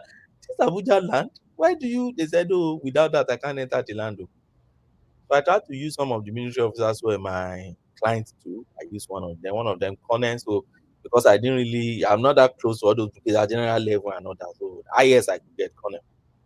And I told the man told me point blank, he said, look, you advise me, even if it deploys military to the place today and everything, these people will not allow you because they believe that they owns Abuja. And there's nothing you want to do in that land. And he now told me, he said, the only way out that you can have, and I was about leaving Nigeria at that time, so I couldn't even, he said I should go and look for at least one Nadana that we can share that thing together. Maybe I can give the person share of it, and that person will now be the face of my farm company. And my farm company is a family company, so it's not something I can. But my dad will even lay costs on you that you now wants to come and add to your farm for what? So that's how the land is still there as I speak today. I try to sell it, and to sell, each person will tell you they can't even access the land because of those guys around. So what I'm trying to paint here is that the encounter you see Wike and that guy had is deeper than you see. Like Elimaki said, it's true. It's deeper than things you just see. People like us that are landowners in Abuja will be facing this over time. We know the way we feel inferior, even in Abuja, in terms of sharing things. They believe it belongs to them. And I keep telling them, this land doesn't even belong to you guys. The tribe that even owns this land originally, the Ngede, the Guarin and Co, you have pushed them back. Then you now turn the thing to your space, as if it belongs to you originally. No, you all migrated from your own side, the same way we also came here to to also have our own living there. So I agree with Elmatic on that point that is deeper than that.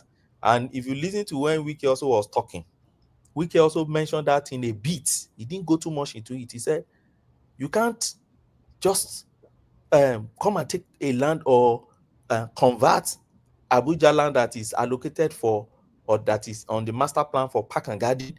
You can't turn it to a residential thing and anything because you think I can't challenge you because of my tribe. He said it. I heard that thing in passing. I said, people don't really note. That thing is deeper than that. That is the area Wike is looking at, because you undermine this man because he's not from that area, and you never emphasize that such a person can come from that place and also come and become the landlord of Abuja. And that is the issue. So I don't know, it's a deeper issue for Nigeria, or I don't know when we outgrown this problem we've been having in our space. I don't know when, anyway. Because and that's why I agree with Elimati that imagine somebody like Alex Oti, or imagine somebody like even the Zoludo that is even for the Anambrans now is the most for many of them now is the most unwanted in their space. Imagine Soludo going to a space to go and confront some military officers, and then they insulted him and asked him to leave the land. And how will you react as an average Anambran, or Alex Oti going to inspect a place and said military are not supposed to be in this place, and then the military insisted to be there and they undermine his authority, and such a counter happened? How will you feel? Who will you support? So we need to sometimes remove the personalities and look at things that happen objectively and make our assessment. Thank you. Yeah, let me finish my submission. I kind of feel the onus is on the retired Navy, admiral. Why did I say that? Because he has no authority, to give order to a soldier already, and he's a civilian. So that's where I'm coming from. I feel like he's misusing the military personnel to he inflames the soldiers. In my own opinion, that's an abuse of rank. And I said it. There's a place that Wike was wrong. Wike, he lacked moral intelligence. That's a fact. We can never argue that, whether you like him or not. That's the kind of person he is, and he can be very unhinged. The way he handled it, that's where I have an issue. You see what happened in Lagos in 2022. The way Sanwo-Olu handled that situation, I think everybody has seen the video. That would have been the proper way. Wike should have handled it. So that's the only area I fought Wike. But does Wike have the legal right to do whatever he do? As the de facto governor of Abuja, yes, he do have a right. So that's my summary opinion in that regard. But let me say something. You see, sometimes we like cherry picking and isolating issues. Yes, we can mention Sanwo-Olu in Lagos and everything. But when Wike came out to face guns, to face DSS, when they wanted to arrest Justice Dimga in Port Harcourt, were all Nigerians not praising him? Did you see anybody condemn him during Buhari time? He left his house late at night, in the dead of the night. He left his house and came to rescue that judge that Buhari DSS busted his house and they wanted to arrest. Wike, you remember, we all remember that incident. We are students of history. We all remember that. He went there and he was telling the DSS, if you want to shoot me.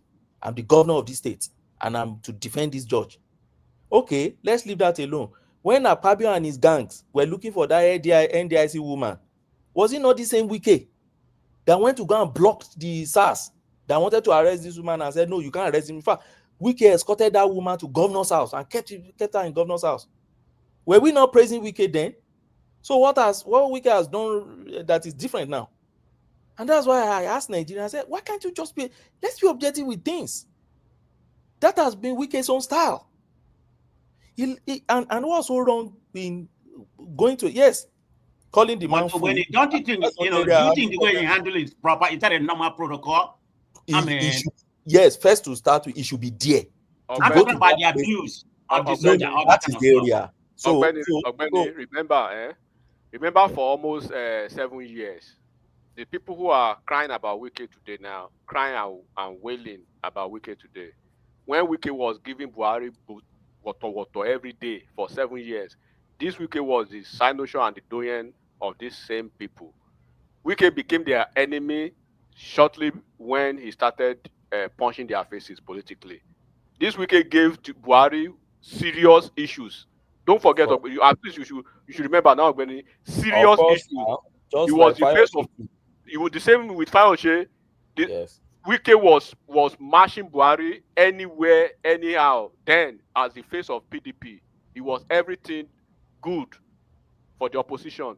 But the moment he started punching them politically, it is when they remember he shouldn't be here. A governor shouldn't be where under his jurisdiction. Does the military have any jurisdiction in a democratic process? Do they? Are you not in a sane country as you claim? So we have to always, like you said, be able to reasonably, resort to demarcating our, primordial emotions from all this conversation. And that is the only way, actually, that our society can move forward. That is the only way. If you observe in the advanced country, you see them, their child will commit a crime. They will be the one to turn off their child. They will hold him in hands and say, "Tell me the truth." He will tell them the truth, and they will submit. They will be the first to call police. And while the boy is going, they will be crying. If you ask yourself why they do that, there's a reason why they do it, because they know. If something happens today now between Wike and Tinubu, and Wike start to abuse Tinubu every day, you go see they will change their tongue again. Of course. Do you know where I see it? And I don't know. I think, is it Elitmatic that tried to tell us? And I love that. In fact, I have to replay this thing by the time to particular my wife. By the time because she's obedient anyway. So by the time she's obedient. Now to lock herself inside room, they talk this kind of talk. she for come out, they tell you that no. I've learned how to manage the obedience now. So I understand from your experience now. I've learned how to manage them. That's why I know how to manage them very well now. Ogbeni, they need koboko. When you are dealing with a toddler, right? You play with a toddler to a certain point, and all you need to do with that toddler is just bring out koboko or that toddler. No more pampering. Now, this one is even leading me to a question now, because I see that this America coming to Nigeria thing is beginning to die gradually. I no go die. If you know what Trump is going through now, Trump don't get that for his basket right now. There was something I was reading online that someone was warning this guy, Mike Arnold. I was in one of his, he was invited to one of the X-Space, and people were just discussing. So before that time, someone was warning him that he mentioned something that he should be very careful, because he said the government of the US is aware that IPOP are violent separatists. So that the guy should be very careful what to present to the government so that he doesn't lose his credibility. I say, wow, it's even good that they know, because it's like that space they're trying to hijack that space, and the US government is those people pushing, they are now being cautious to make sure that they limit their intervention to the area.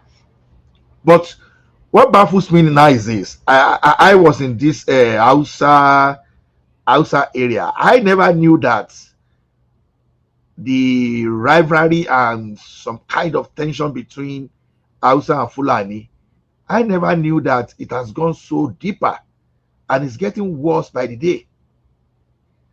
I listened to one of their broadcasts that said in the next election, Hausa should vote for Hausa and they should never vote for Fulani. I said, wow. Now, they now separated something now. They now have pure Hausa. And can you imagine? Pure Hausa, that Hausa that got married to Hausa, and Hausa to, so those are pure Hausa. Baba, So, sorry, let me add something right there, please. Okay. It don't fall for all those stuff. The truth is, the Hausa Fulani, they are so means that you can't even separate them. I just you cannot put me anywhere.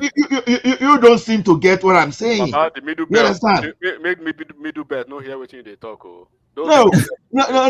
I think AY, you are not aware. I listened to this thing over weekend. Ola, can you hear me? No, I can hear you, but let me land. Please let me land. Don't delay my I just want thoughts. to bring a breaking news to you. It's very funny. What happened? You know that during Ayo Fayoshe birthday party, Obasanjo went there and started abusing both the wife and the husband. I mean Fayoshe and the rest. We know that enemy. We can't. No. Just now, Fayoshe replied Obasanjo in a written letter, calling him at his age is an irresponsible man. All sort of name he called him. Okay. So okay. It's very funny. Obasanjo insulted Fayoshe at his birthday. No. Yes, we come there. It was one of those. It is one of those things that are lined up. I beg, no verse. We come there. Obasanjo can never agree now. No. It is one of those things I lined up. I beg. Let me just. You say we should not fall. Okay. I listened to this. You understand? It was a serious matter. I was thinking that I was falling too. They listed every position that this guy, they came to us. That, okay, they say, we are Islam before they came. He said, our relationship with traditionalists, you understand, was cordial. No problem. That these people came to them in the name of religion and they took over the key position. They started mentioning that you see these people in key position where say now they are telling them that, okay, that Yoruba, that the Muslim, and all those people from the south, they are not their brothers. But you see people from Mali, Chad, the J Republic, that they are brothers. So whatever you want to do, that the Fulani people are saying they should align more with people from Niger, people from Mali, and people from Chad, than any other part of the country. So now it got to a stage now where they now said, okay, that's okay. Now that when it comes to the period of election, they were manipulating them that once you don't vote for Fulani, that you are being disobedient to Islam. I was saying, I spent several hours listening to this guy. You understand? That is disobedient to Islam. So those outside guys are now saying, okay, but when it comes to leadership position now, the Fulani will hang it. They will hold on to it. If you don't vote for them, they will be blackmailing you with religion. So they're not saying what they are doing now is this. The next election or any other election that vote for Hausa, whether the Hausa is traditionalist, whether it's a Christian, whether it's Muslim. He said, I can't remember, I said, copy Yoruba first, your ethnicity first, before your religion. That you should never allow anybody to use religion to manipulate you. So that's why I'm throwing it. If anybody is aware, it's a serious issue. I'm serious. Let me say this. So hold on, about just a second. Even in Kano State, I don't know if we're on that space. They even brought out the list of governors in the entire north that no Hausa and the rep.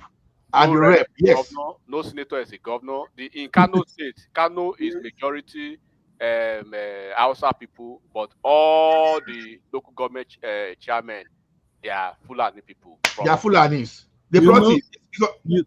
You know, Fulani poor. They are power drunk. Actually, it's not only in Nigeria; it's all over Africa. Any country you go, if you go to any country, even the former president of Senegal was Fulani. The current president of Gambia is Fulani. Actually, his mainstream is Fulani. If you go to Guinea, Fulani know how to grab power. What I'm saying in Nigeria, right, it's too late for Hausa because right now even the Hausas, they don't even know who is a real Hausa, who is a real Fulani. That's where it becomes very difficult. They are so mixed. I know those things will always come up at some point, but I think the Hausa miss it already. And Fulani, they also have money. Not this one in the bush, like the Fulani in the north. They control a lot of wealth too. So it's not only I don't know, they are very strategic, but you will not see them I coming. think AY, what they have done over the years is to find a way to keep most of these Hausa not highly educated. Yep. And they have a firm grip on them. They use religion to subdue them. I'm sorry to say this. If we must say the truth, they use that religion to subdue them. And when they sell that religion to them, they just took it hook and sink. The same thing in the South. Only they're a little bit different. Because when you go to the South, so Christianity also you that way. You ask yourself, some of these leaders in the church and whatever, they are riding limousine Cadillac, and where their church member, they are nothing. So it's a way to use religion to subdue people, and once they subdue them, they now use divide and rule. Generally in the history of religion is the biggest tool to control people. Generally, exactly. Is the easiest way. Either Muslim, Christian, in fact, other religion is the easiest way to control people. It's very, very easy. So Fulani, when you look at all those countries that they took religion at the backbone, look at, for example, I will name some countries, and I will look at Japan, look at China, look at Singapore, look at all these countries. They kick out religion. They kick it out. They kick it out. Even in Europe, they kick it out. Nobody who is going to church. Who cares about mosques? Once you kick it out, your country will have that peace. Yeah, I agree. So it's kind of very tricky, right? So what I usually say, I say if I have opportunity, you will remove religion from the public domain. Like Fashola was trying to do that, but there was a lot of talky. But you have to, what I mean by that is, if you are a Muslim, go to mosque, stay in your mosque, if you want to pray. When you come out to the public, there is no religion in workplace, there is no religion, nobody cares. If you are a Christian, go to your church. That is where we got it from. So to the extent that it was religion so deceitful, especially if you don't know what you are doing. If you are when you go to the airport in Nigeria, you see church and mosques inside the airport. For God's sake, what are you people doing? In abroad, what they now did, they have multi-purpose prayer spaces where any religion can go there. I pray. I mean, that one is okay, but the way you now you have that, even in our universities, you in the South especially, you see during the time of lecture, somebody will come, you want to preach, you are disturbing the student in school. I know a lot of students that fail because some of the people that were propagating religion, your level of intelligence might be even way better. You push people along that line, like instead of the person to go to class, you tell them, don't worry, God will do it for you. We keep deceiving ourselves. As a little boy, when I used to go from Lagos to school, right? When we are traveling, you see all this, what they want to pray. I cover this car with blood of Jesus. I usually tell my friend, I say, Alex, listen, I said, we don't need this prayer. I'm so convinced. Because instead of us to mobilize, go to ministry, say, listen, our road is bad. You have to construct this road. Then we are praying. The accident will still come. People will see that. So, like you live in America, you live in Canada, you live in UK. How many times you want pray? If you want, I say you just thank God. How many times you want pray because you want drive 5 hours road? You just, so it's just kind of like foolishness. I'm not saying there is no God, but worship your God in your you see why? Let me give you a live scenario of what I did. When I was, Benny, what did you say? I say I still pray, even if it's an hour journey. As then that happen every day here too. Yeah, but you pray in your room. You see one thing. You see one thing I did during my wedding.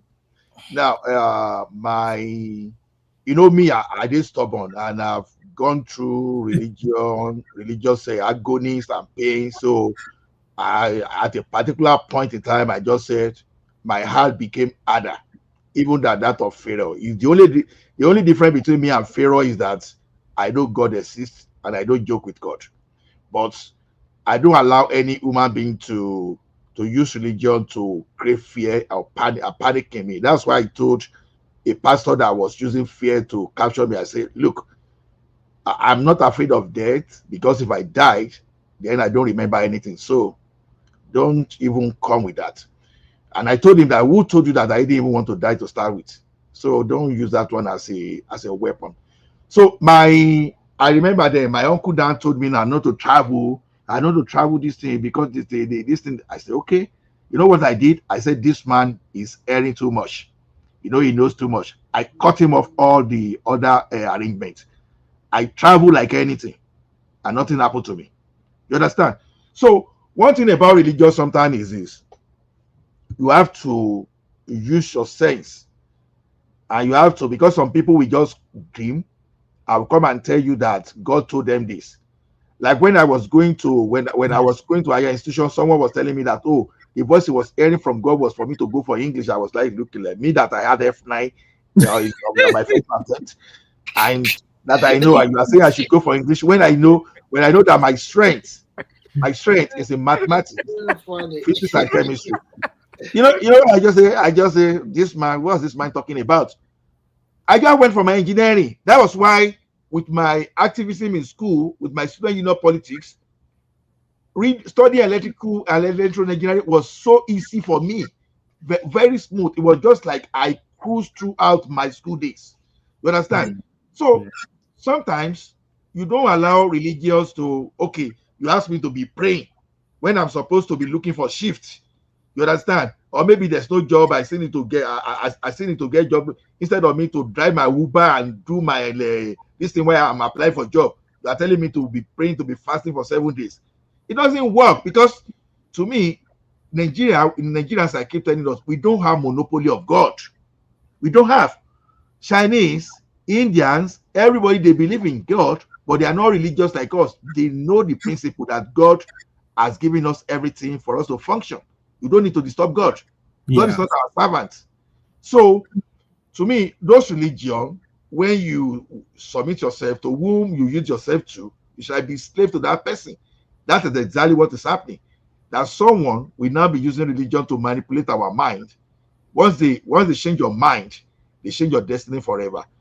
If it were by the vision of what they saw about me, honestly, probably I'll be MC Oluomo you understand, fighting in garage and all those stuff. Maybe probably MC Oluomo will even better than you see the one we're going to tell you, say they want to do election. Oh, now this person go win. Oh, now this person. There is one that was saying, now who go win? He said even when Tinubu win on the day of inauguration, they will come and carry it. I'm like, are you guys crazy? The military will take over, and then they will hand it over. He's just talking nonsense, and people are there listening. And they will believe him. Yeah. And the issue with Nigeria is that, unfortunately, that literacy level is still affecting that country. A lot of people are gullible, and in fact, some people that are even educated or highly educated, they are not exposed, and they cannot even think deeply by themselves. So you see the society why everybody believes that this religion will help you, and you don't want to walk.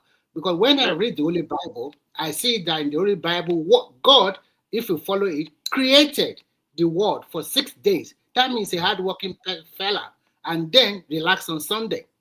So, and you don't want to work on Monday, Tuesday, Wednesday, Thursday. I ask myself, you will go to church on Monday, you will go to church on Wednesday, Thursday, Friday, Saturday, Sunday, you have night vigil, so many things. The same thing with Islam too. You will go to Tafad or whatever.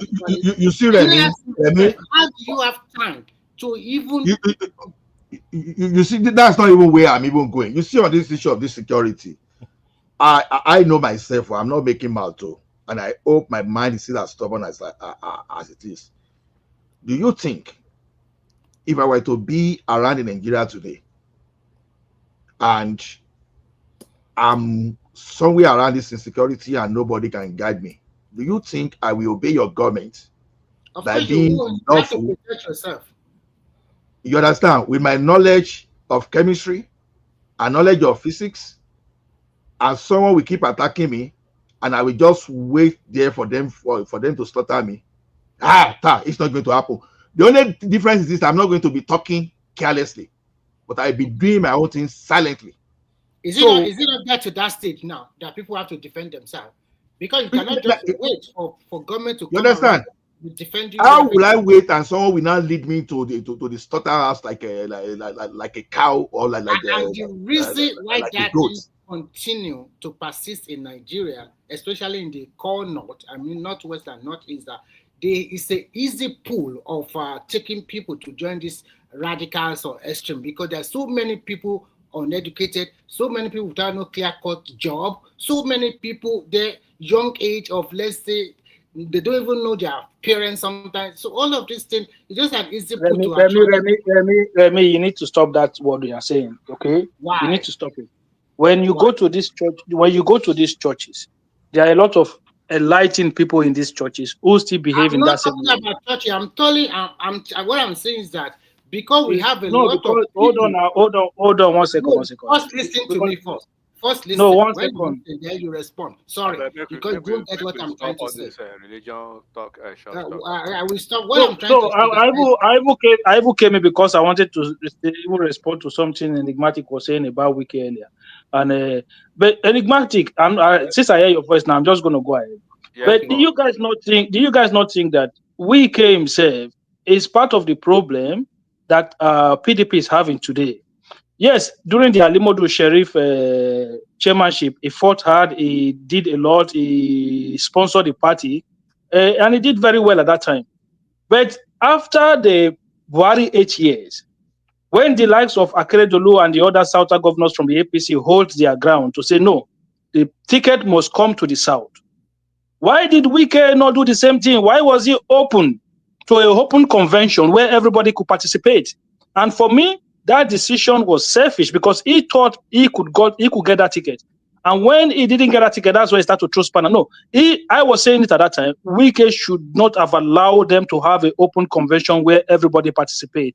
They should have stood their ground to say, the ticket must go to the South. And that was what, may he so rest in peace, the guy fought them then. He told them, no, it's not happening. It's not going to go to the North. And APC saw the right thing. They know that if they took that ticket to the North, that party was going to destroy. And this is what is happening to PDP today. The likes of Wike, they let their guard down, and that is one of the reasons why the party is where it is today. So he also has his own role to play, because it's not just about Atiku. He had a lot of leverage at that time. He should have put those leverages, but he didn't. Progressive. One thing you understand about politics is like there's always a kind of pre-agreement. I rub your back, you rub mine. I remember vividly that Atiku was their presidential candidate in 2019, and it was Wike that had been helping that party to very well financially and everything. He suppressed his own ambition or whatever he has that time to support Atiku. Why don't everybody know that after 8 years of Buhari, according to gentleman agreement in PDP, that power. There's nothing like gentleman agreement. Wike cowardly. He behaved cowardly in that time because Buhari already done. Buhari already done 8 years. There's nothing like a gentleman agreement anymore. It's automatically Southern ticket. That's all. You stood your ground and you tell them straight away. Look, this convention, if you guys want to hold it, it has to be a Southern ticket. That's all. No. Progressive. Listen carefully. What I want to say now. In 2015, when Buhari... I understand your explanation. Okay? So, I understand your explanation. What I want to say. You don't understand. There's no gentleman agreement. What I'm trying to tell you is very simple. That convention in 2014 or 15 in Lagos, Buhari contested. Some Southern candidates also contested, like Okorosha and the rest. They also contested for that primaries. But everybody knows that party is sitting towards the north, and Buhari was the leading candidate that time. So this particular one, throwing it open does not mean that, okay, we are going to give it to the north. It was betrayed. That is the truth. And in politics, because it's not, look. Let me explain to you. If he has stood his ground and say, I will not support a northern candidate I emerge in this primary, Wike came out and said, anybody that emerge, I'm going to support them. That's what he said. He openly said it. Anybody that emerge, I'm going to support them. He should not have uttered statements like that. He should have come out and let them know his position straight away and say, look, if you guys do this party is going to go down, and I'm not going to support another candidate coming out on after we have 8 years of another president. It's not easy like that, my friend. Politics is not easy like that. So the likes of Akeredolu and the others that were saying it, why were they saying it? What I'm trying to say is after the primary, what next? Are you not going to lead them? I think the difference. You lead these people, and then the difference, the difference is that don't forget that Wike, APC, PDP, and Wike, they would have been making their decision from a point of witness, unlike the APC that they were the incumbent party then. So whatever happened in APC then, there was a reason, and there could have been a reason why a region, particularly the Southwest, would say being led then by the Southwest Governors Forum leader Akeredolu, to say it's either we are not going to support a northern candidate succeeding Buhari, right? And then it goes to the Southwest and stuff like that. By virtue of what they've contributed to Buhari's emergence, one, by virtue of the fact that they are the incumbent party, number two,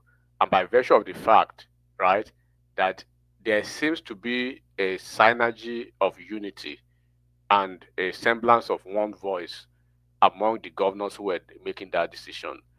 Then in Wike's own, one, I'm not going to give a Wike a blank check of no blame. Yes, I agree with you on that. That Wike could have been more forceful. He's forceful with whatever he wants. He knows how to go about it. He at least he went to Anambra State and took all the delegates' votes, right, from Peter Obi, and he got everything to himself.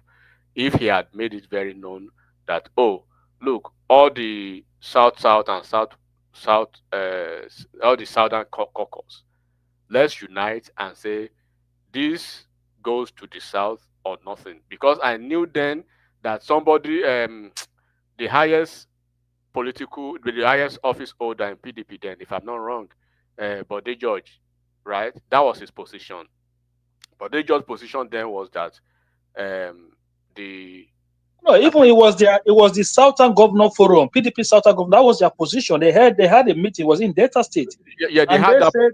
I know they had that position, but along the line, don't forget, along the line, there was a message that came out that they found out that one of them or two of them, right? Let's say, okay, one of them was walking behind the scene with a northern candidate, with a northern aspirant, which we found out it was Atiku, and which we found out it was Okowa. But where I blame Wike was where in such a political arrangement, right? He did not do what Tinubu did then to secure his political base and to secure his own little political feature in Aso Rock. Regardless of that, when they gave Tinubu an option of 3 VP candidates, he told them, give me one, because out of those 3, you could maybe add one and pick the one that you put, or choose the one that is best for you. I only take one, and I will only bring one which I know is best for me and is best for my own political base. Wike did not do that. Wike missed out on that.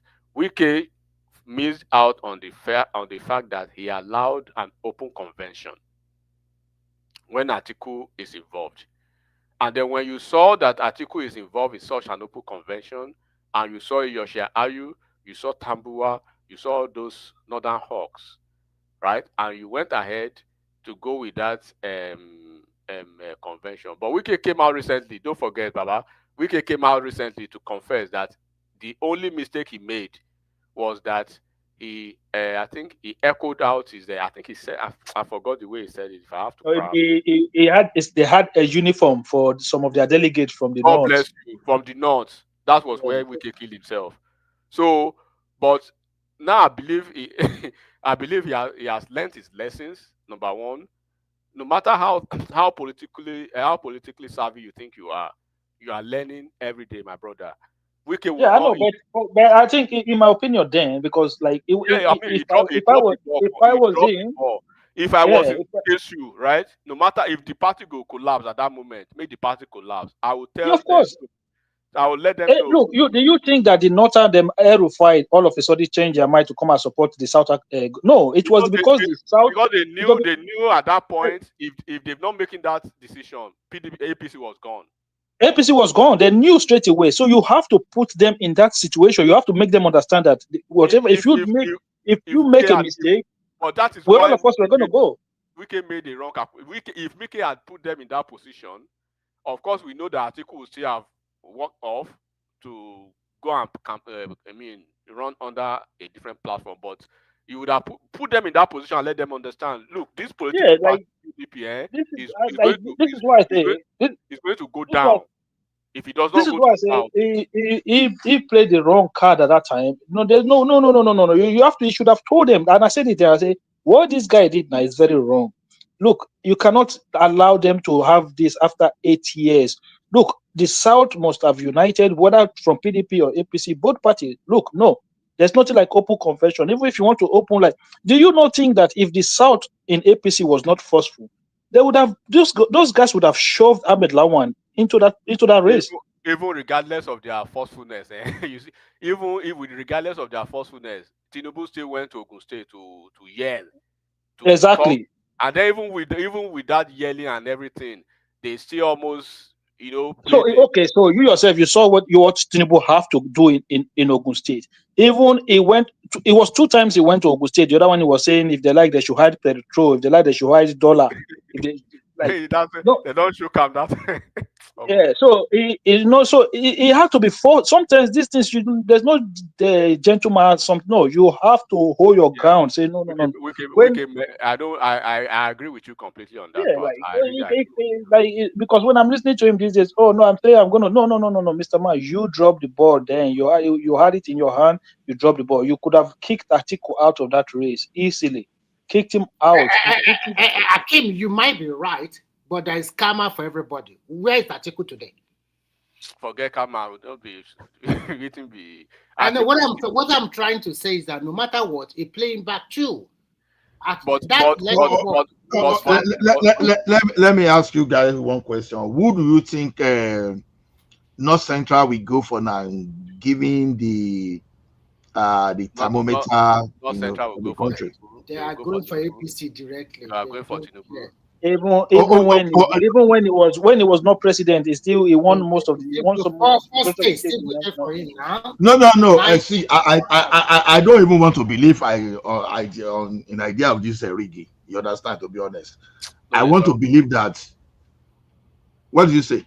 I say no matter what happened, all I do is say is rigged. People are talking rigging. That's a defeatist mentality. Exactly. Look at Anambra State election. So no. Remy, where I said it is that when people are saying whenever you are hearing rigging, this is 2025, right? Tell me one election. Has there been any election in Nigeria that the mistake people are making?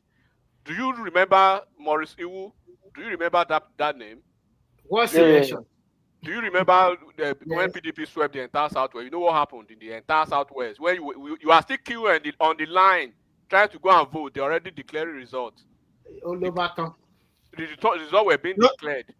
So what I'm even saying. Yeah, when you hear rigging, that is a defeatist narrative. Even Donald Trump does that when he knows that things are not going well with him. He was already yelling rigging until he sees that. But enigmatic. Take this one. The last election in Anambra State, the guy cleared the local government, and our opponent are saying it was rigged. It was rigged. No, what do you mean? You cannot even win one local government. The guy cleared. The guy did not have any the only opposition that way. Even I was surprised. I was surprised that APC performed. You know why I even said it is this. You understand? Yeah. I don't know the candidate that PDP want to present. I assume that if PDP should go ahead and present their article again, You understand? Ola, they're not going to. They don't even if they're not good. They don't like PDP that you are looking right now. They're not going to. They're not going to present. They're not going to present any candidate. If they present any candidate, like look, you have to look. You have to feel sorry for somebody like Adeleke right now because it's looking really, really shaky for him. Which chairman? Which PDP chairman is going to sign his form? Adeleke is moving. Adeleke is moving. Adeleke I think he's gone. No, are you saying Adeleke is contesting presidency in 2027? No. I mean, it's re-election. His governorship re-election. It's almost in jeopardy now because of. He can go to another party now. Before no, you cannot go. You cannot just go to any.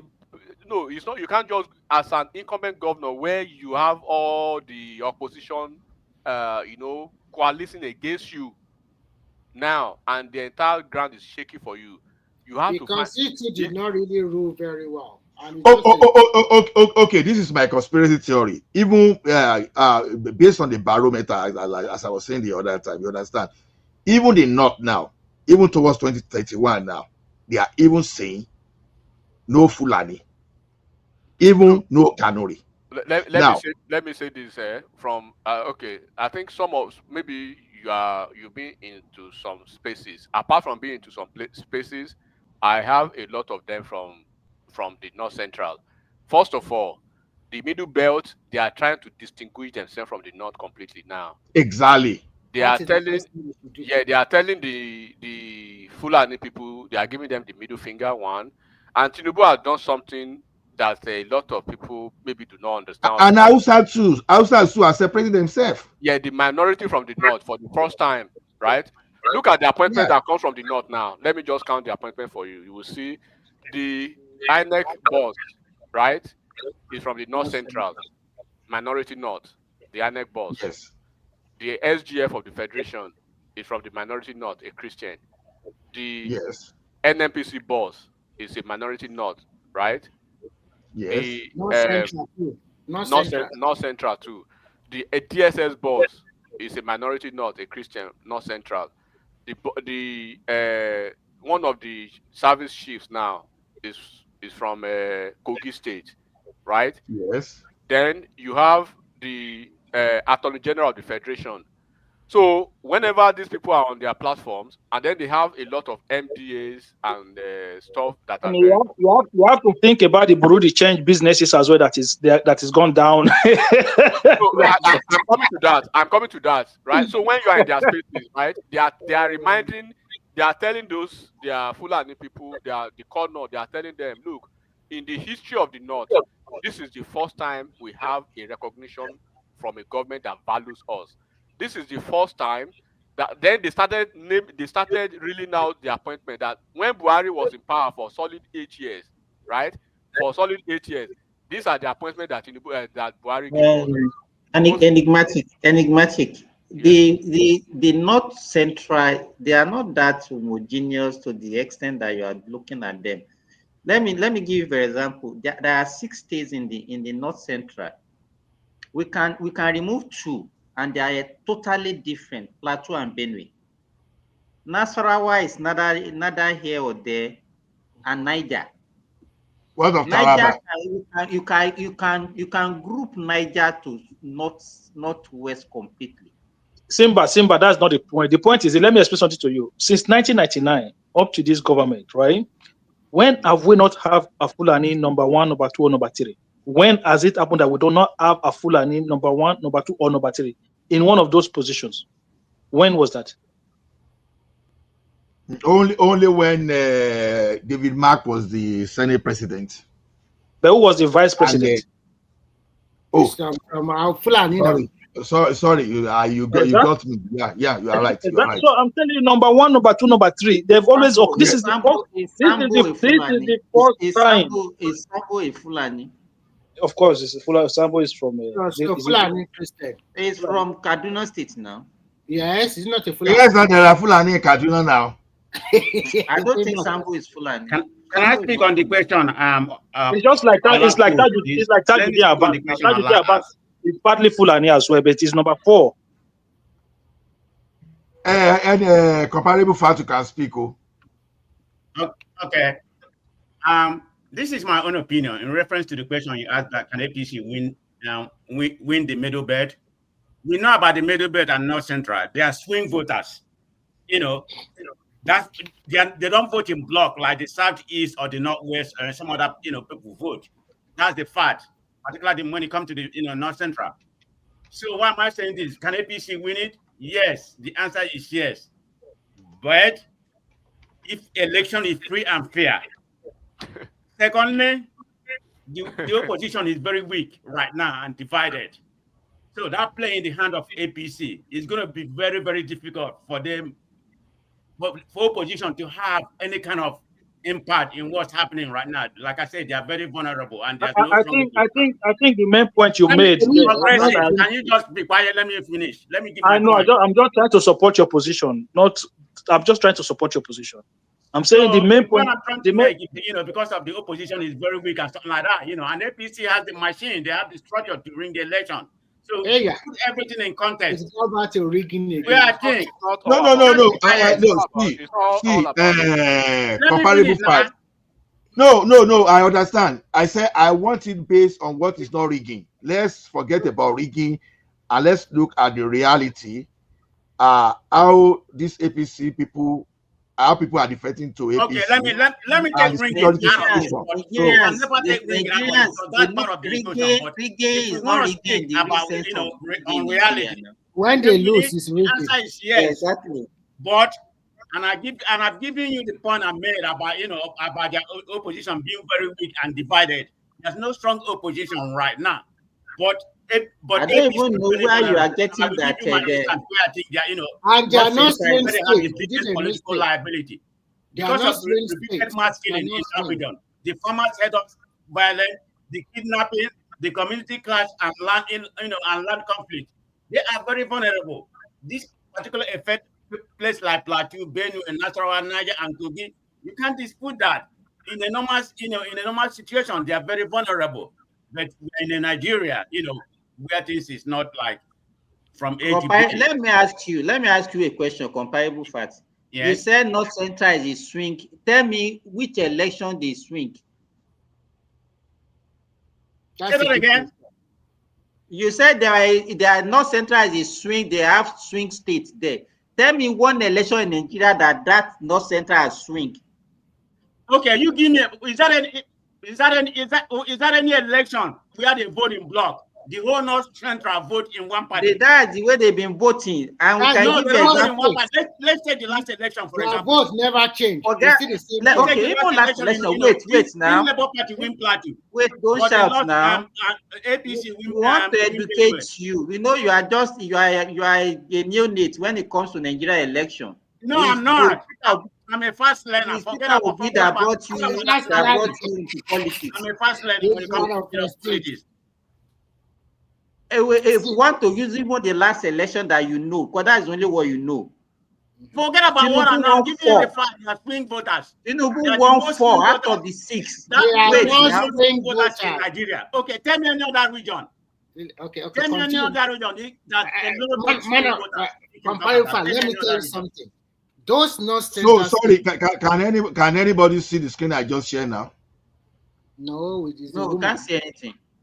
Okay, let me stop. Okay, I will share it again. Okay, go ahead. If you look at the North Central state, they always vote in block. Exactly. The last election you are talking about, only 1 or 2 states voted for Labour Party. The other 4 states in the North Central, they voted for APC. Nasarawa, Kogi, Kwara, and Niger. And they always voted for the ruling party when PDP was there. So if they're not swinging any election to anybody, so don't expect it. It's not this last election because of. So can anybody see this screen? Can you see what I share on the screen? Yeah, go ahead. We've seen it. Bandits have brought 25 school girls, 5 vice principal, and people here are saying that Trump shouldn't come to Nigeria. Imagine I that. beg, this thing not be today now. What's wrong with you? Make it they come now. Why He you do knows. like a small At least boy? he knows where he's going to. He knows where we are. Where they are going to. You don't want Trump to come to Nigeria. We know where they You are. can go to Southeast first. Where they are finding We know where they are coming here with your religious sentiment. We know where they are killing Nigeria. When your country is on fire. We know where they are killing Nigeria. It should take it's not about who. It's not about they. It's about me. I'm speaking from my own point of view. Okay, so I'm speaking for my own self. So I mean, the conversation is not about they or we or whatever. It's about we know where. Don't speak for me. I can speak for myself. You don't need to shout, man of prestige. Please don't shout. You should take it to Kano to Southeast, where it will help us to kill IPOB. Ali, they are buying Christian is buying Christian there. Let's go to Kano there too now. So why is this conversation going to Southeast? This is the problem. Why not? Why not? Why not? Christian are buying Christian. Why not? This is the problem I have with some bigot here. Why not? Why not? That's why I don't like to talk to some individuals. So you want make it they go northeast, make it no come southeast. Now for you. Southeast no be region for Nigeria. I'm not even gonna mention any name because I don't have time for that. I'm so now you say make it come and I say make it go southeast. They cry. Why they cry? Southeast no be Nigeria. So, but anyway, do you understand my point of view? I'd rather not talk to some people, okay? I don't have time for, some morons. Yeah, I got your point, but you see that area of that Donald Trump. You can counter me what I said. That's all. I don't have any issue with that. Ola, I want Donald Trump to come to Nigeria, but I want him to come and kill IPOB in Nigeria for us, in the Southeast. No, see, one thing about Donald Trump is this. Let me tell you. My understanding till now is that Trump is not coming to Nigeria. Let's just have that. Whatever Trump is doing, I believe that it's more of economical. He's just calling attention to. What is economical? He's not coming to take your. He's not coming to take your.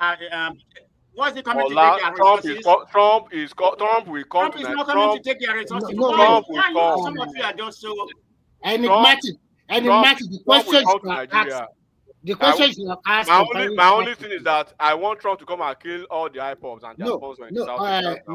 The question we should ask comparative parties. This is a question for you. Can you tell me exactly?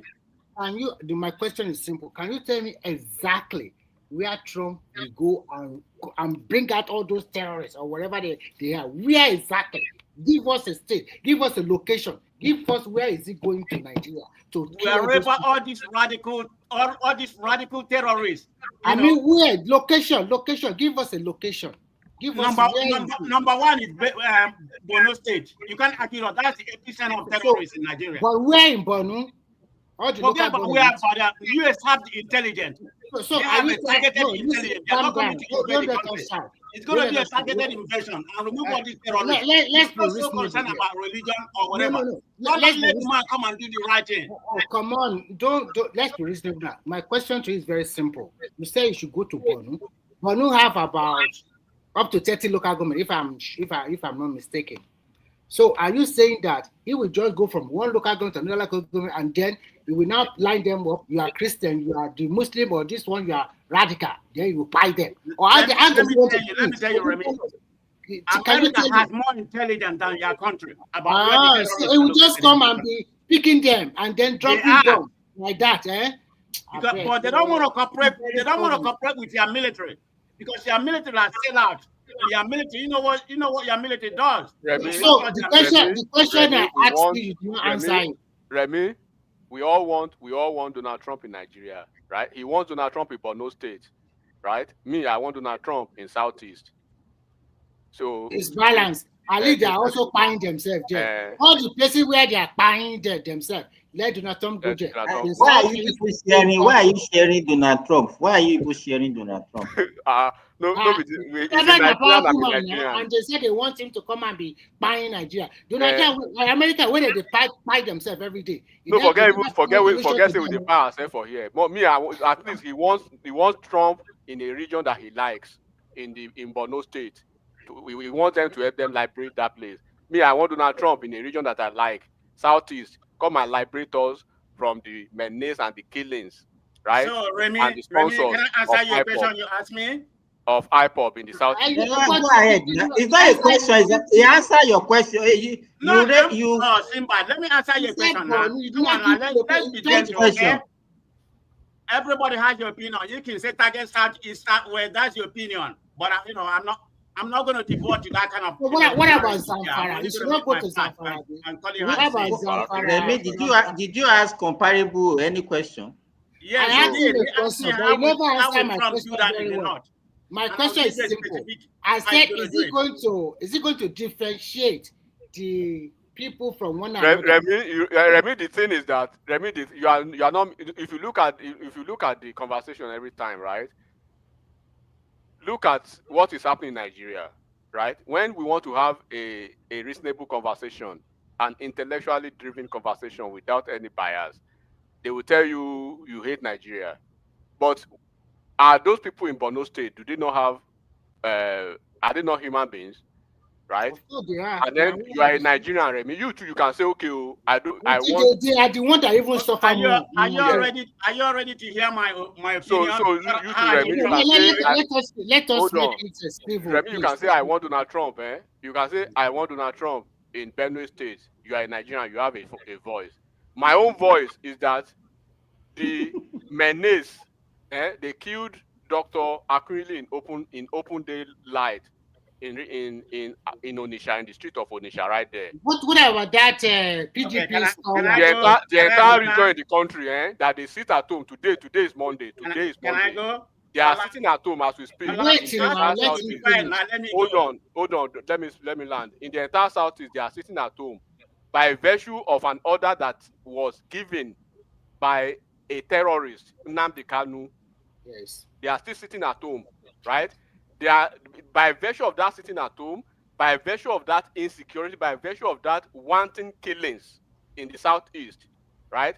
That is why you'll see all of them escaping to other regions of the country, constituting willful nuisances there in Lagos, in Southwest, in Kano, everywhere. They are escaping from Southeast. So Donald Trump, please, if you are hearing, right, come to Nigeria, to Southeast, and help us wipe out IPOB. The IPOB terrorists, wipe them off the face of the earth and their sponsors.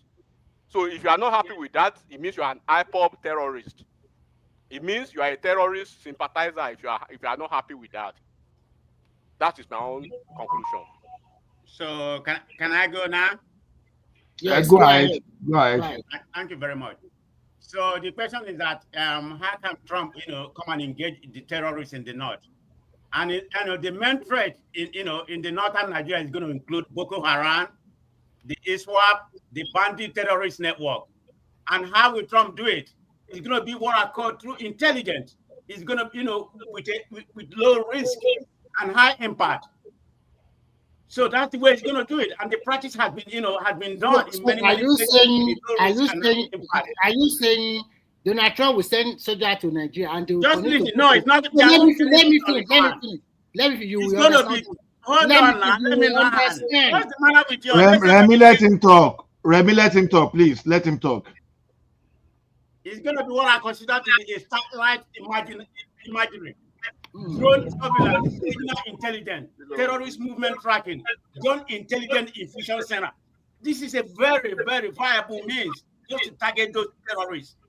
I don't know why people are complaining. Very brilliant. That's actually a very brilliant. Remy, that's actually a very brilliant. So what I want to ask him is this. Please, Remy, no, they ask you too. They ask. That's a very okay. What I want to say is this. And hold on, Remy. It is the same idea. I will copy and paste that his idea. The same replica of that idea.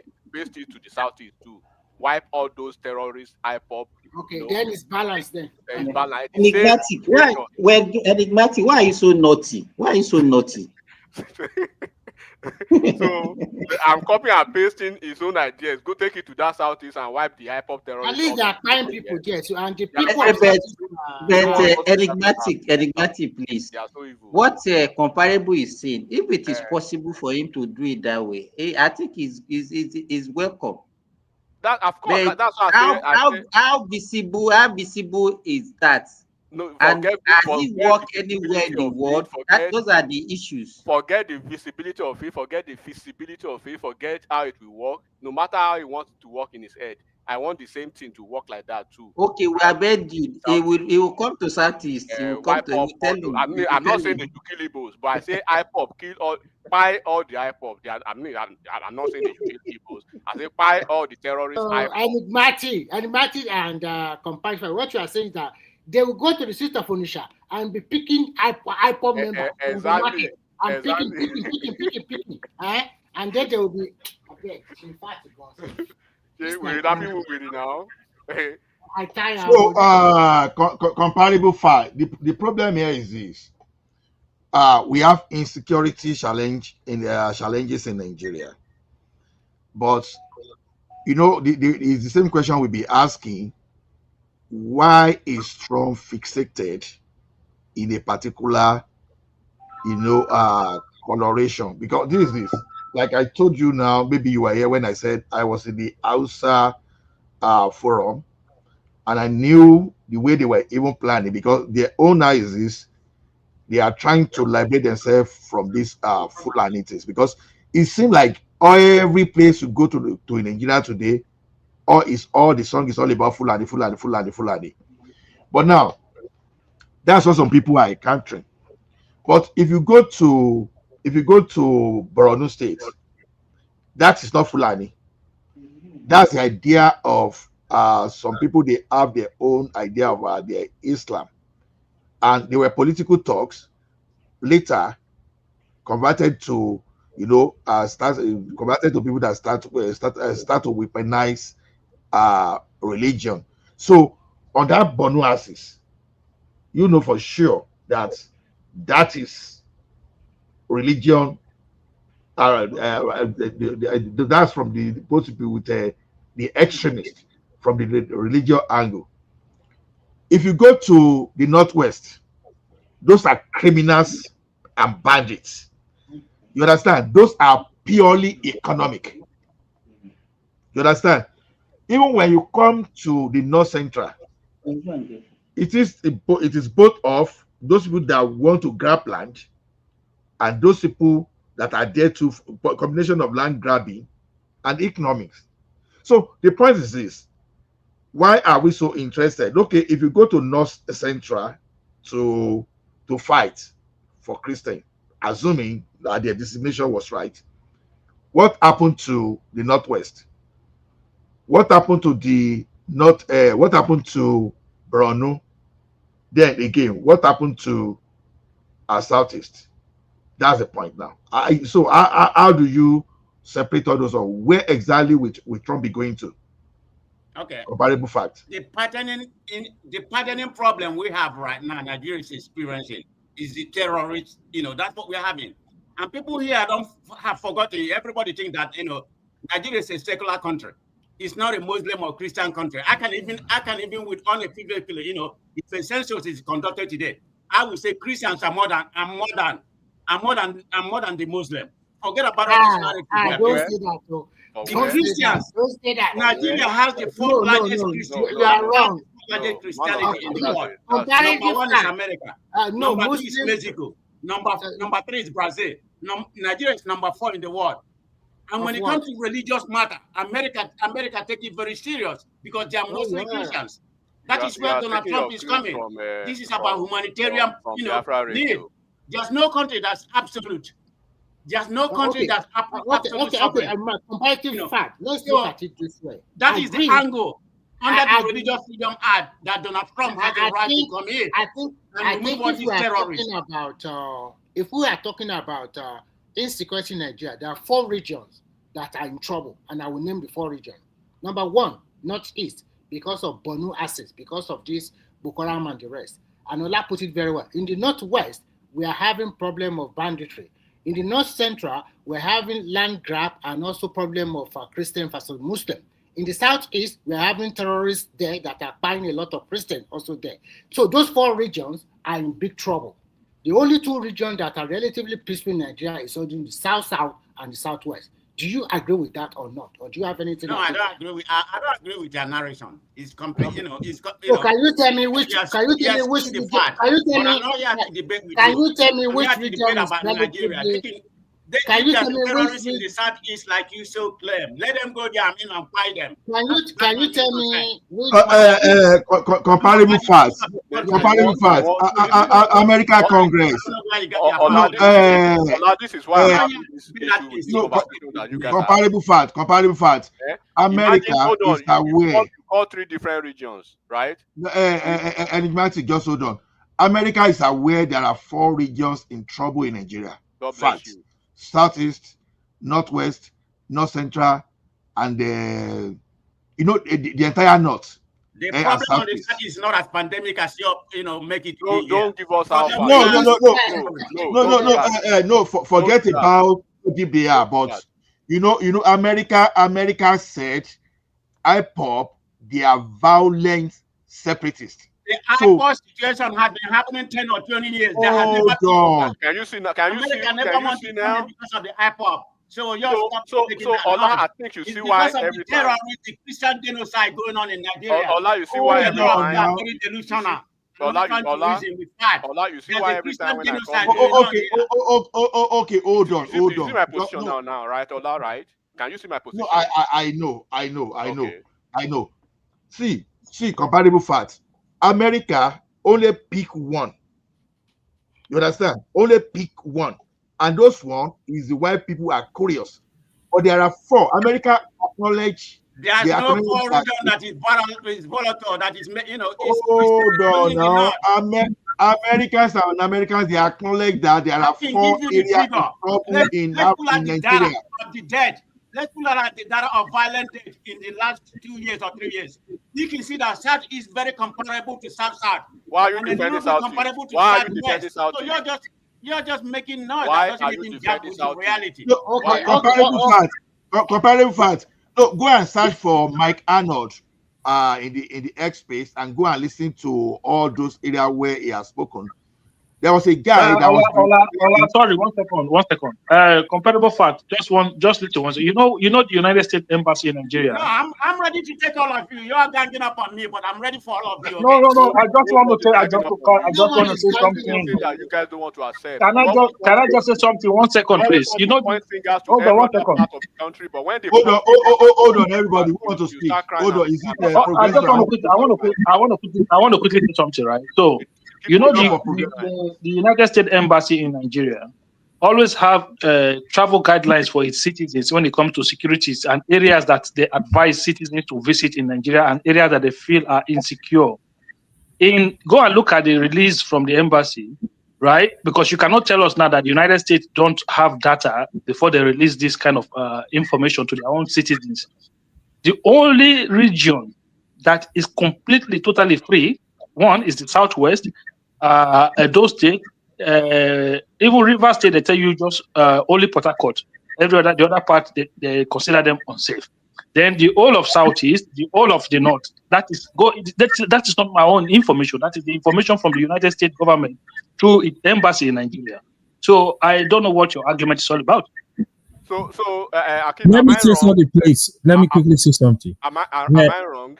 No. Let's allow you why because the other thing I want to say, comparable fact. Every time you come online, you say, "Oh, in Nigeria, Christian are more than Muslim." You know what? I agree. That's why in 2027, I really want a Christian ticket. Let's test that water. People are telling you stop. God bless you. God bless you. Christian ticket. You test the water. You saw that was part of the reason why Peter Obi could not survive.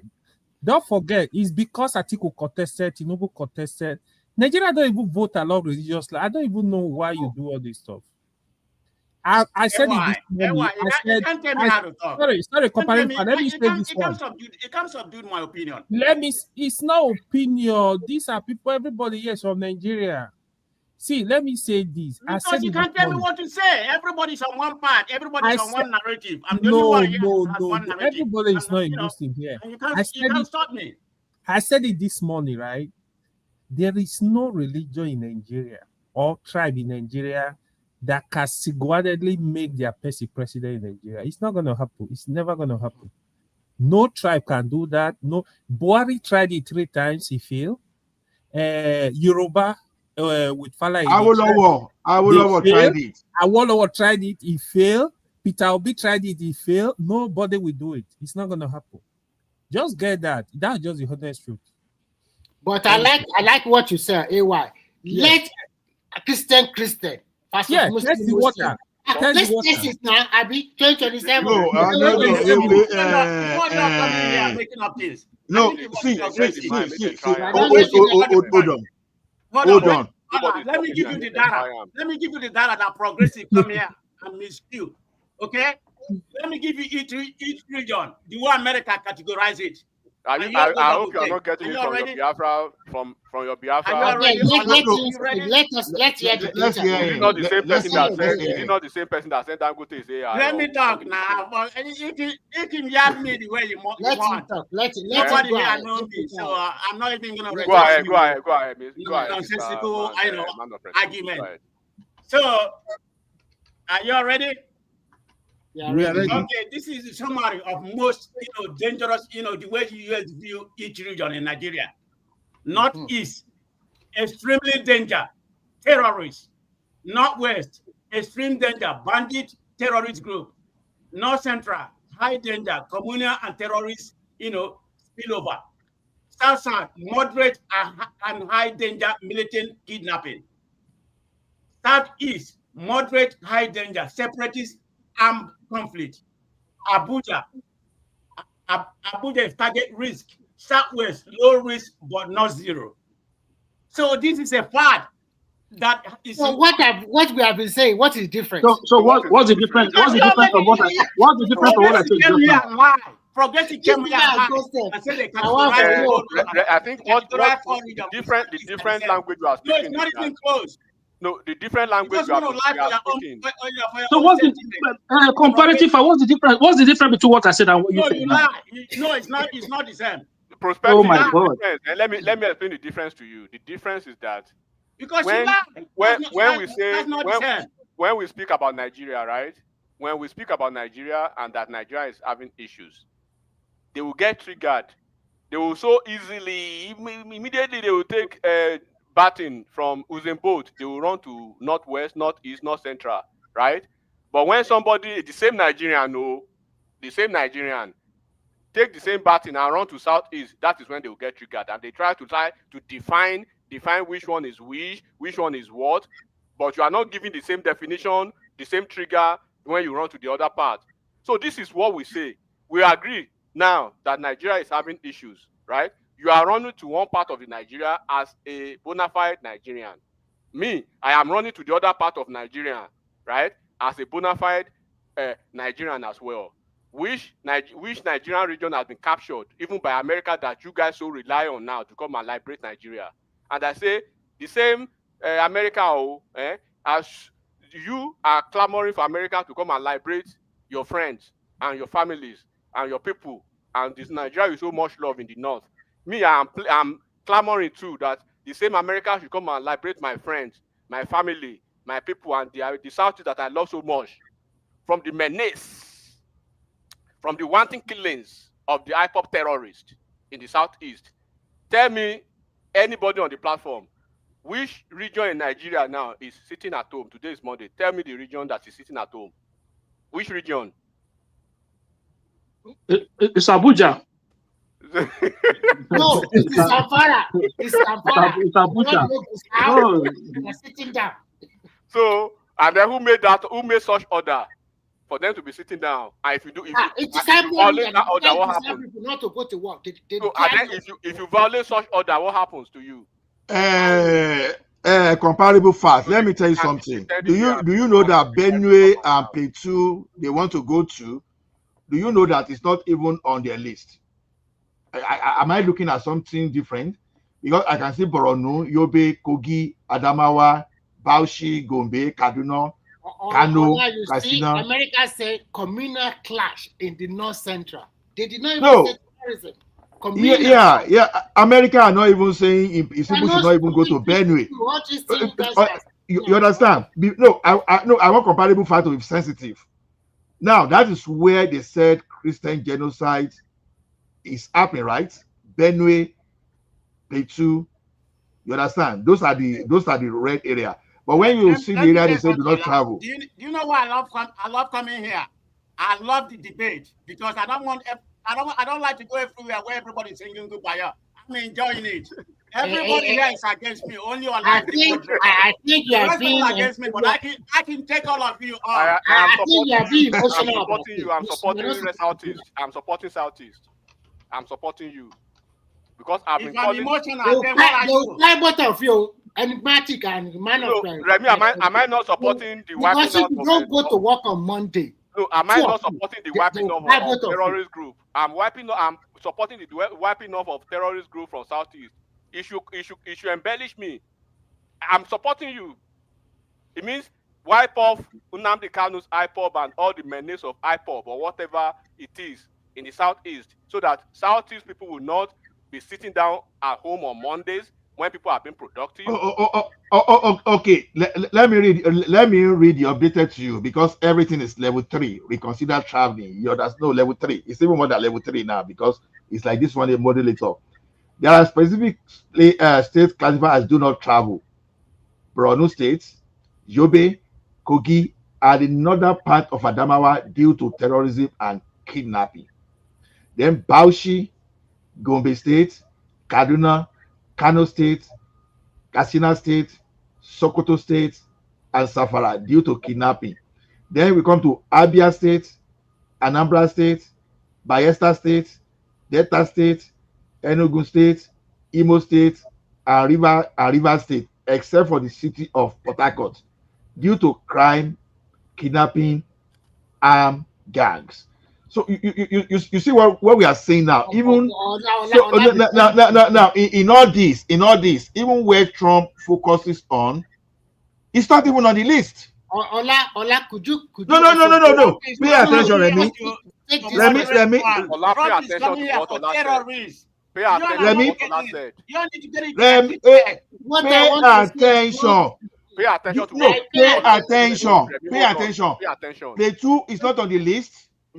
Benue is not on the list. And that is where there is supposed to be Christian genocide. Yes. What is happening? What does that I don't know. Have comparable fact. He has the fact and the answer is what I've said earlier, right? The entire thing is being propagated and being orchestrated by the IPOB people. You know already. That's why some of them will come over here and be pointing you to that place. But when you point the finger back to their own, they will start crying. Enigmatic and all. I want to say this. This America, they will tell you this state is not good, that state is kidnapping. What about America itself? Where are safe places to go in America? Are all the states safe? You guys that are living in America. Because we had gun violence, we have so many. Stop changing the narrative. We are talking about your country. Let's leave America. Why should they come and help us? If we cannot help because them? you need help. Your country has not been able to do nothing. They have been inept of doing, trying to resolve the problem. Just like he said, he has just told you now that the Southeast need help, that they need to come and wipe out the terrorists. That's what he's just telling you. Yes, I like that. Yeah. So the problem, y'all are missing the point. The problem that Donald Trump never said that he's coming to solve your violent problem. He said he's coming for genocide, for religious freedom purpose. That is the only reason. Comparable facts. Hold on. Comparable facts. Those people who are killing people, who are wiping out people in the Southeast, are they Fulani people or are they traditionalists? Are they not Christians? What is the majority of Southeast? What is the majority of Southeast? Christians. Are we not supposed to be clamoring for America to come and help us wipe out Nnamdi Kanu and the IPOB terrorists? Some terrorists are finding them. Southeast people, are they from Lesotho or from Burundi? Are they not Nigerians too? Are the people in Benue State that you are clamoring for, are they more Nigerian than the people from Southeast? Do you love them better than the Southeast? Why am I clamoring for Southeast and you are crying? But you are what enigmatic is not paying attention to is this. You understand? You want to come to Nigeria to wipe out terrorists, right? Where Christian genocide is happening, right? and that is Benue, according, put in a quote, because that's not what I'm saying. Are not even on the list. They are not even on the list. You understand? Those places are not on the list. You understand? But other places where are not supposed to be Christian genocide, they're on the list. So that's why I'm asking you. They want to drive the political narrative with that, and we are ready to drag it with them. That's why we are telling them that that is where terrorists originate. They originate from not that's why I tell you, you don't even know your need to be region. targeted. I tell you don't even know Southeast. Do you know Masop? Do you know what is Masop? Have you ever heard of Masop? Do you know Wazurike before he handed over to Nnamdi Kanu and transmitted it to IPOB? I told you you left Nigeria maybe at 2 years old or whatever. You don't know. You don't even know. You just came out 2 years ago when they started giving you those years about what to talk about on the platform. When we are talking to you, we are your teachers. Listen, you don't know your region that you are clamoring for. Do you know what is Masop? Do you know what Masop?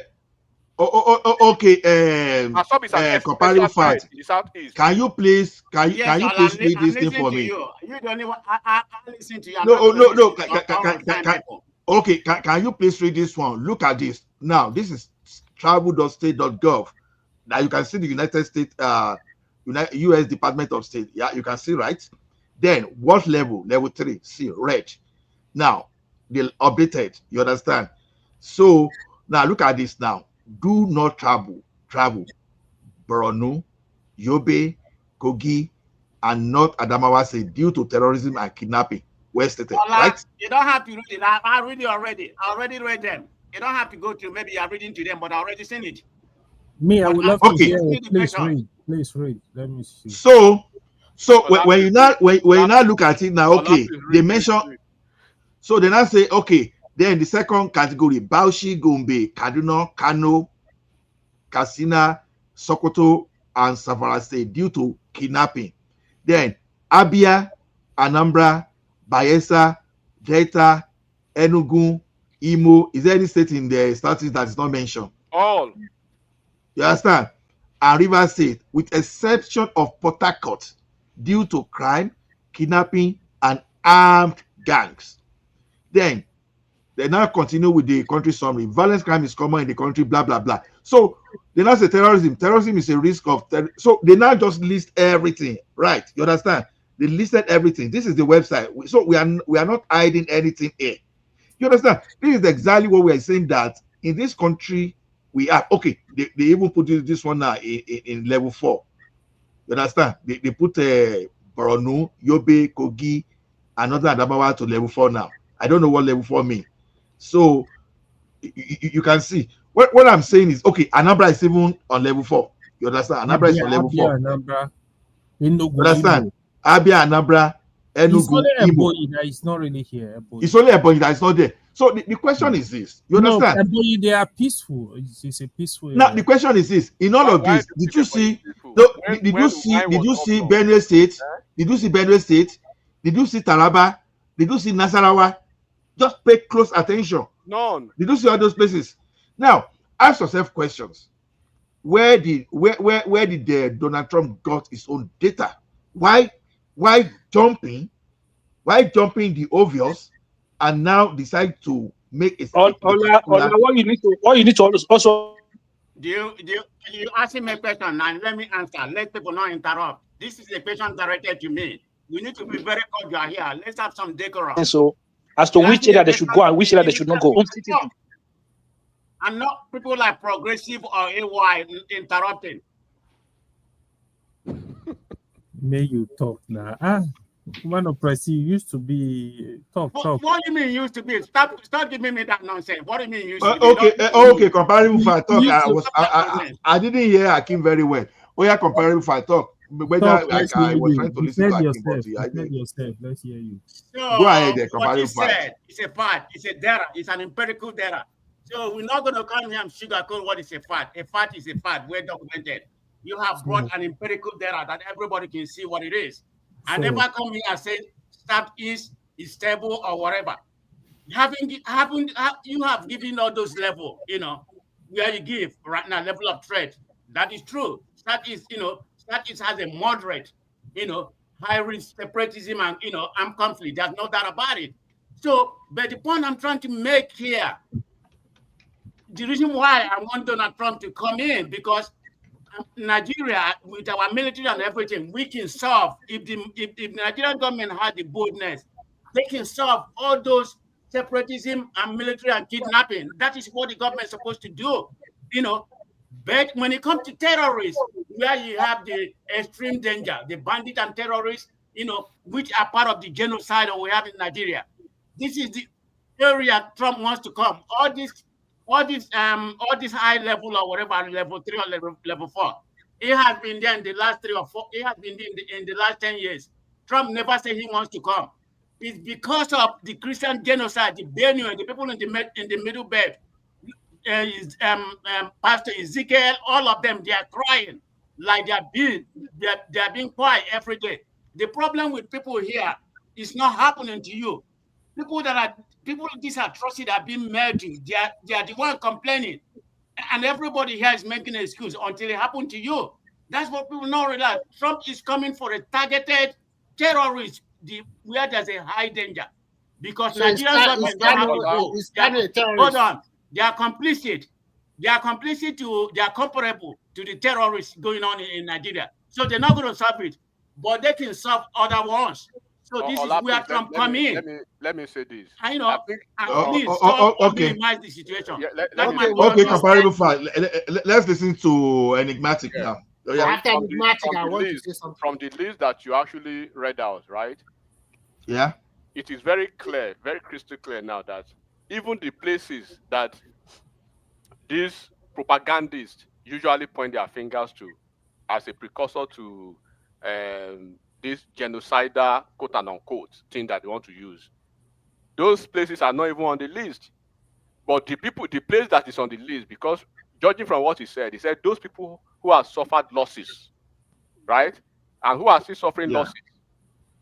You ask the question, how did America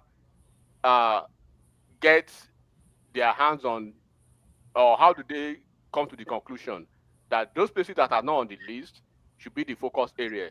Let me give you how they got because American veterans of Igbo descendants in America, right, working with that Arnold, you have their photos there. Everything I'm saying now, you can go and check it.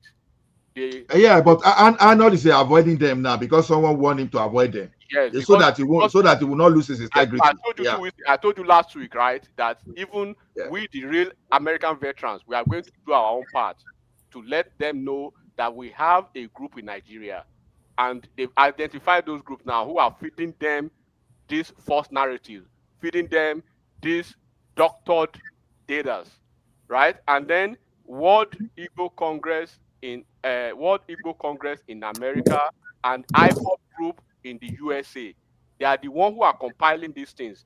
So do you think these individuals that are learning IPOP, do you think they will rather focus on their areas or focus on the areas that they want to point America to, why they are not reporting anything about their area? Even why, because from what he said people that have been affected.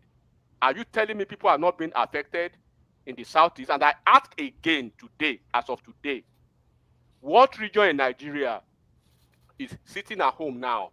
What is the reason for that sit at home? Who gave the order for that sit at home? If you violate the order of that sit at home, what happens to you?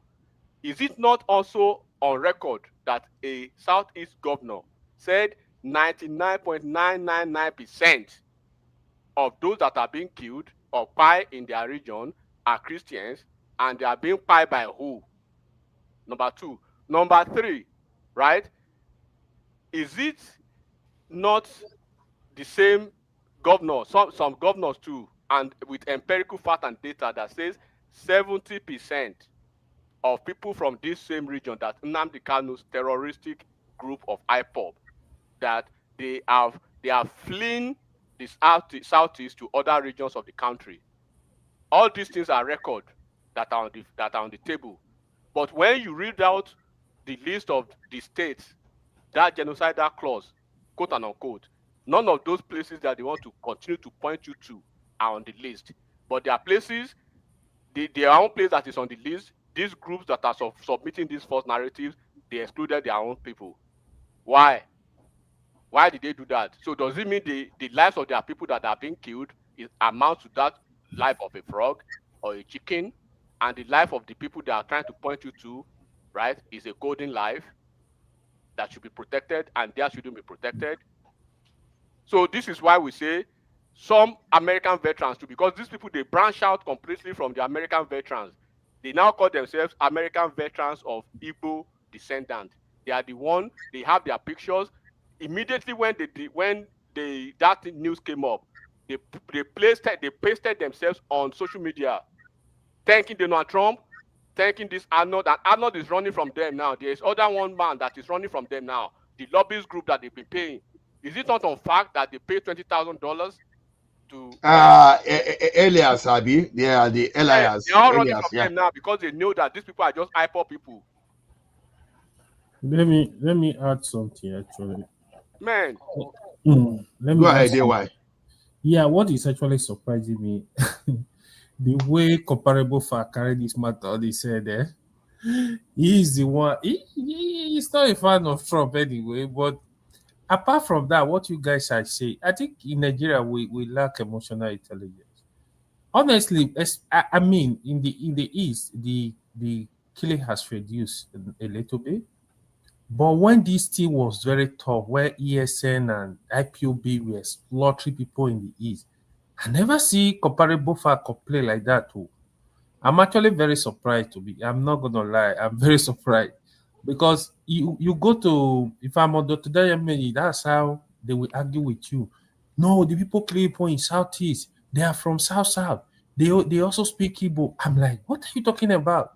You see people speaking Igbo with guns, you are still questioning where they are from. Some will say, oh, it's Fulani. We deceive ourselves. Again, for me in the north, I'm not even saying people are not dying. People are dying, but from every part. This is not, I will never believe that this is a religious thing. It's both Muslim and Christian that are dying massively in the north. I would really love the government to put security, but let's not reduce all this. Me, I don't even find it interesting reducing all this discussion. Everything is religion, tribe, kini. Yesterday, the man that was under the damages, I don't know if any of you listened to that man. Spurious allegations. You see, he was full of hate, talk a lot of nonsense. It's like Christian never ruled Nigeria. What a minute. Are you talking about hold on. Let me finish. Is it yesterday? I just want to get it right. Are you talking about yesterday? Hold on. I gave them the fact later. I said, listen, you are even looking at it from religion. I said, from 1999 here till today, Christian has actually ruled Nigeria more than the Muslim. Apart from that, from 1999 to date, we had 13 chief of defense. Only 3 are Muslim. Only 3. Then I asked them, I said, are you saying that this chief of defense will sit down in security meeting and said, like from what the man said, oh, the government are involved. Are you saying the chief of defense will sit down on a table, a Christian, you will sign, you say, go and kill my people? Or you are saying that Obasanjo sat on the table, or Kulo sat on the table and said, yeah, go and kill my people? I said, people just, they want to divide the country at all costs. Why are you making it look, even this Tinubu government they are accusing is Muslim ticket? Go and check the government. Did you hear Muslim complaining? Christians more than Muslim From the security, from the economic team, go and check it. To me, I don't want to dwell on this, but when they dwell on it, I'm like, Tinubu Muslim So let me have you know what AY just 1 did? second. AY just painted hold on. like Gumi. Hold on. That's their narrative. Hold on. Tinubu Muslim ticket is purely politics. Nobody can prove otherwise. It's purely politics. If you know politics in Nigeria, you will know it's purely. This is not the first time, but they just look for any way. Even like I said it on the other time during the Biafra War, when the president was Muslim, the president was Christian, the vice president was Christian. They still accuse people of religious fight. So I'm tired of the discussion sometimes. Okay, in addition to what you just said, let me add my own. The way I see it is this. I look at it from different regions. When you go to the Northeast, more than 80% of the people living in the Northeast are Muslims.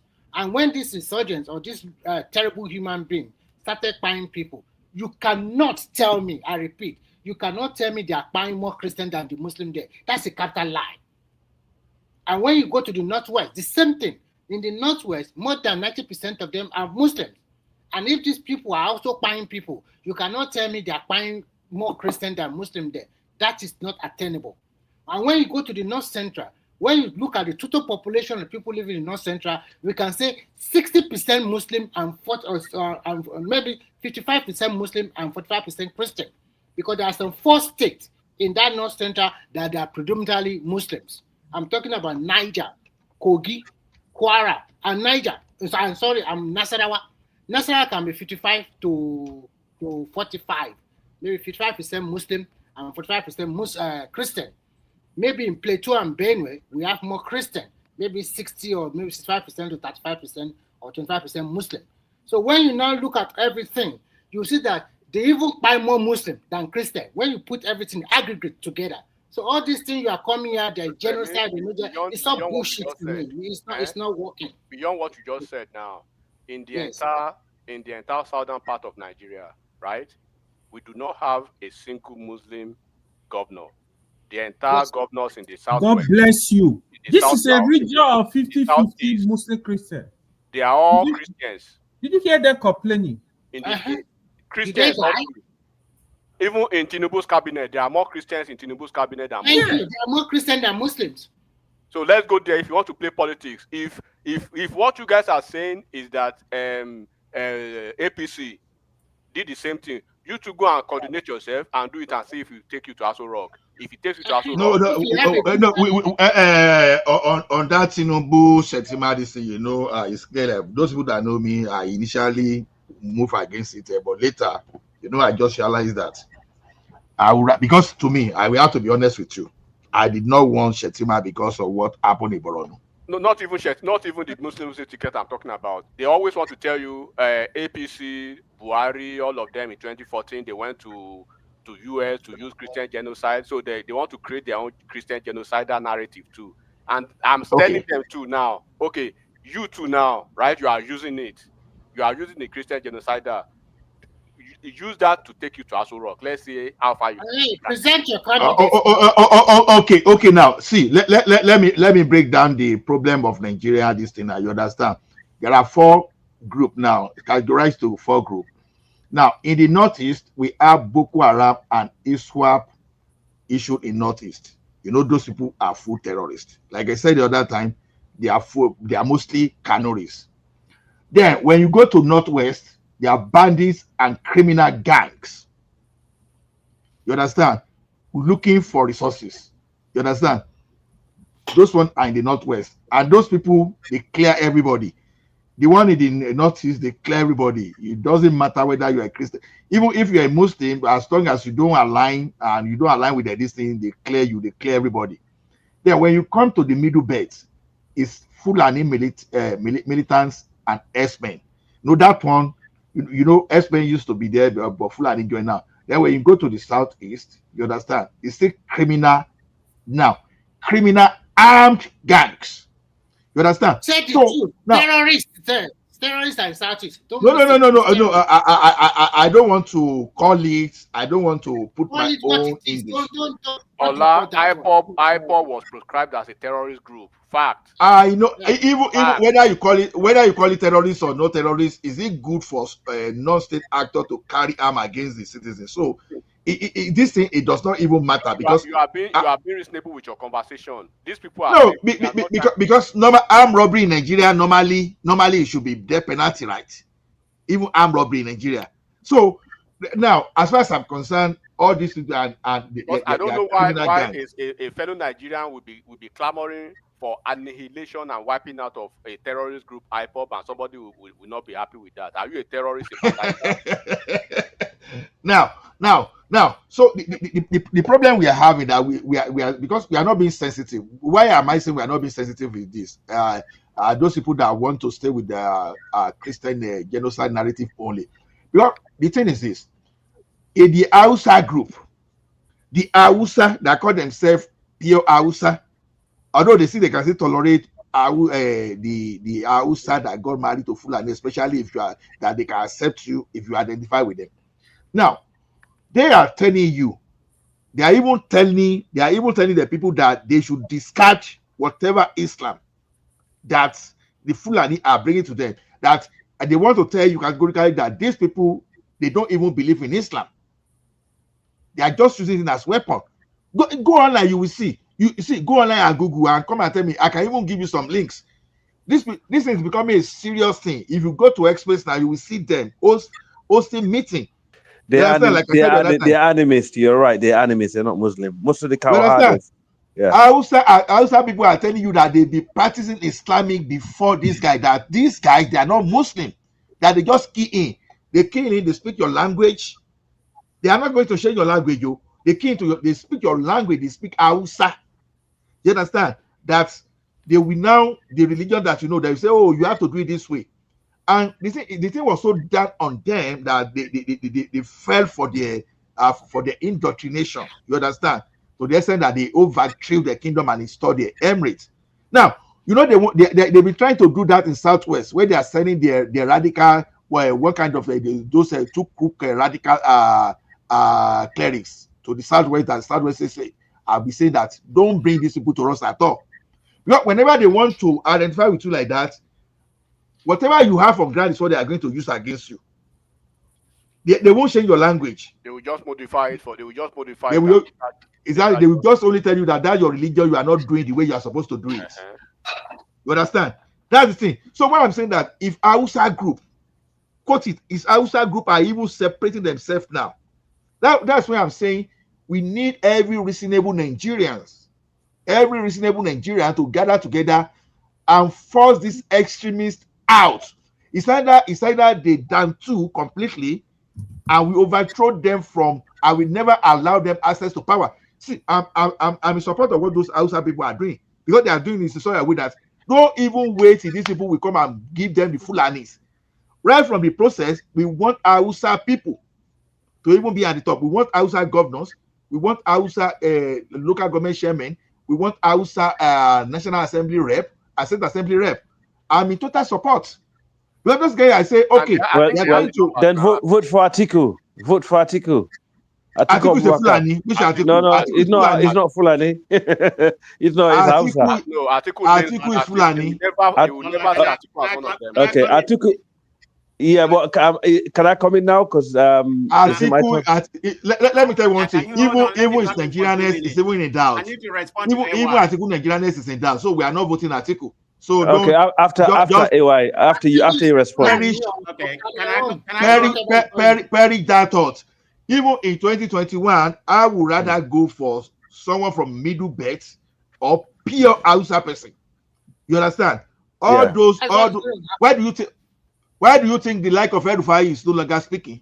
Why do you think the like of El-Rufai is no longer speaking?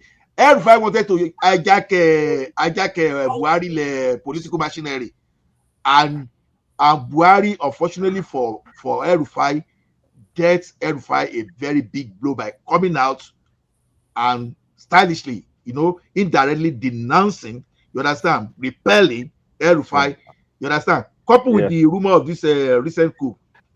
Have you seen El-Rufai now moving around? Yeah.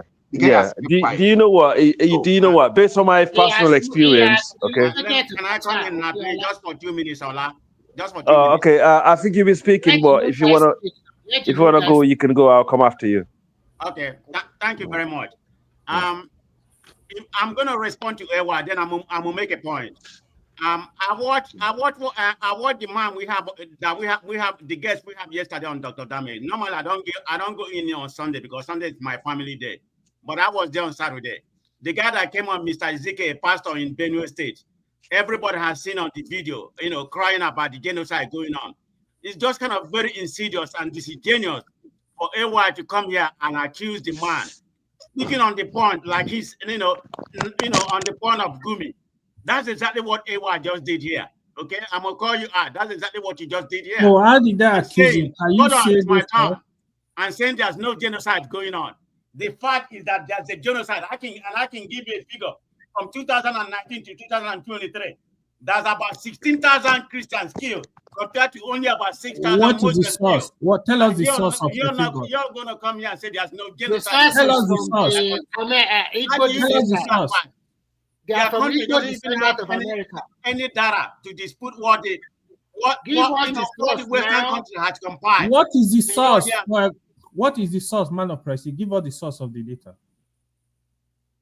Go to the NGO. Go to What do you mean humanitarian, NGO? go to religious, Hold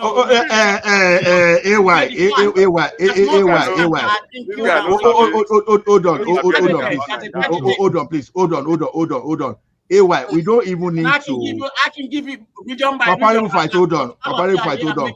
We don't even need to. We don't even need to argue. We don't even need to argue whether there's genocide or there's no genocide. You understand? There are genocide. There are category of genocide. Too plenty in Nigeria. There are genocide against certain ethnic group. There are genocide against Christian, and there are genocide against some people because, in fact, there are genocide against traditional belief. Traditionalists in Kwara State.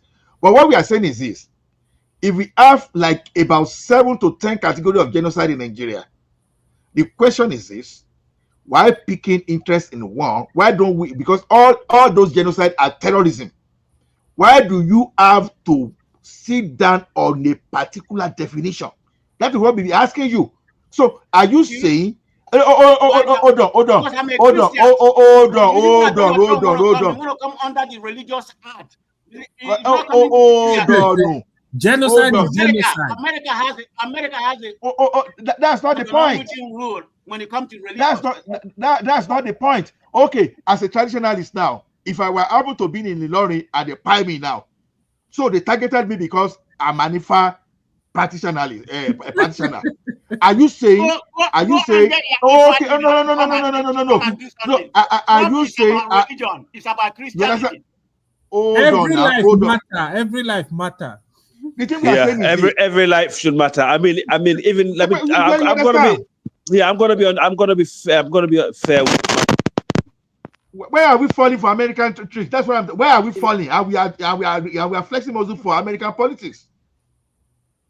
Yeah, no, that's true. I mean, man of prestige. I understand where you're coming from. At least you've been honest that you got you're Christian, you're biased towards Christian. It's the same thing with Muslims. As a Muslim, you know, AY will tell you this: we're very biased towards our people. Sometimes I actually overlook my own tribal brother over another person from a different tribe that's Muslim. If, for example, if someone, the Fulani guy that's not Muslim, pick on AY now, I'll actually defend AY because as a Muslim, it's our first duty, you know, to love another one, and love one another, and protect one another, regardless of your tribe or the religion come first. I understand that, but we need to be balanced. We have to have balanced approach to everything, because if we don't have balanced approach to everything, then we're going to be in trouble, because we're going to look like we actually hypocrites, you know. That's what we should be looking at. But all I'm saying is, you know, like what you guys described just now, you know, it's very interesting conversation. I actually nodded to a lot of the stuff that you said, because a lot of the people like you call Islamic terrorists in Nigeria, these are people that do not believe in the religion. They are not Muslims. They don't represent Muslims. In fact, I was reading a report in southwestern Borno, where a Fulani village was completely wiped out by Boko Haram. Completely. Women's and children's, you know, Fulani, be wiped out. And these are Muslims. They've been wiped out by a Muslim terrorist group that claimed to be fighting to promote, you know, Wahhabism or whatever type of Islam that we do not accept. So it's a very difficult one. Also, you got so-called Fulani herders in the central belt, as you guys mentioned. You know, I don't know because I'm not there, but I take your word for it, killing people and replace them in their lands, which I totally disagree on. I've been here speaking against it, you know, because I don't know, I don't have the data, but I take your word for it, yeah. And I disagree with it, and I totally disagree with people killing people, regardless if they came from my tribe or they came from my religion, because we have to be fair, we have to be human, you know. And That's the civilized way. This is how you build a nation. It's not based on your tribe or religion. You have to love your country and your fellow countrymen, you know. The only point I disagree on, saying there are people in the northern Nigeria who are pure Hausa, who never want a Fulani guy to be a president, or they should only have a house pure Hausa and this and that. Why is it pure Hausa? Why is it pure Fulani in northern Nigeria? If you understand really the relationship between the Hausa and the Fulani and the Kanuris, how long they went back, you won't ever see that, because you know these people, even if it's a pure Hausa in the household, my neighbor is a Hausa. My neighbor is a, let me ask you. You can come back. You can come back when you finish. My neighbor, my former neighbor, before I just moved, he's a pure Hausa. He don't have any Fulani blood, right?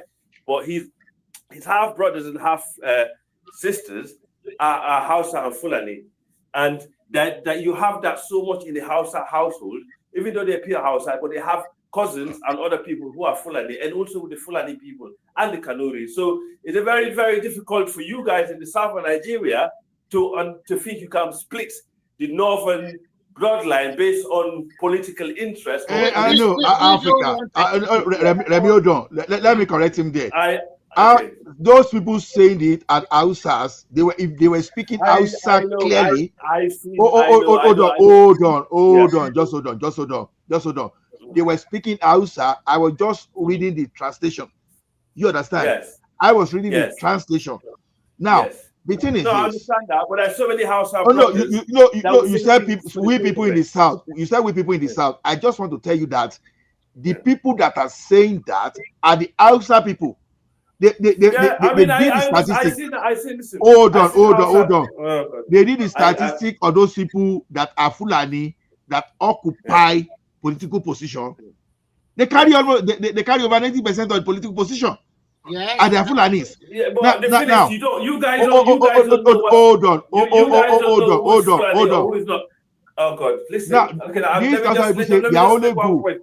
There are a lot of Hausa and other tribes in the northern Nigeria that will claim Fulani heritage, but they're not Fulani. Because the reason why they do that, this is what my Hausa brother told me. He said the reason why they do that, by claiming that they're Fulani, they have more chance of getting there than if they're just certain tribe. Atuku's father is a Hausa. I'll give an example. His father is Hausa, pure.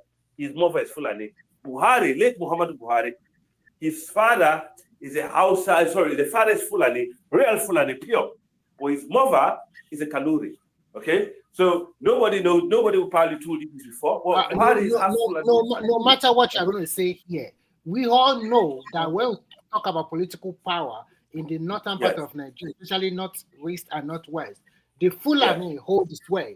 And the Hausa people, because they are not, let me finish. They are not as educated or exposed like the Fulani. So they are, that's not nice. Let me finish. They have been having the power for a long time. So it's now that things are turning around for the Hausa too. They're also craving for the same power because they are the majority. So you can't blame them for talking or doing that way. I did ask the same thing. You're also using the religion.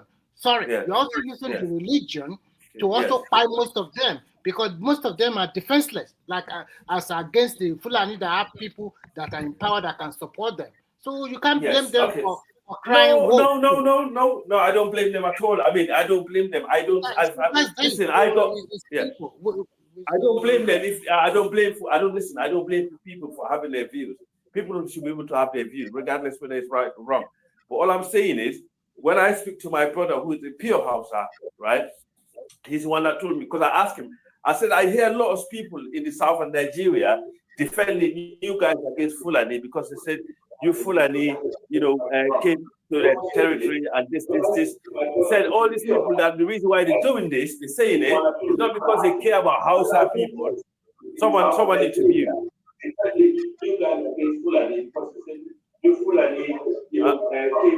Why is that so accurate? Is that somebody to you, bro?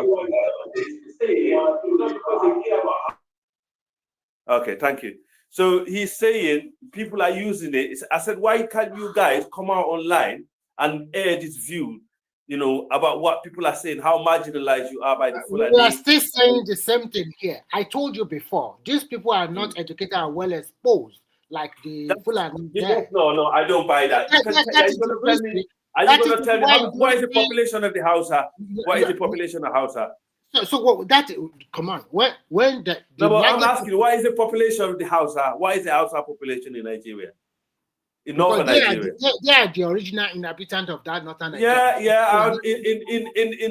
In some region in northern Nigeria, if you want to be 100% forensic, in some region in northern Nigeria is belong to the Hausa, but some region in northern Nigeria is not for the Hausa. Okay, some part of northern Nigeria, I know that part of Borno, they are Kanuri people. Thank you.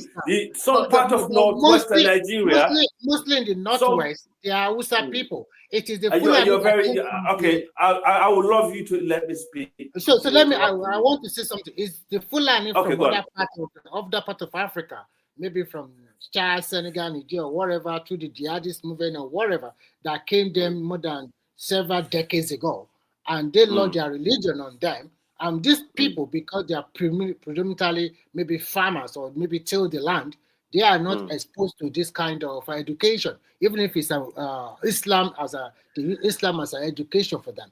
And they use this to wipe them to order. And religion is the easiest way to wipe people to order. But unfortunately, after several decades, the same set of people you are claiming that you have integrated and you are helping them, how come their life is not getting better? Only the Fulani people are finding themselves in juicy position. Oh, do you know the richest, financially? I think you're taking over my time and you're not letting me speak. No, I'm not taking your time. You can also talk. We're having conversation. Okay. Go ahead. Yeah. Okay. The Hausa are more financially wealthier than the Fulani. I don't know if you know that. Hausa people have. No, Hausas are regular traders. They are regular business people. Thank you. Thank you, sir. Houses are financially. No, we know that. We know that. But when you come to politics, go ahead.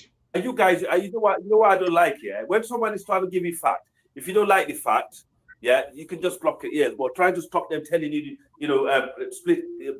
exposing your narrative is not right, because then it's gonna be a dishonest conversation. The houses, in fact, the houses go all the way further down a little bit, not all the way to this middle belt. We know the middle belt is sort of mixed with other tribes, and that came there to settle, to mine and farm and stuff like that with other tribes. That's fine. But the northeast, some part of the northeast, right, is a Kanuri. Some part of the northeast, like Adamawa. Adamawa is a Fulani state. Adamawa was taken over by Modibo Adamawa, who was a Fulani guy. Hausa got nothing to do with Adamawa.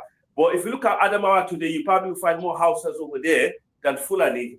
You find more Christians over there than Muslims. And in fact, if you're going to be looking at vote between a Christian and Muslim, the Muslim would probably struggle to win the vote based on religion. And Adamawa was a Fulani territory by Modibo Adamawa. Okay, so let's debunk all this saying Fulani came and take outside territory. If you go to northern Burkina Faso, the Hausas are not native to Burkina Faso, but if they came there with the Fulani brought them there during the time of spreading Islam. The Fulani brought the Hausas to Ghana to spread Islam, and they're still there. The Fulani came to Sudan. The land of the Fulani didn't take Islam to Ghana. It was Hausa people too. That's what I'm saying. They went there together to spread Islam. I know the Zango community of Ghana. Kaimo said is the Hausa and the Fulani that brought Islam to Nigeria also, have you? No. Don't put what you said something. No. Let me tell you one thing. Africa. No. Fulani was never a Nigeria ethnic national group. They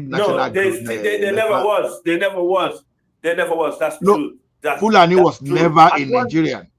At one, they was in Chad. At the Lake Chad. Okay, let me tell you how it all started. Okay. Because you guys don't understand, you need to speak to a proper Hausa who know their history will tell you, right? Where Hausa people came from? Do you know Hausa came from? Hausa people actually came from Ethiopia. to northern Nigeria. Everybody came from somewhere. We know that. Forget what we are saying. Everybody came from somewhere. Okay, oh yeah, that's very true. So they came from Ethiopia, yeah, and the Fulani and to the Lake Chad region, okay, to the Lake Chad, not to northern Nigeria first, to that Lake Chad region. So the Fulani and the Hausas and the Kanuris, they have been in that Lake Chad region around the 14th century, right? And that's around 14th century. If you look at the average Fulani and average Kanuri and the average Hausa in that region, you will not differentiate how they look, how they are genetically, because they've been intermarrying for a long time. Because the Fulani used to bring cattle from during the Mali Empire to that region and go all the way back to Futa Jalon. That's the reason why most of the Fulani, in fact, in Futa Jalon in Guinea, when they do their DNA test, they got like 5, 10%, 15% Nigerian in them.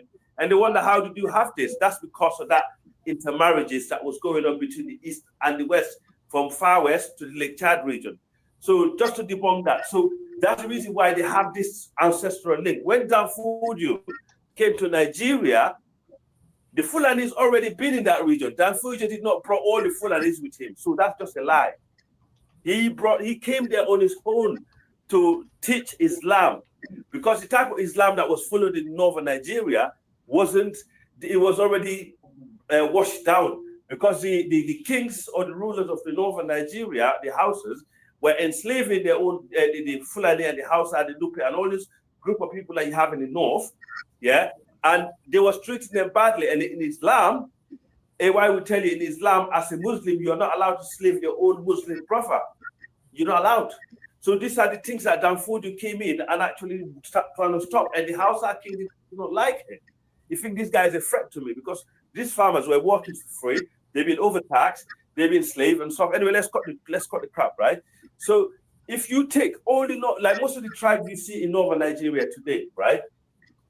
There's a big bunch of them that who came from the west and the way you call Niger Republic and Mali, who settled in northern Nigeria as we speak. And then you got the Hausa, and you got the Nupe, you got the Kaduris, add to that, you got the Fulani that adds to that.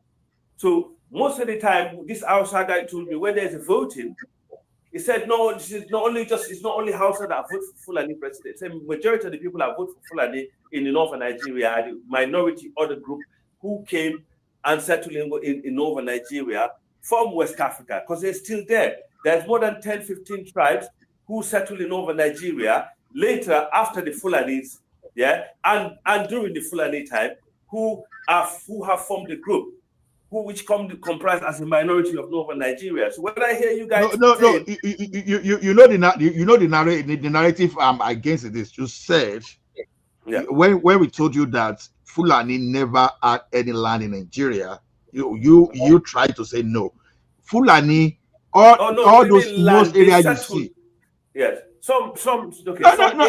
They said to with the Hausas, yes, who were the original owners of the land. But it's just like when you talk of Ilorin now. Hold on. Just like Ilorin now, we know that Ilorin is Yoruba land. But just because, no, we even have some Yoruba Muslim cleric, Islamic cleric now. You know, do you understand? All those people that have been indoctrinated, that are, those are the ones that are called fake Muslim, because real Muslim, they don't speak that way. You understand? I don't know what Fulani that will say Ilorin is Kwara. They are telling us that Ilorin is not Yoruba land. Those are the fake. Those are fake clerics just because of what they are going to eat. They are lying to everybody. When you are saying Ilorin is not Yoruba, it's not Yoruba land, but the household in Ilorin is more than 90% Yoruba. Ilorin is a Yoruba state. Kwara is Yoruba state. Everybody knows that. It's not secret. It belongs to the Yorubas. It's always been. The people that live in Kwara now are from Africa. In fact, my friend Lawal is from Kwara state. He's in Sierra Leone. I speak to him every day. Yeah, that's where he's from. In fact, majority of the Yorubas that we have in Sierra Leone that I mentioned, they're from Kwara. I know all the history. Kwara is majority, probably 90% or 99% Yorubas, but they mix with Fulani in there. But Kwara is still a Yoruba state. I don't know what. I never met one person in my entire life that said Kwara is not belong to the Yoruba. Africa. Well, let me ask you a question, Africa. Yeah. Okay. You sound like you are a student of Fulanism. So how would you say that? I'm going to ask you a question. Oh, that's quite. We all know that the Fulanis are not indigenous of Nigeria. We know how they migrated. We know the history. How long do you have to be? Hold on, let me ask you a question.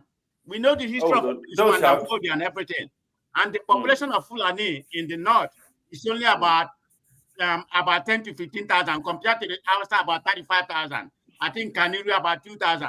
So like I said, so my question about you being a Fulani, do you have a culture of conquer and dominance?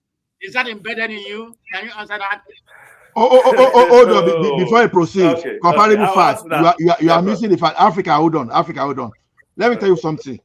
You see that Fulani population you mentioned is an exaggerated figure. Ijaws are actually the fourth biggest ethnic group in Nigeria.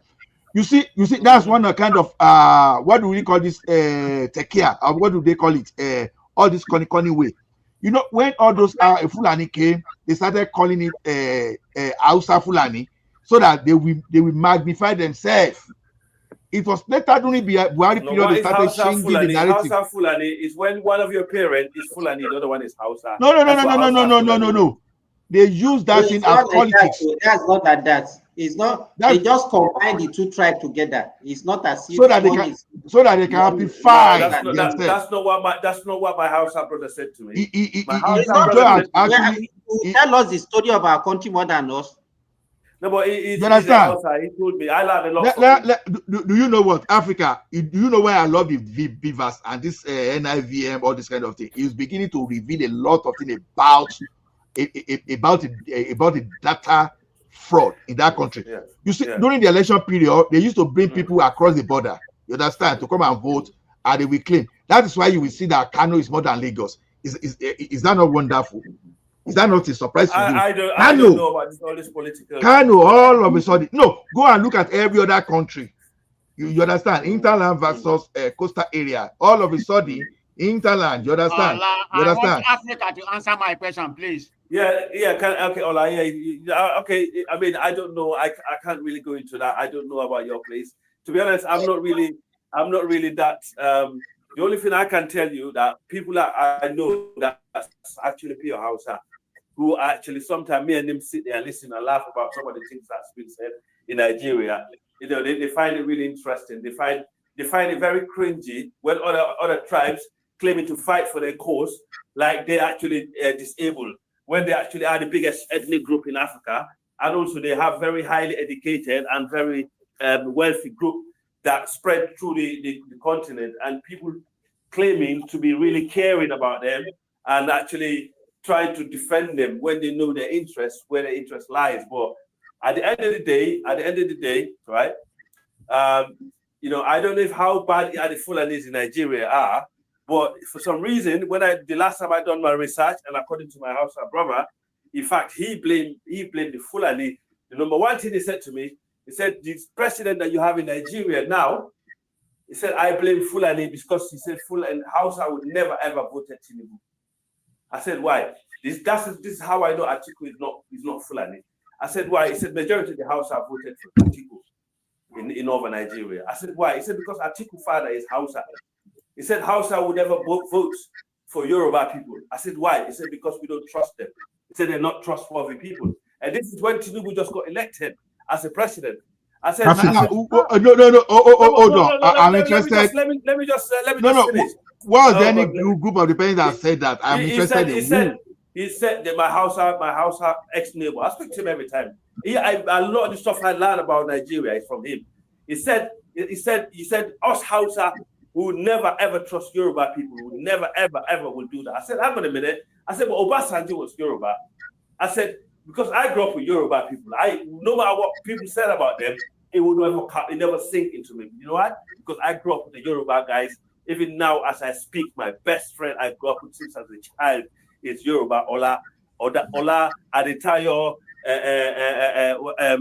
Ade Kule. All these guys are my best Yoruba friends. We go out, party, grow up together, eat food together, come in my house.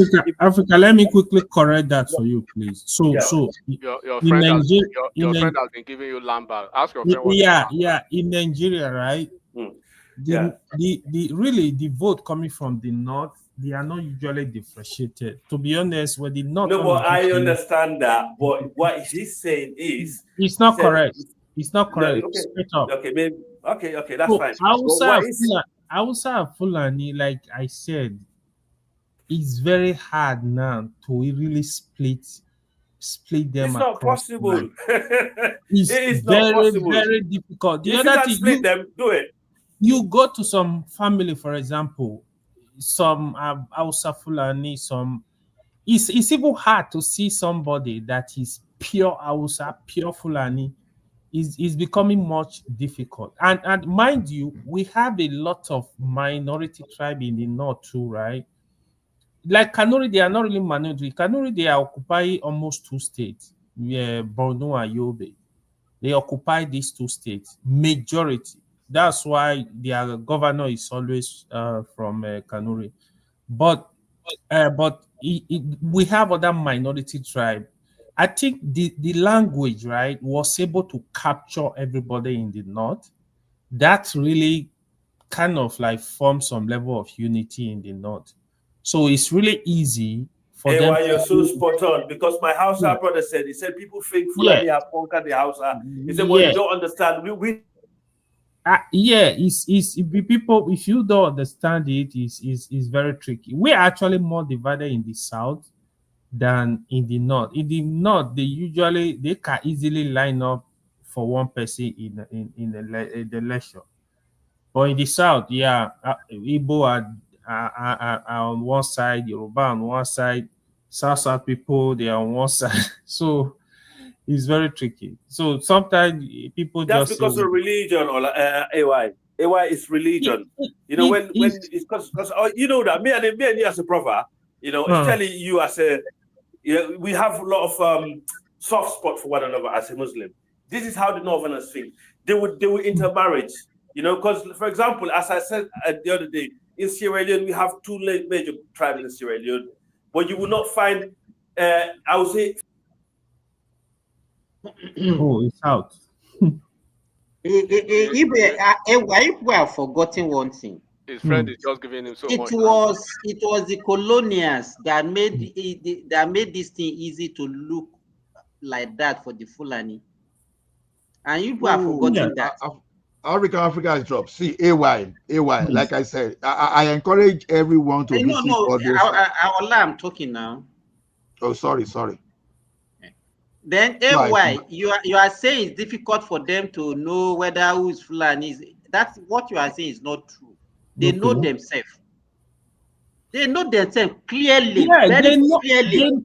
They know that. So I'm talking about. So why are you saying that it's very difficult for them to differentiate between Let me tell you why it's difficult. Or you are just saying it to suit whatever. No. Let me tell you why it's difficult. Majority of them, for example, I have a lot of friends from the north. You will see the mother is Fulani, the father is Hausa, the grandmother is Fulani, the grandfather is Hausa. Let me ask you, how many of that do we have in the south that you see, even Yoruba, Igbo? People intermarriage between us now, but we don't because of that one now say this is Hausa Igbo, Abi Yoruba Igbo, or Yoruba Igbo, or Yoruba Igbo. It's still different, right? Don't forget the Yoruba Igbo intermarriage. It become very common, let's say in the past 20 years. It's becoming more common. But mind you, if you still see that matter, I usually feel like it's majorly on one side. Let me tell you, the reason why that make it look like other tribes gave up to the Fulani is because they were in power at the early stage of inception of that country, and the other tribe gave up to them because that is the only way they can get up. That's the only way they can get to position. That is it. It's not as if they don't know themselves. It's not as if they don't know themselves. Someone just cut me off. If you don't want me to come on the platform, just nobody cut you off Africa. Nobody cut you off Africa. I think your network. Yeah, nobody cut you. I'm the moderator and I didn't cut you off. I know that for sure. No problem. Maybe yeah, maybe you're a Fulani from Africa. For Africa, before you proceed. No let comparative hear you. Africa, let me give you one guarantee. If I'm moderating here, I don't cut anybody, even those people that abuse me. Anybody here we know. Even those people that insult me, I don't call them. I can just give you warning, so nobody will ever cut you off. No problem. Thank you, sir. It's not nobody can even cut you, or they can only take you to backstage. Nobody can remove you from the platform. So and you are not backstage. Africa, before you proceed, let me just tell you. Okay.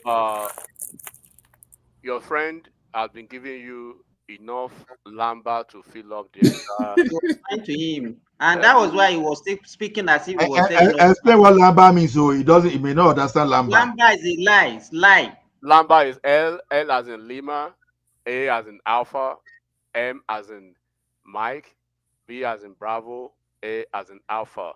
Lamba means. I've told you about lamba before now. Monumental lies of untenable proportion. Your friend has fed you enough lamba to fill up the Maracana Stadium. Okay.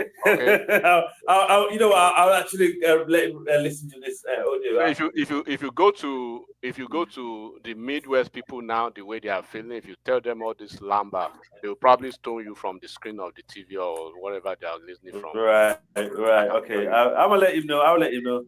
So why you are pardoned is because you are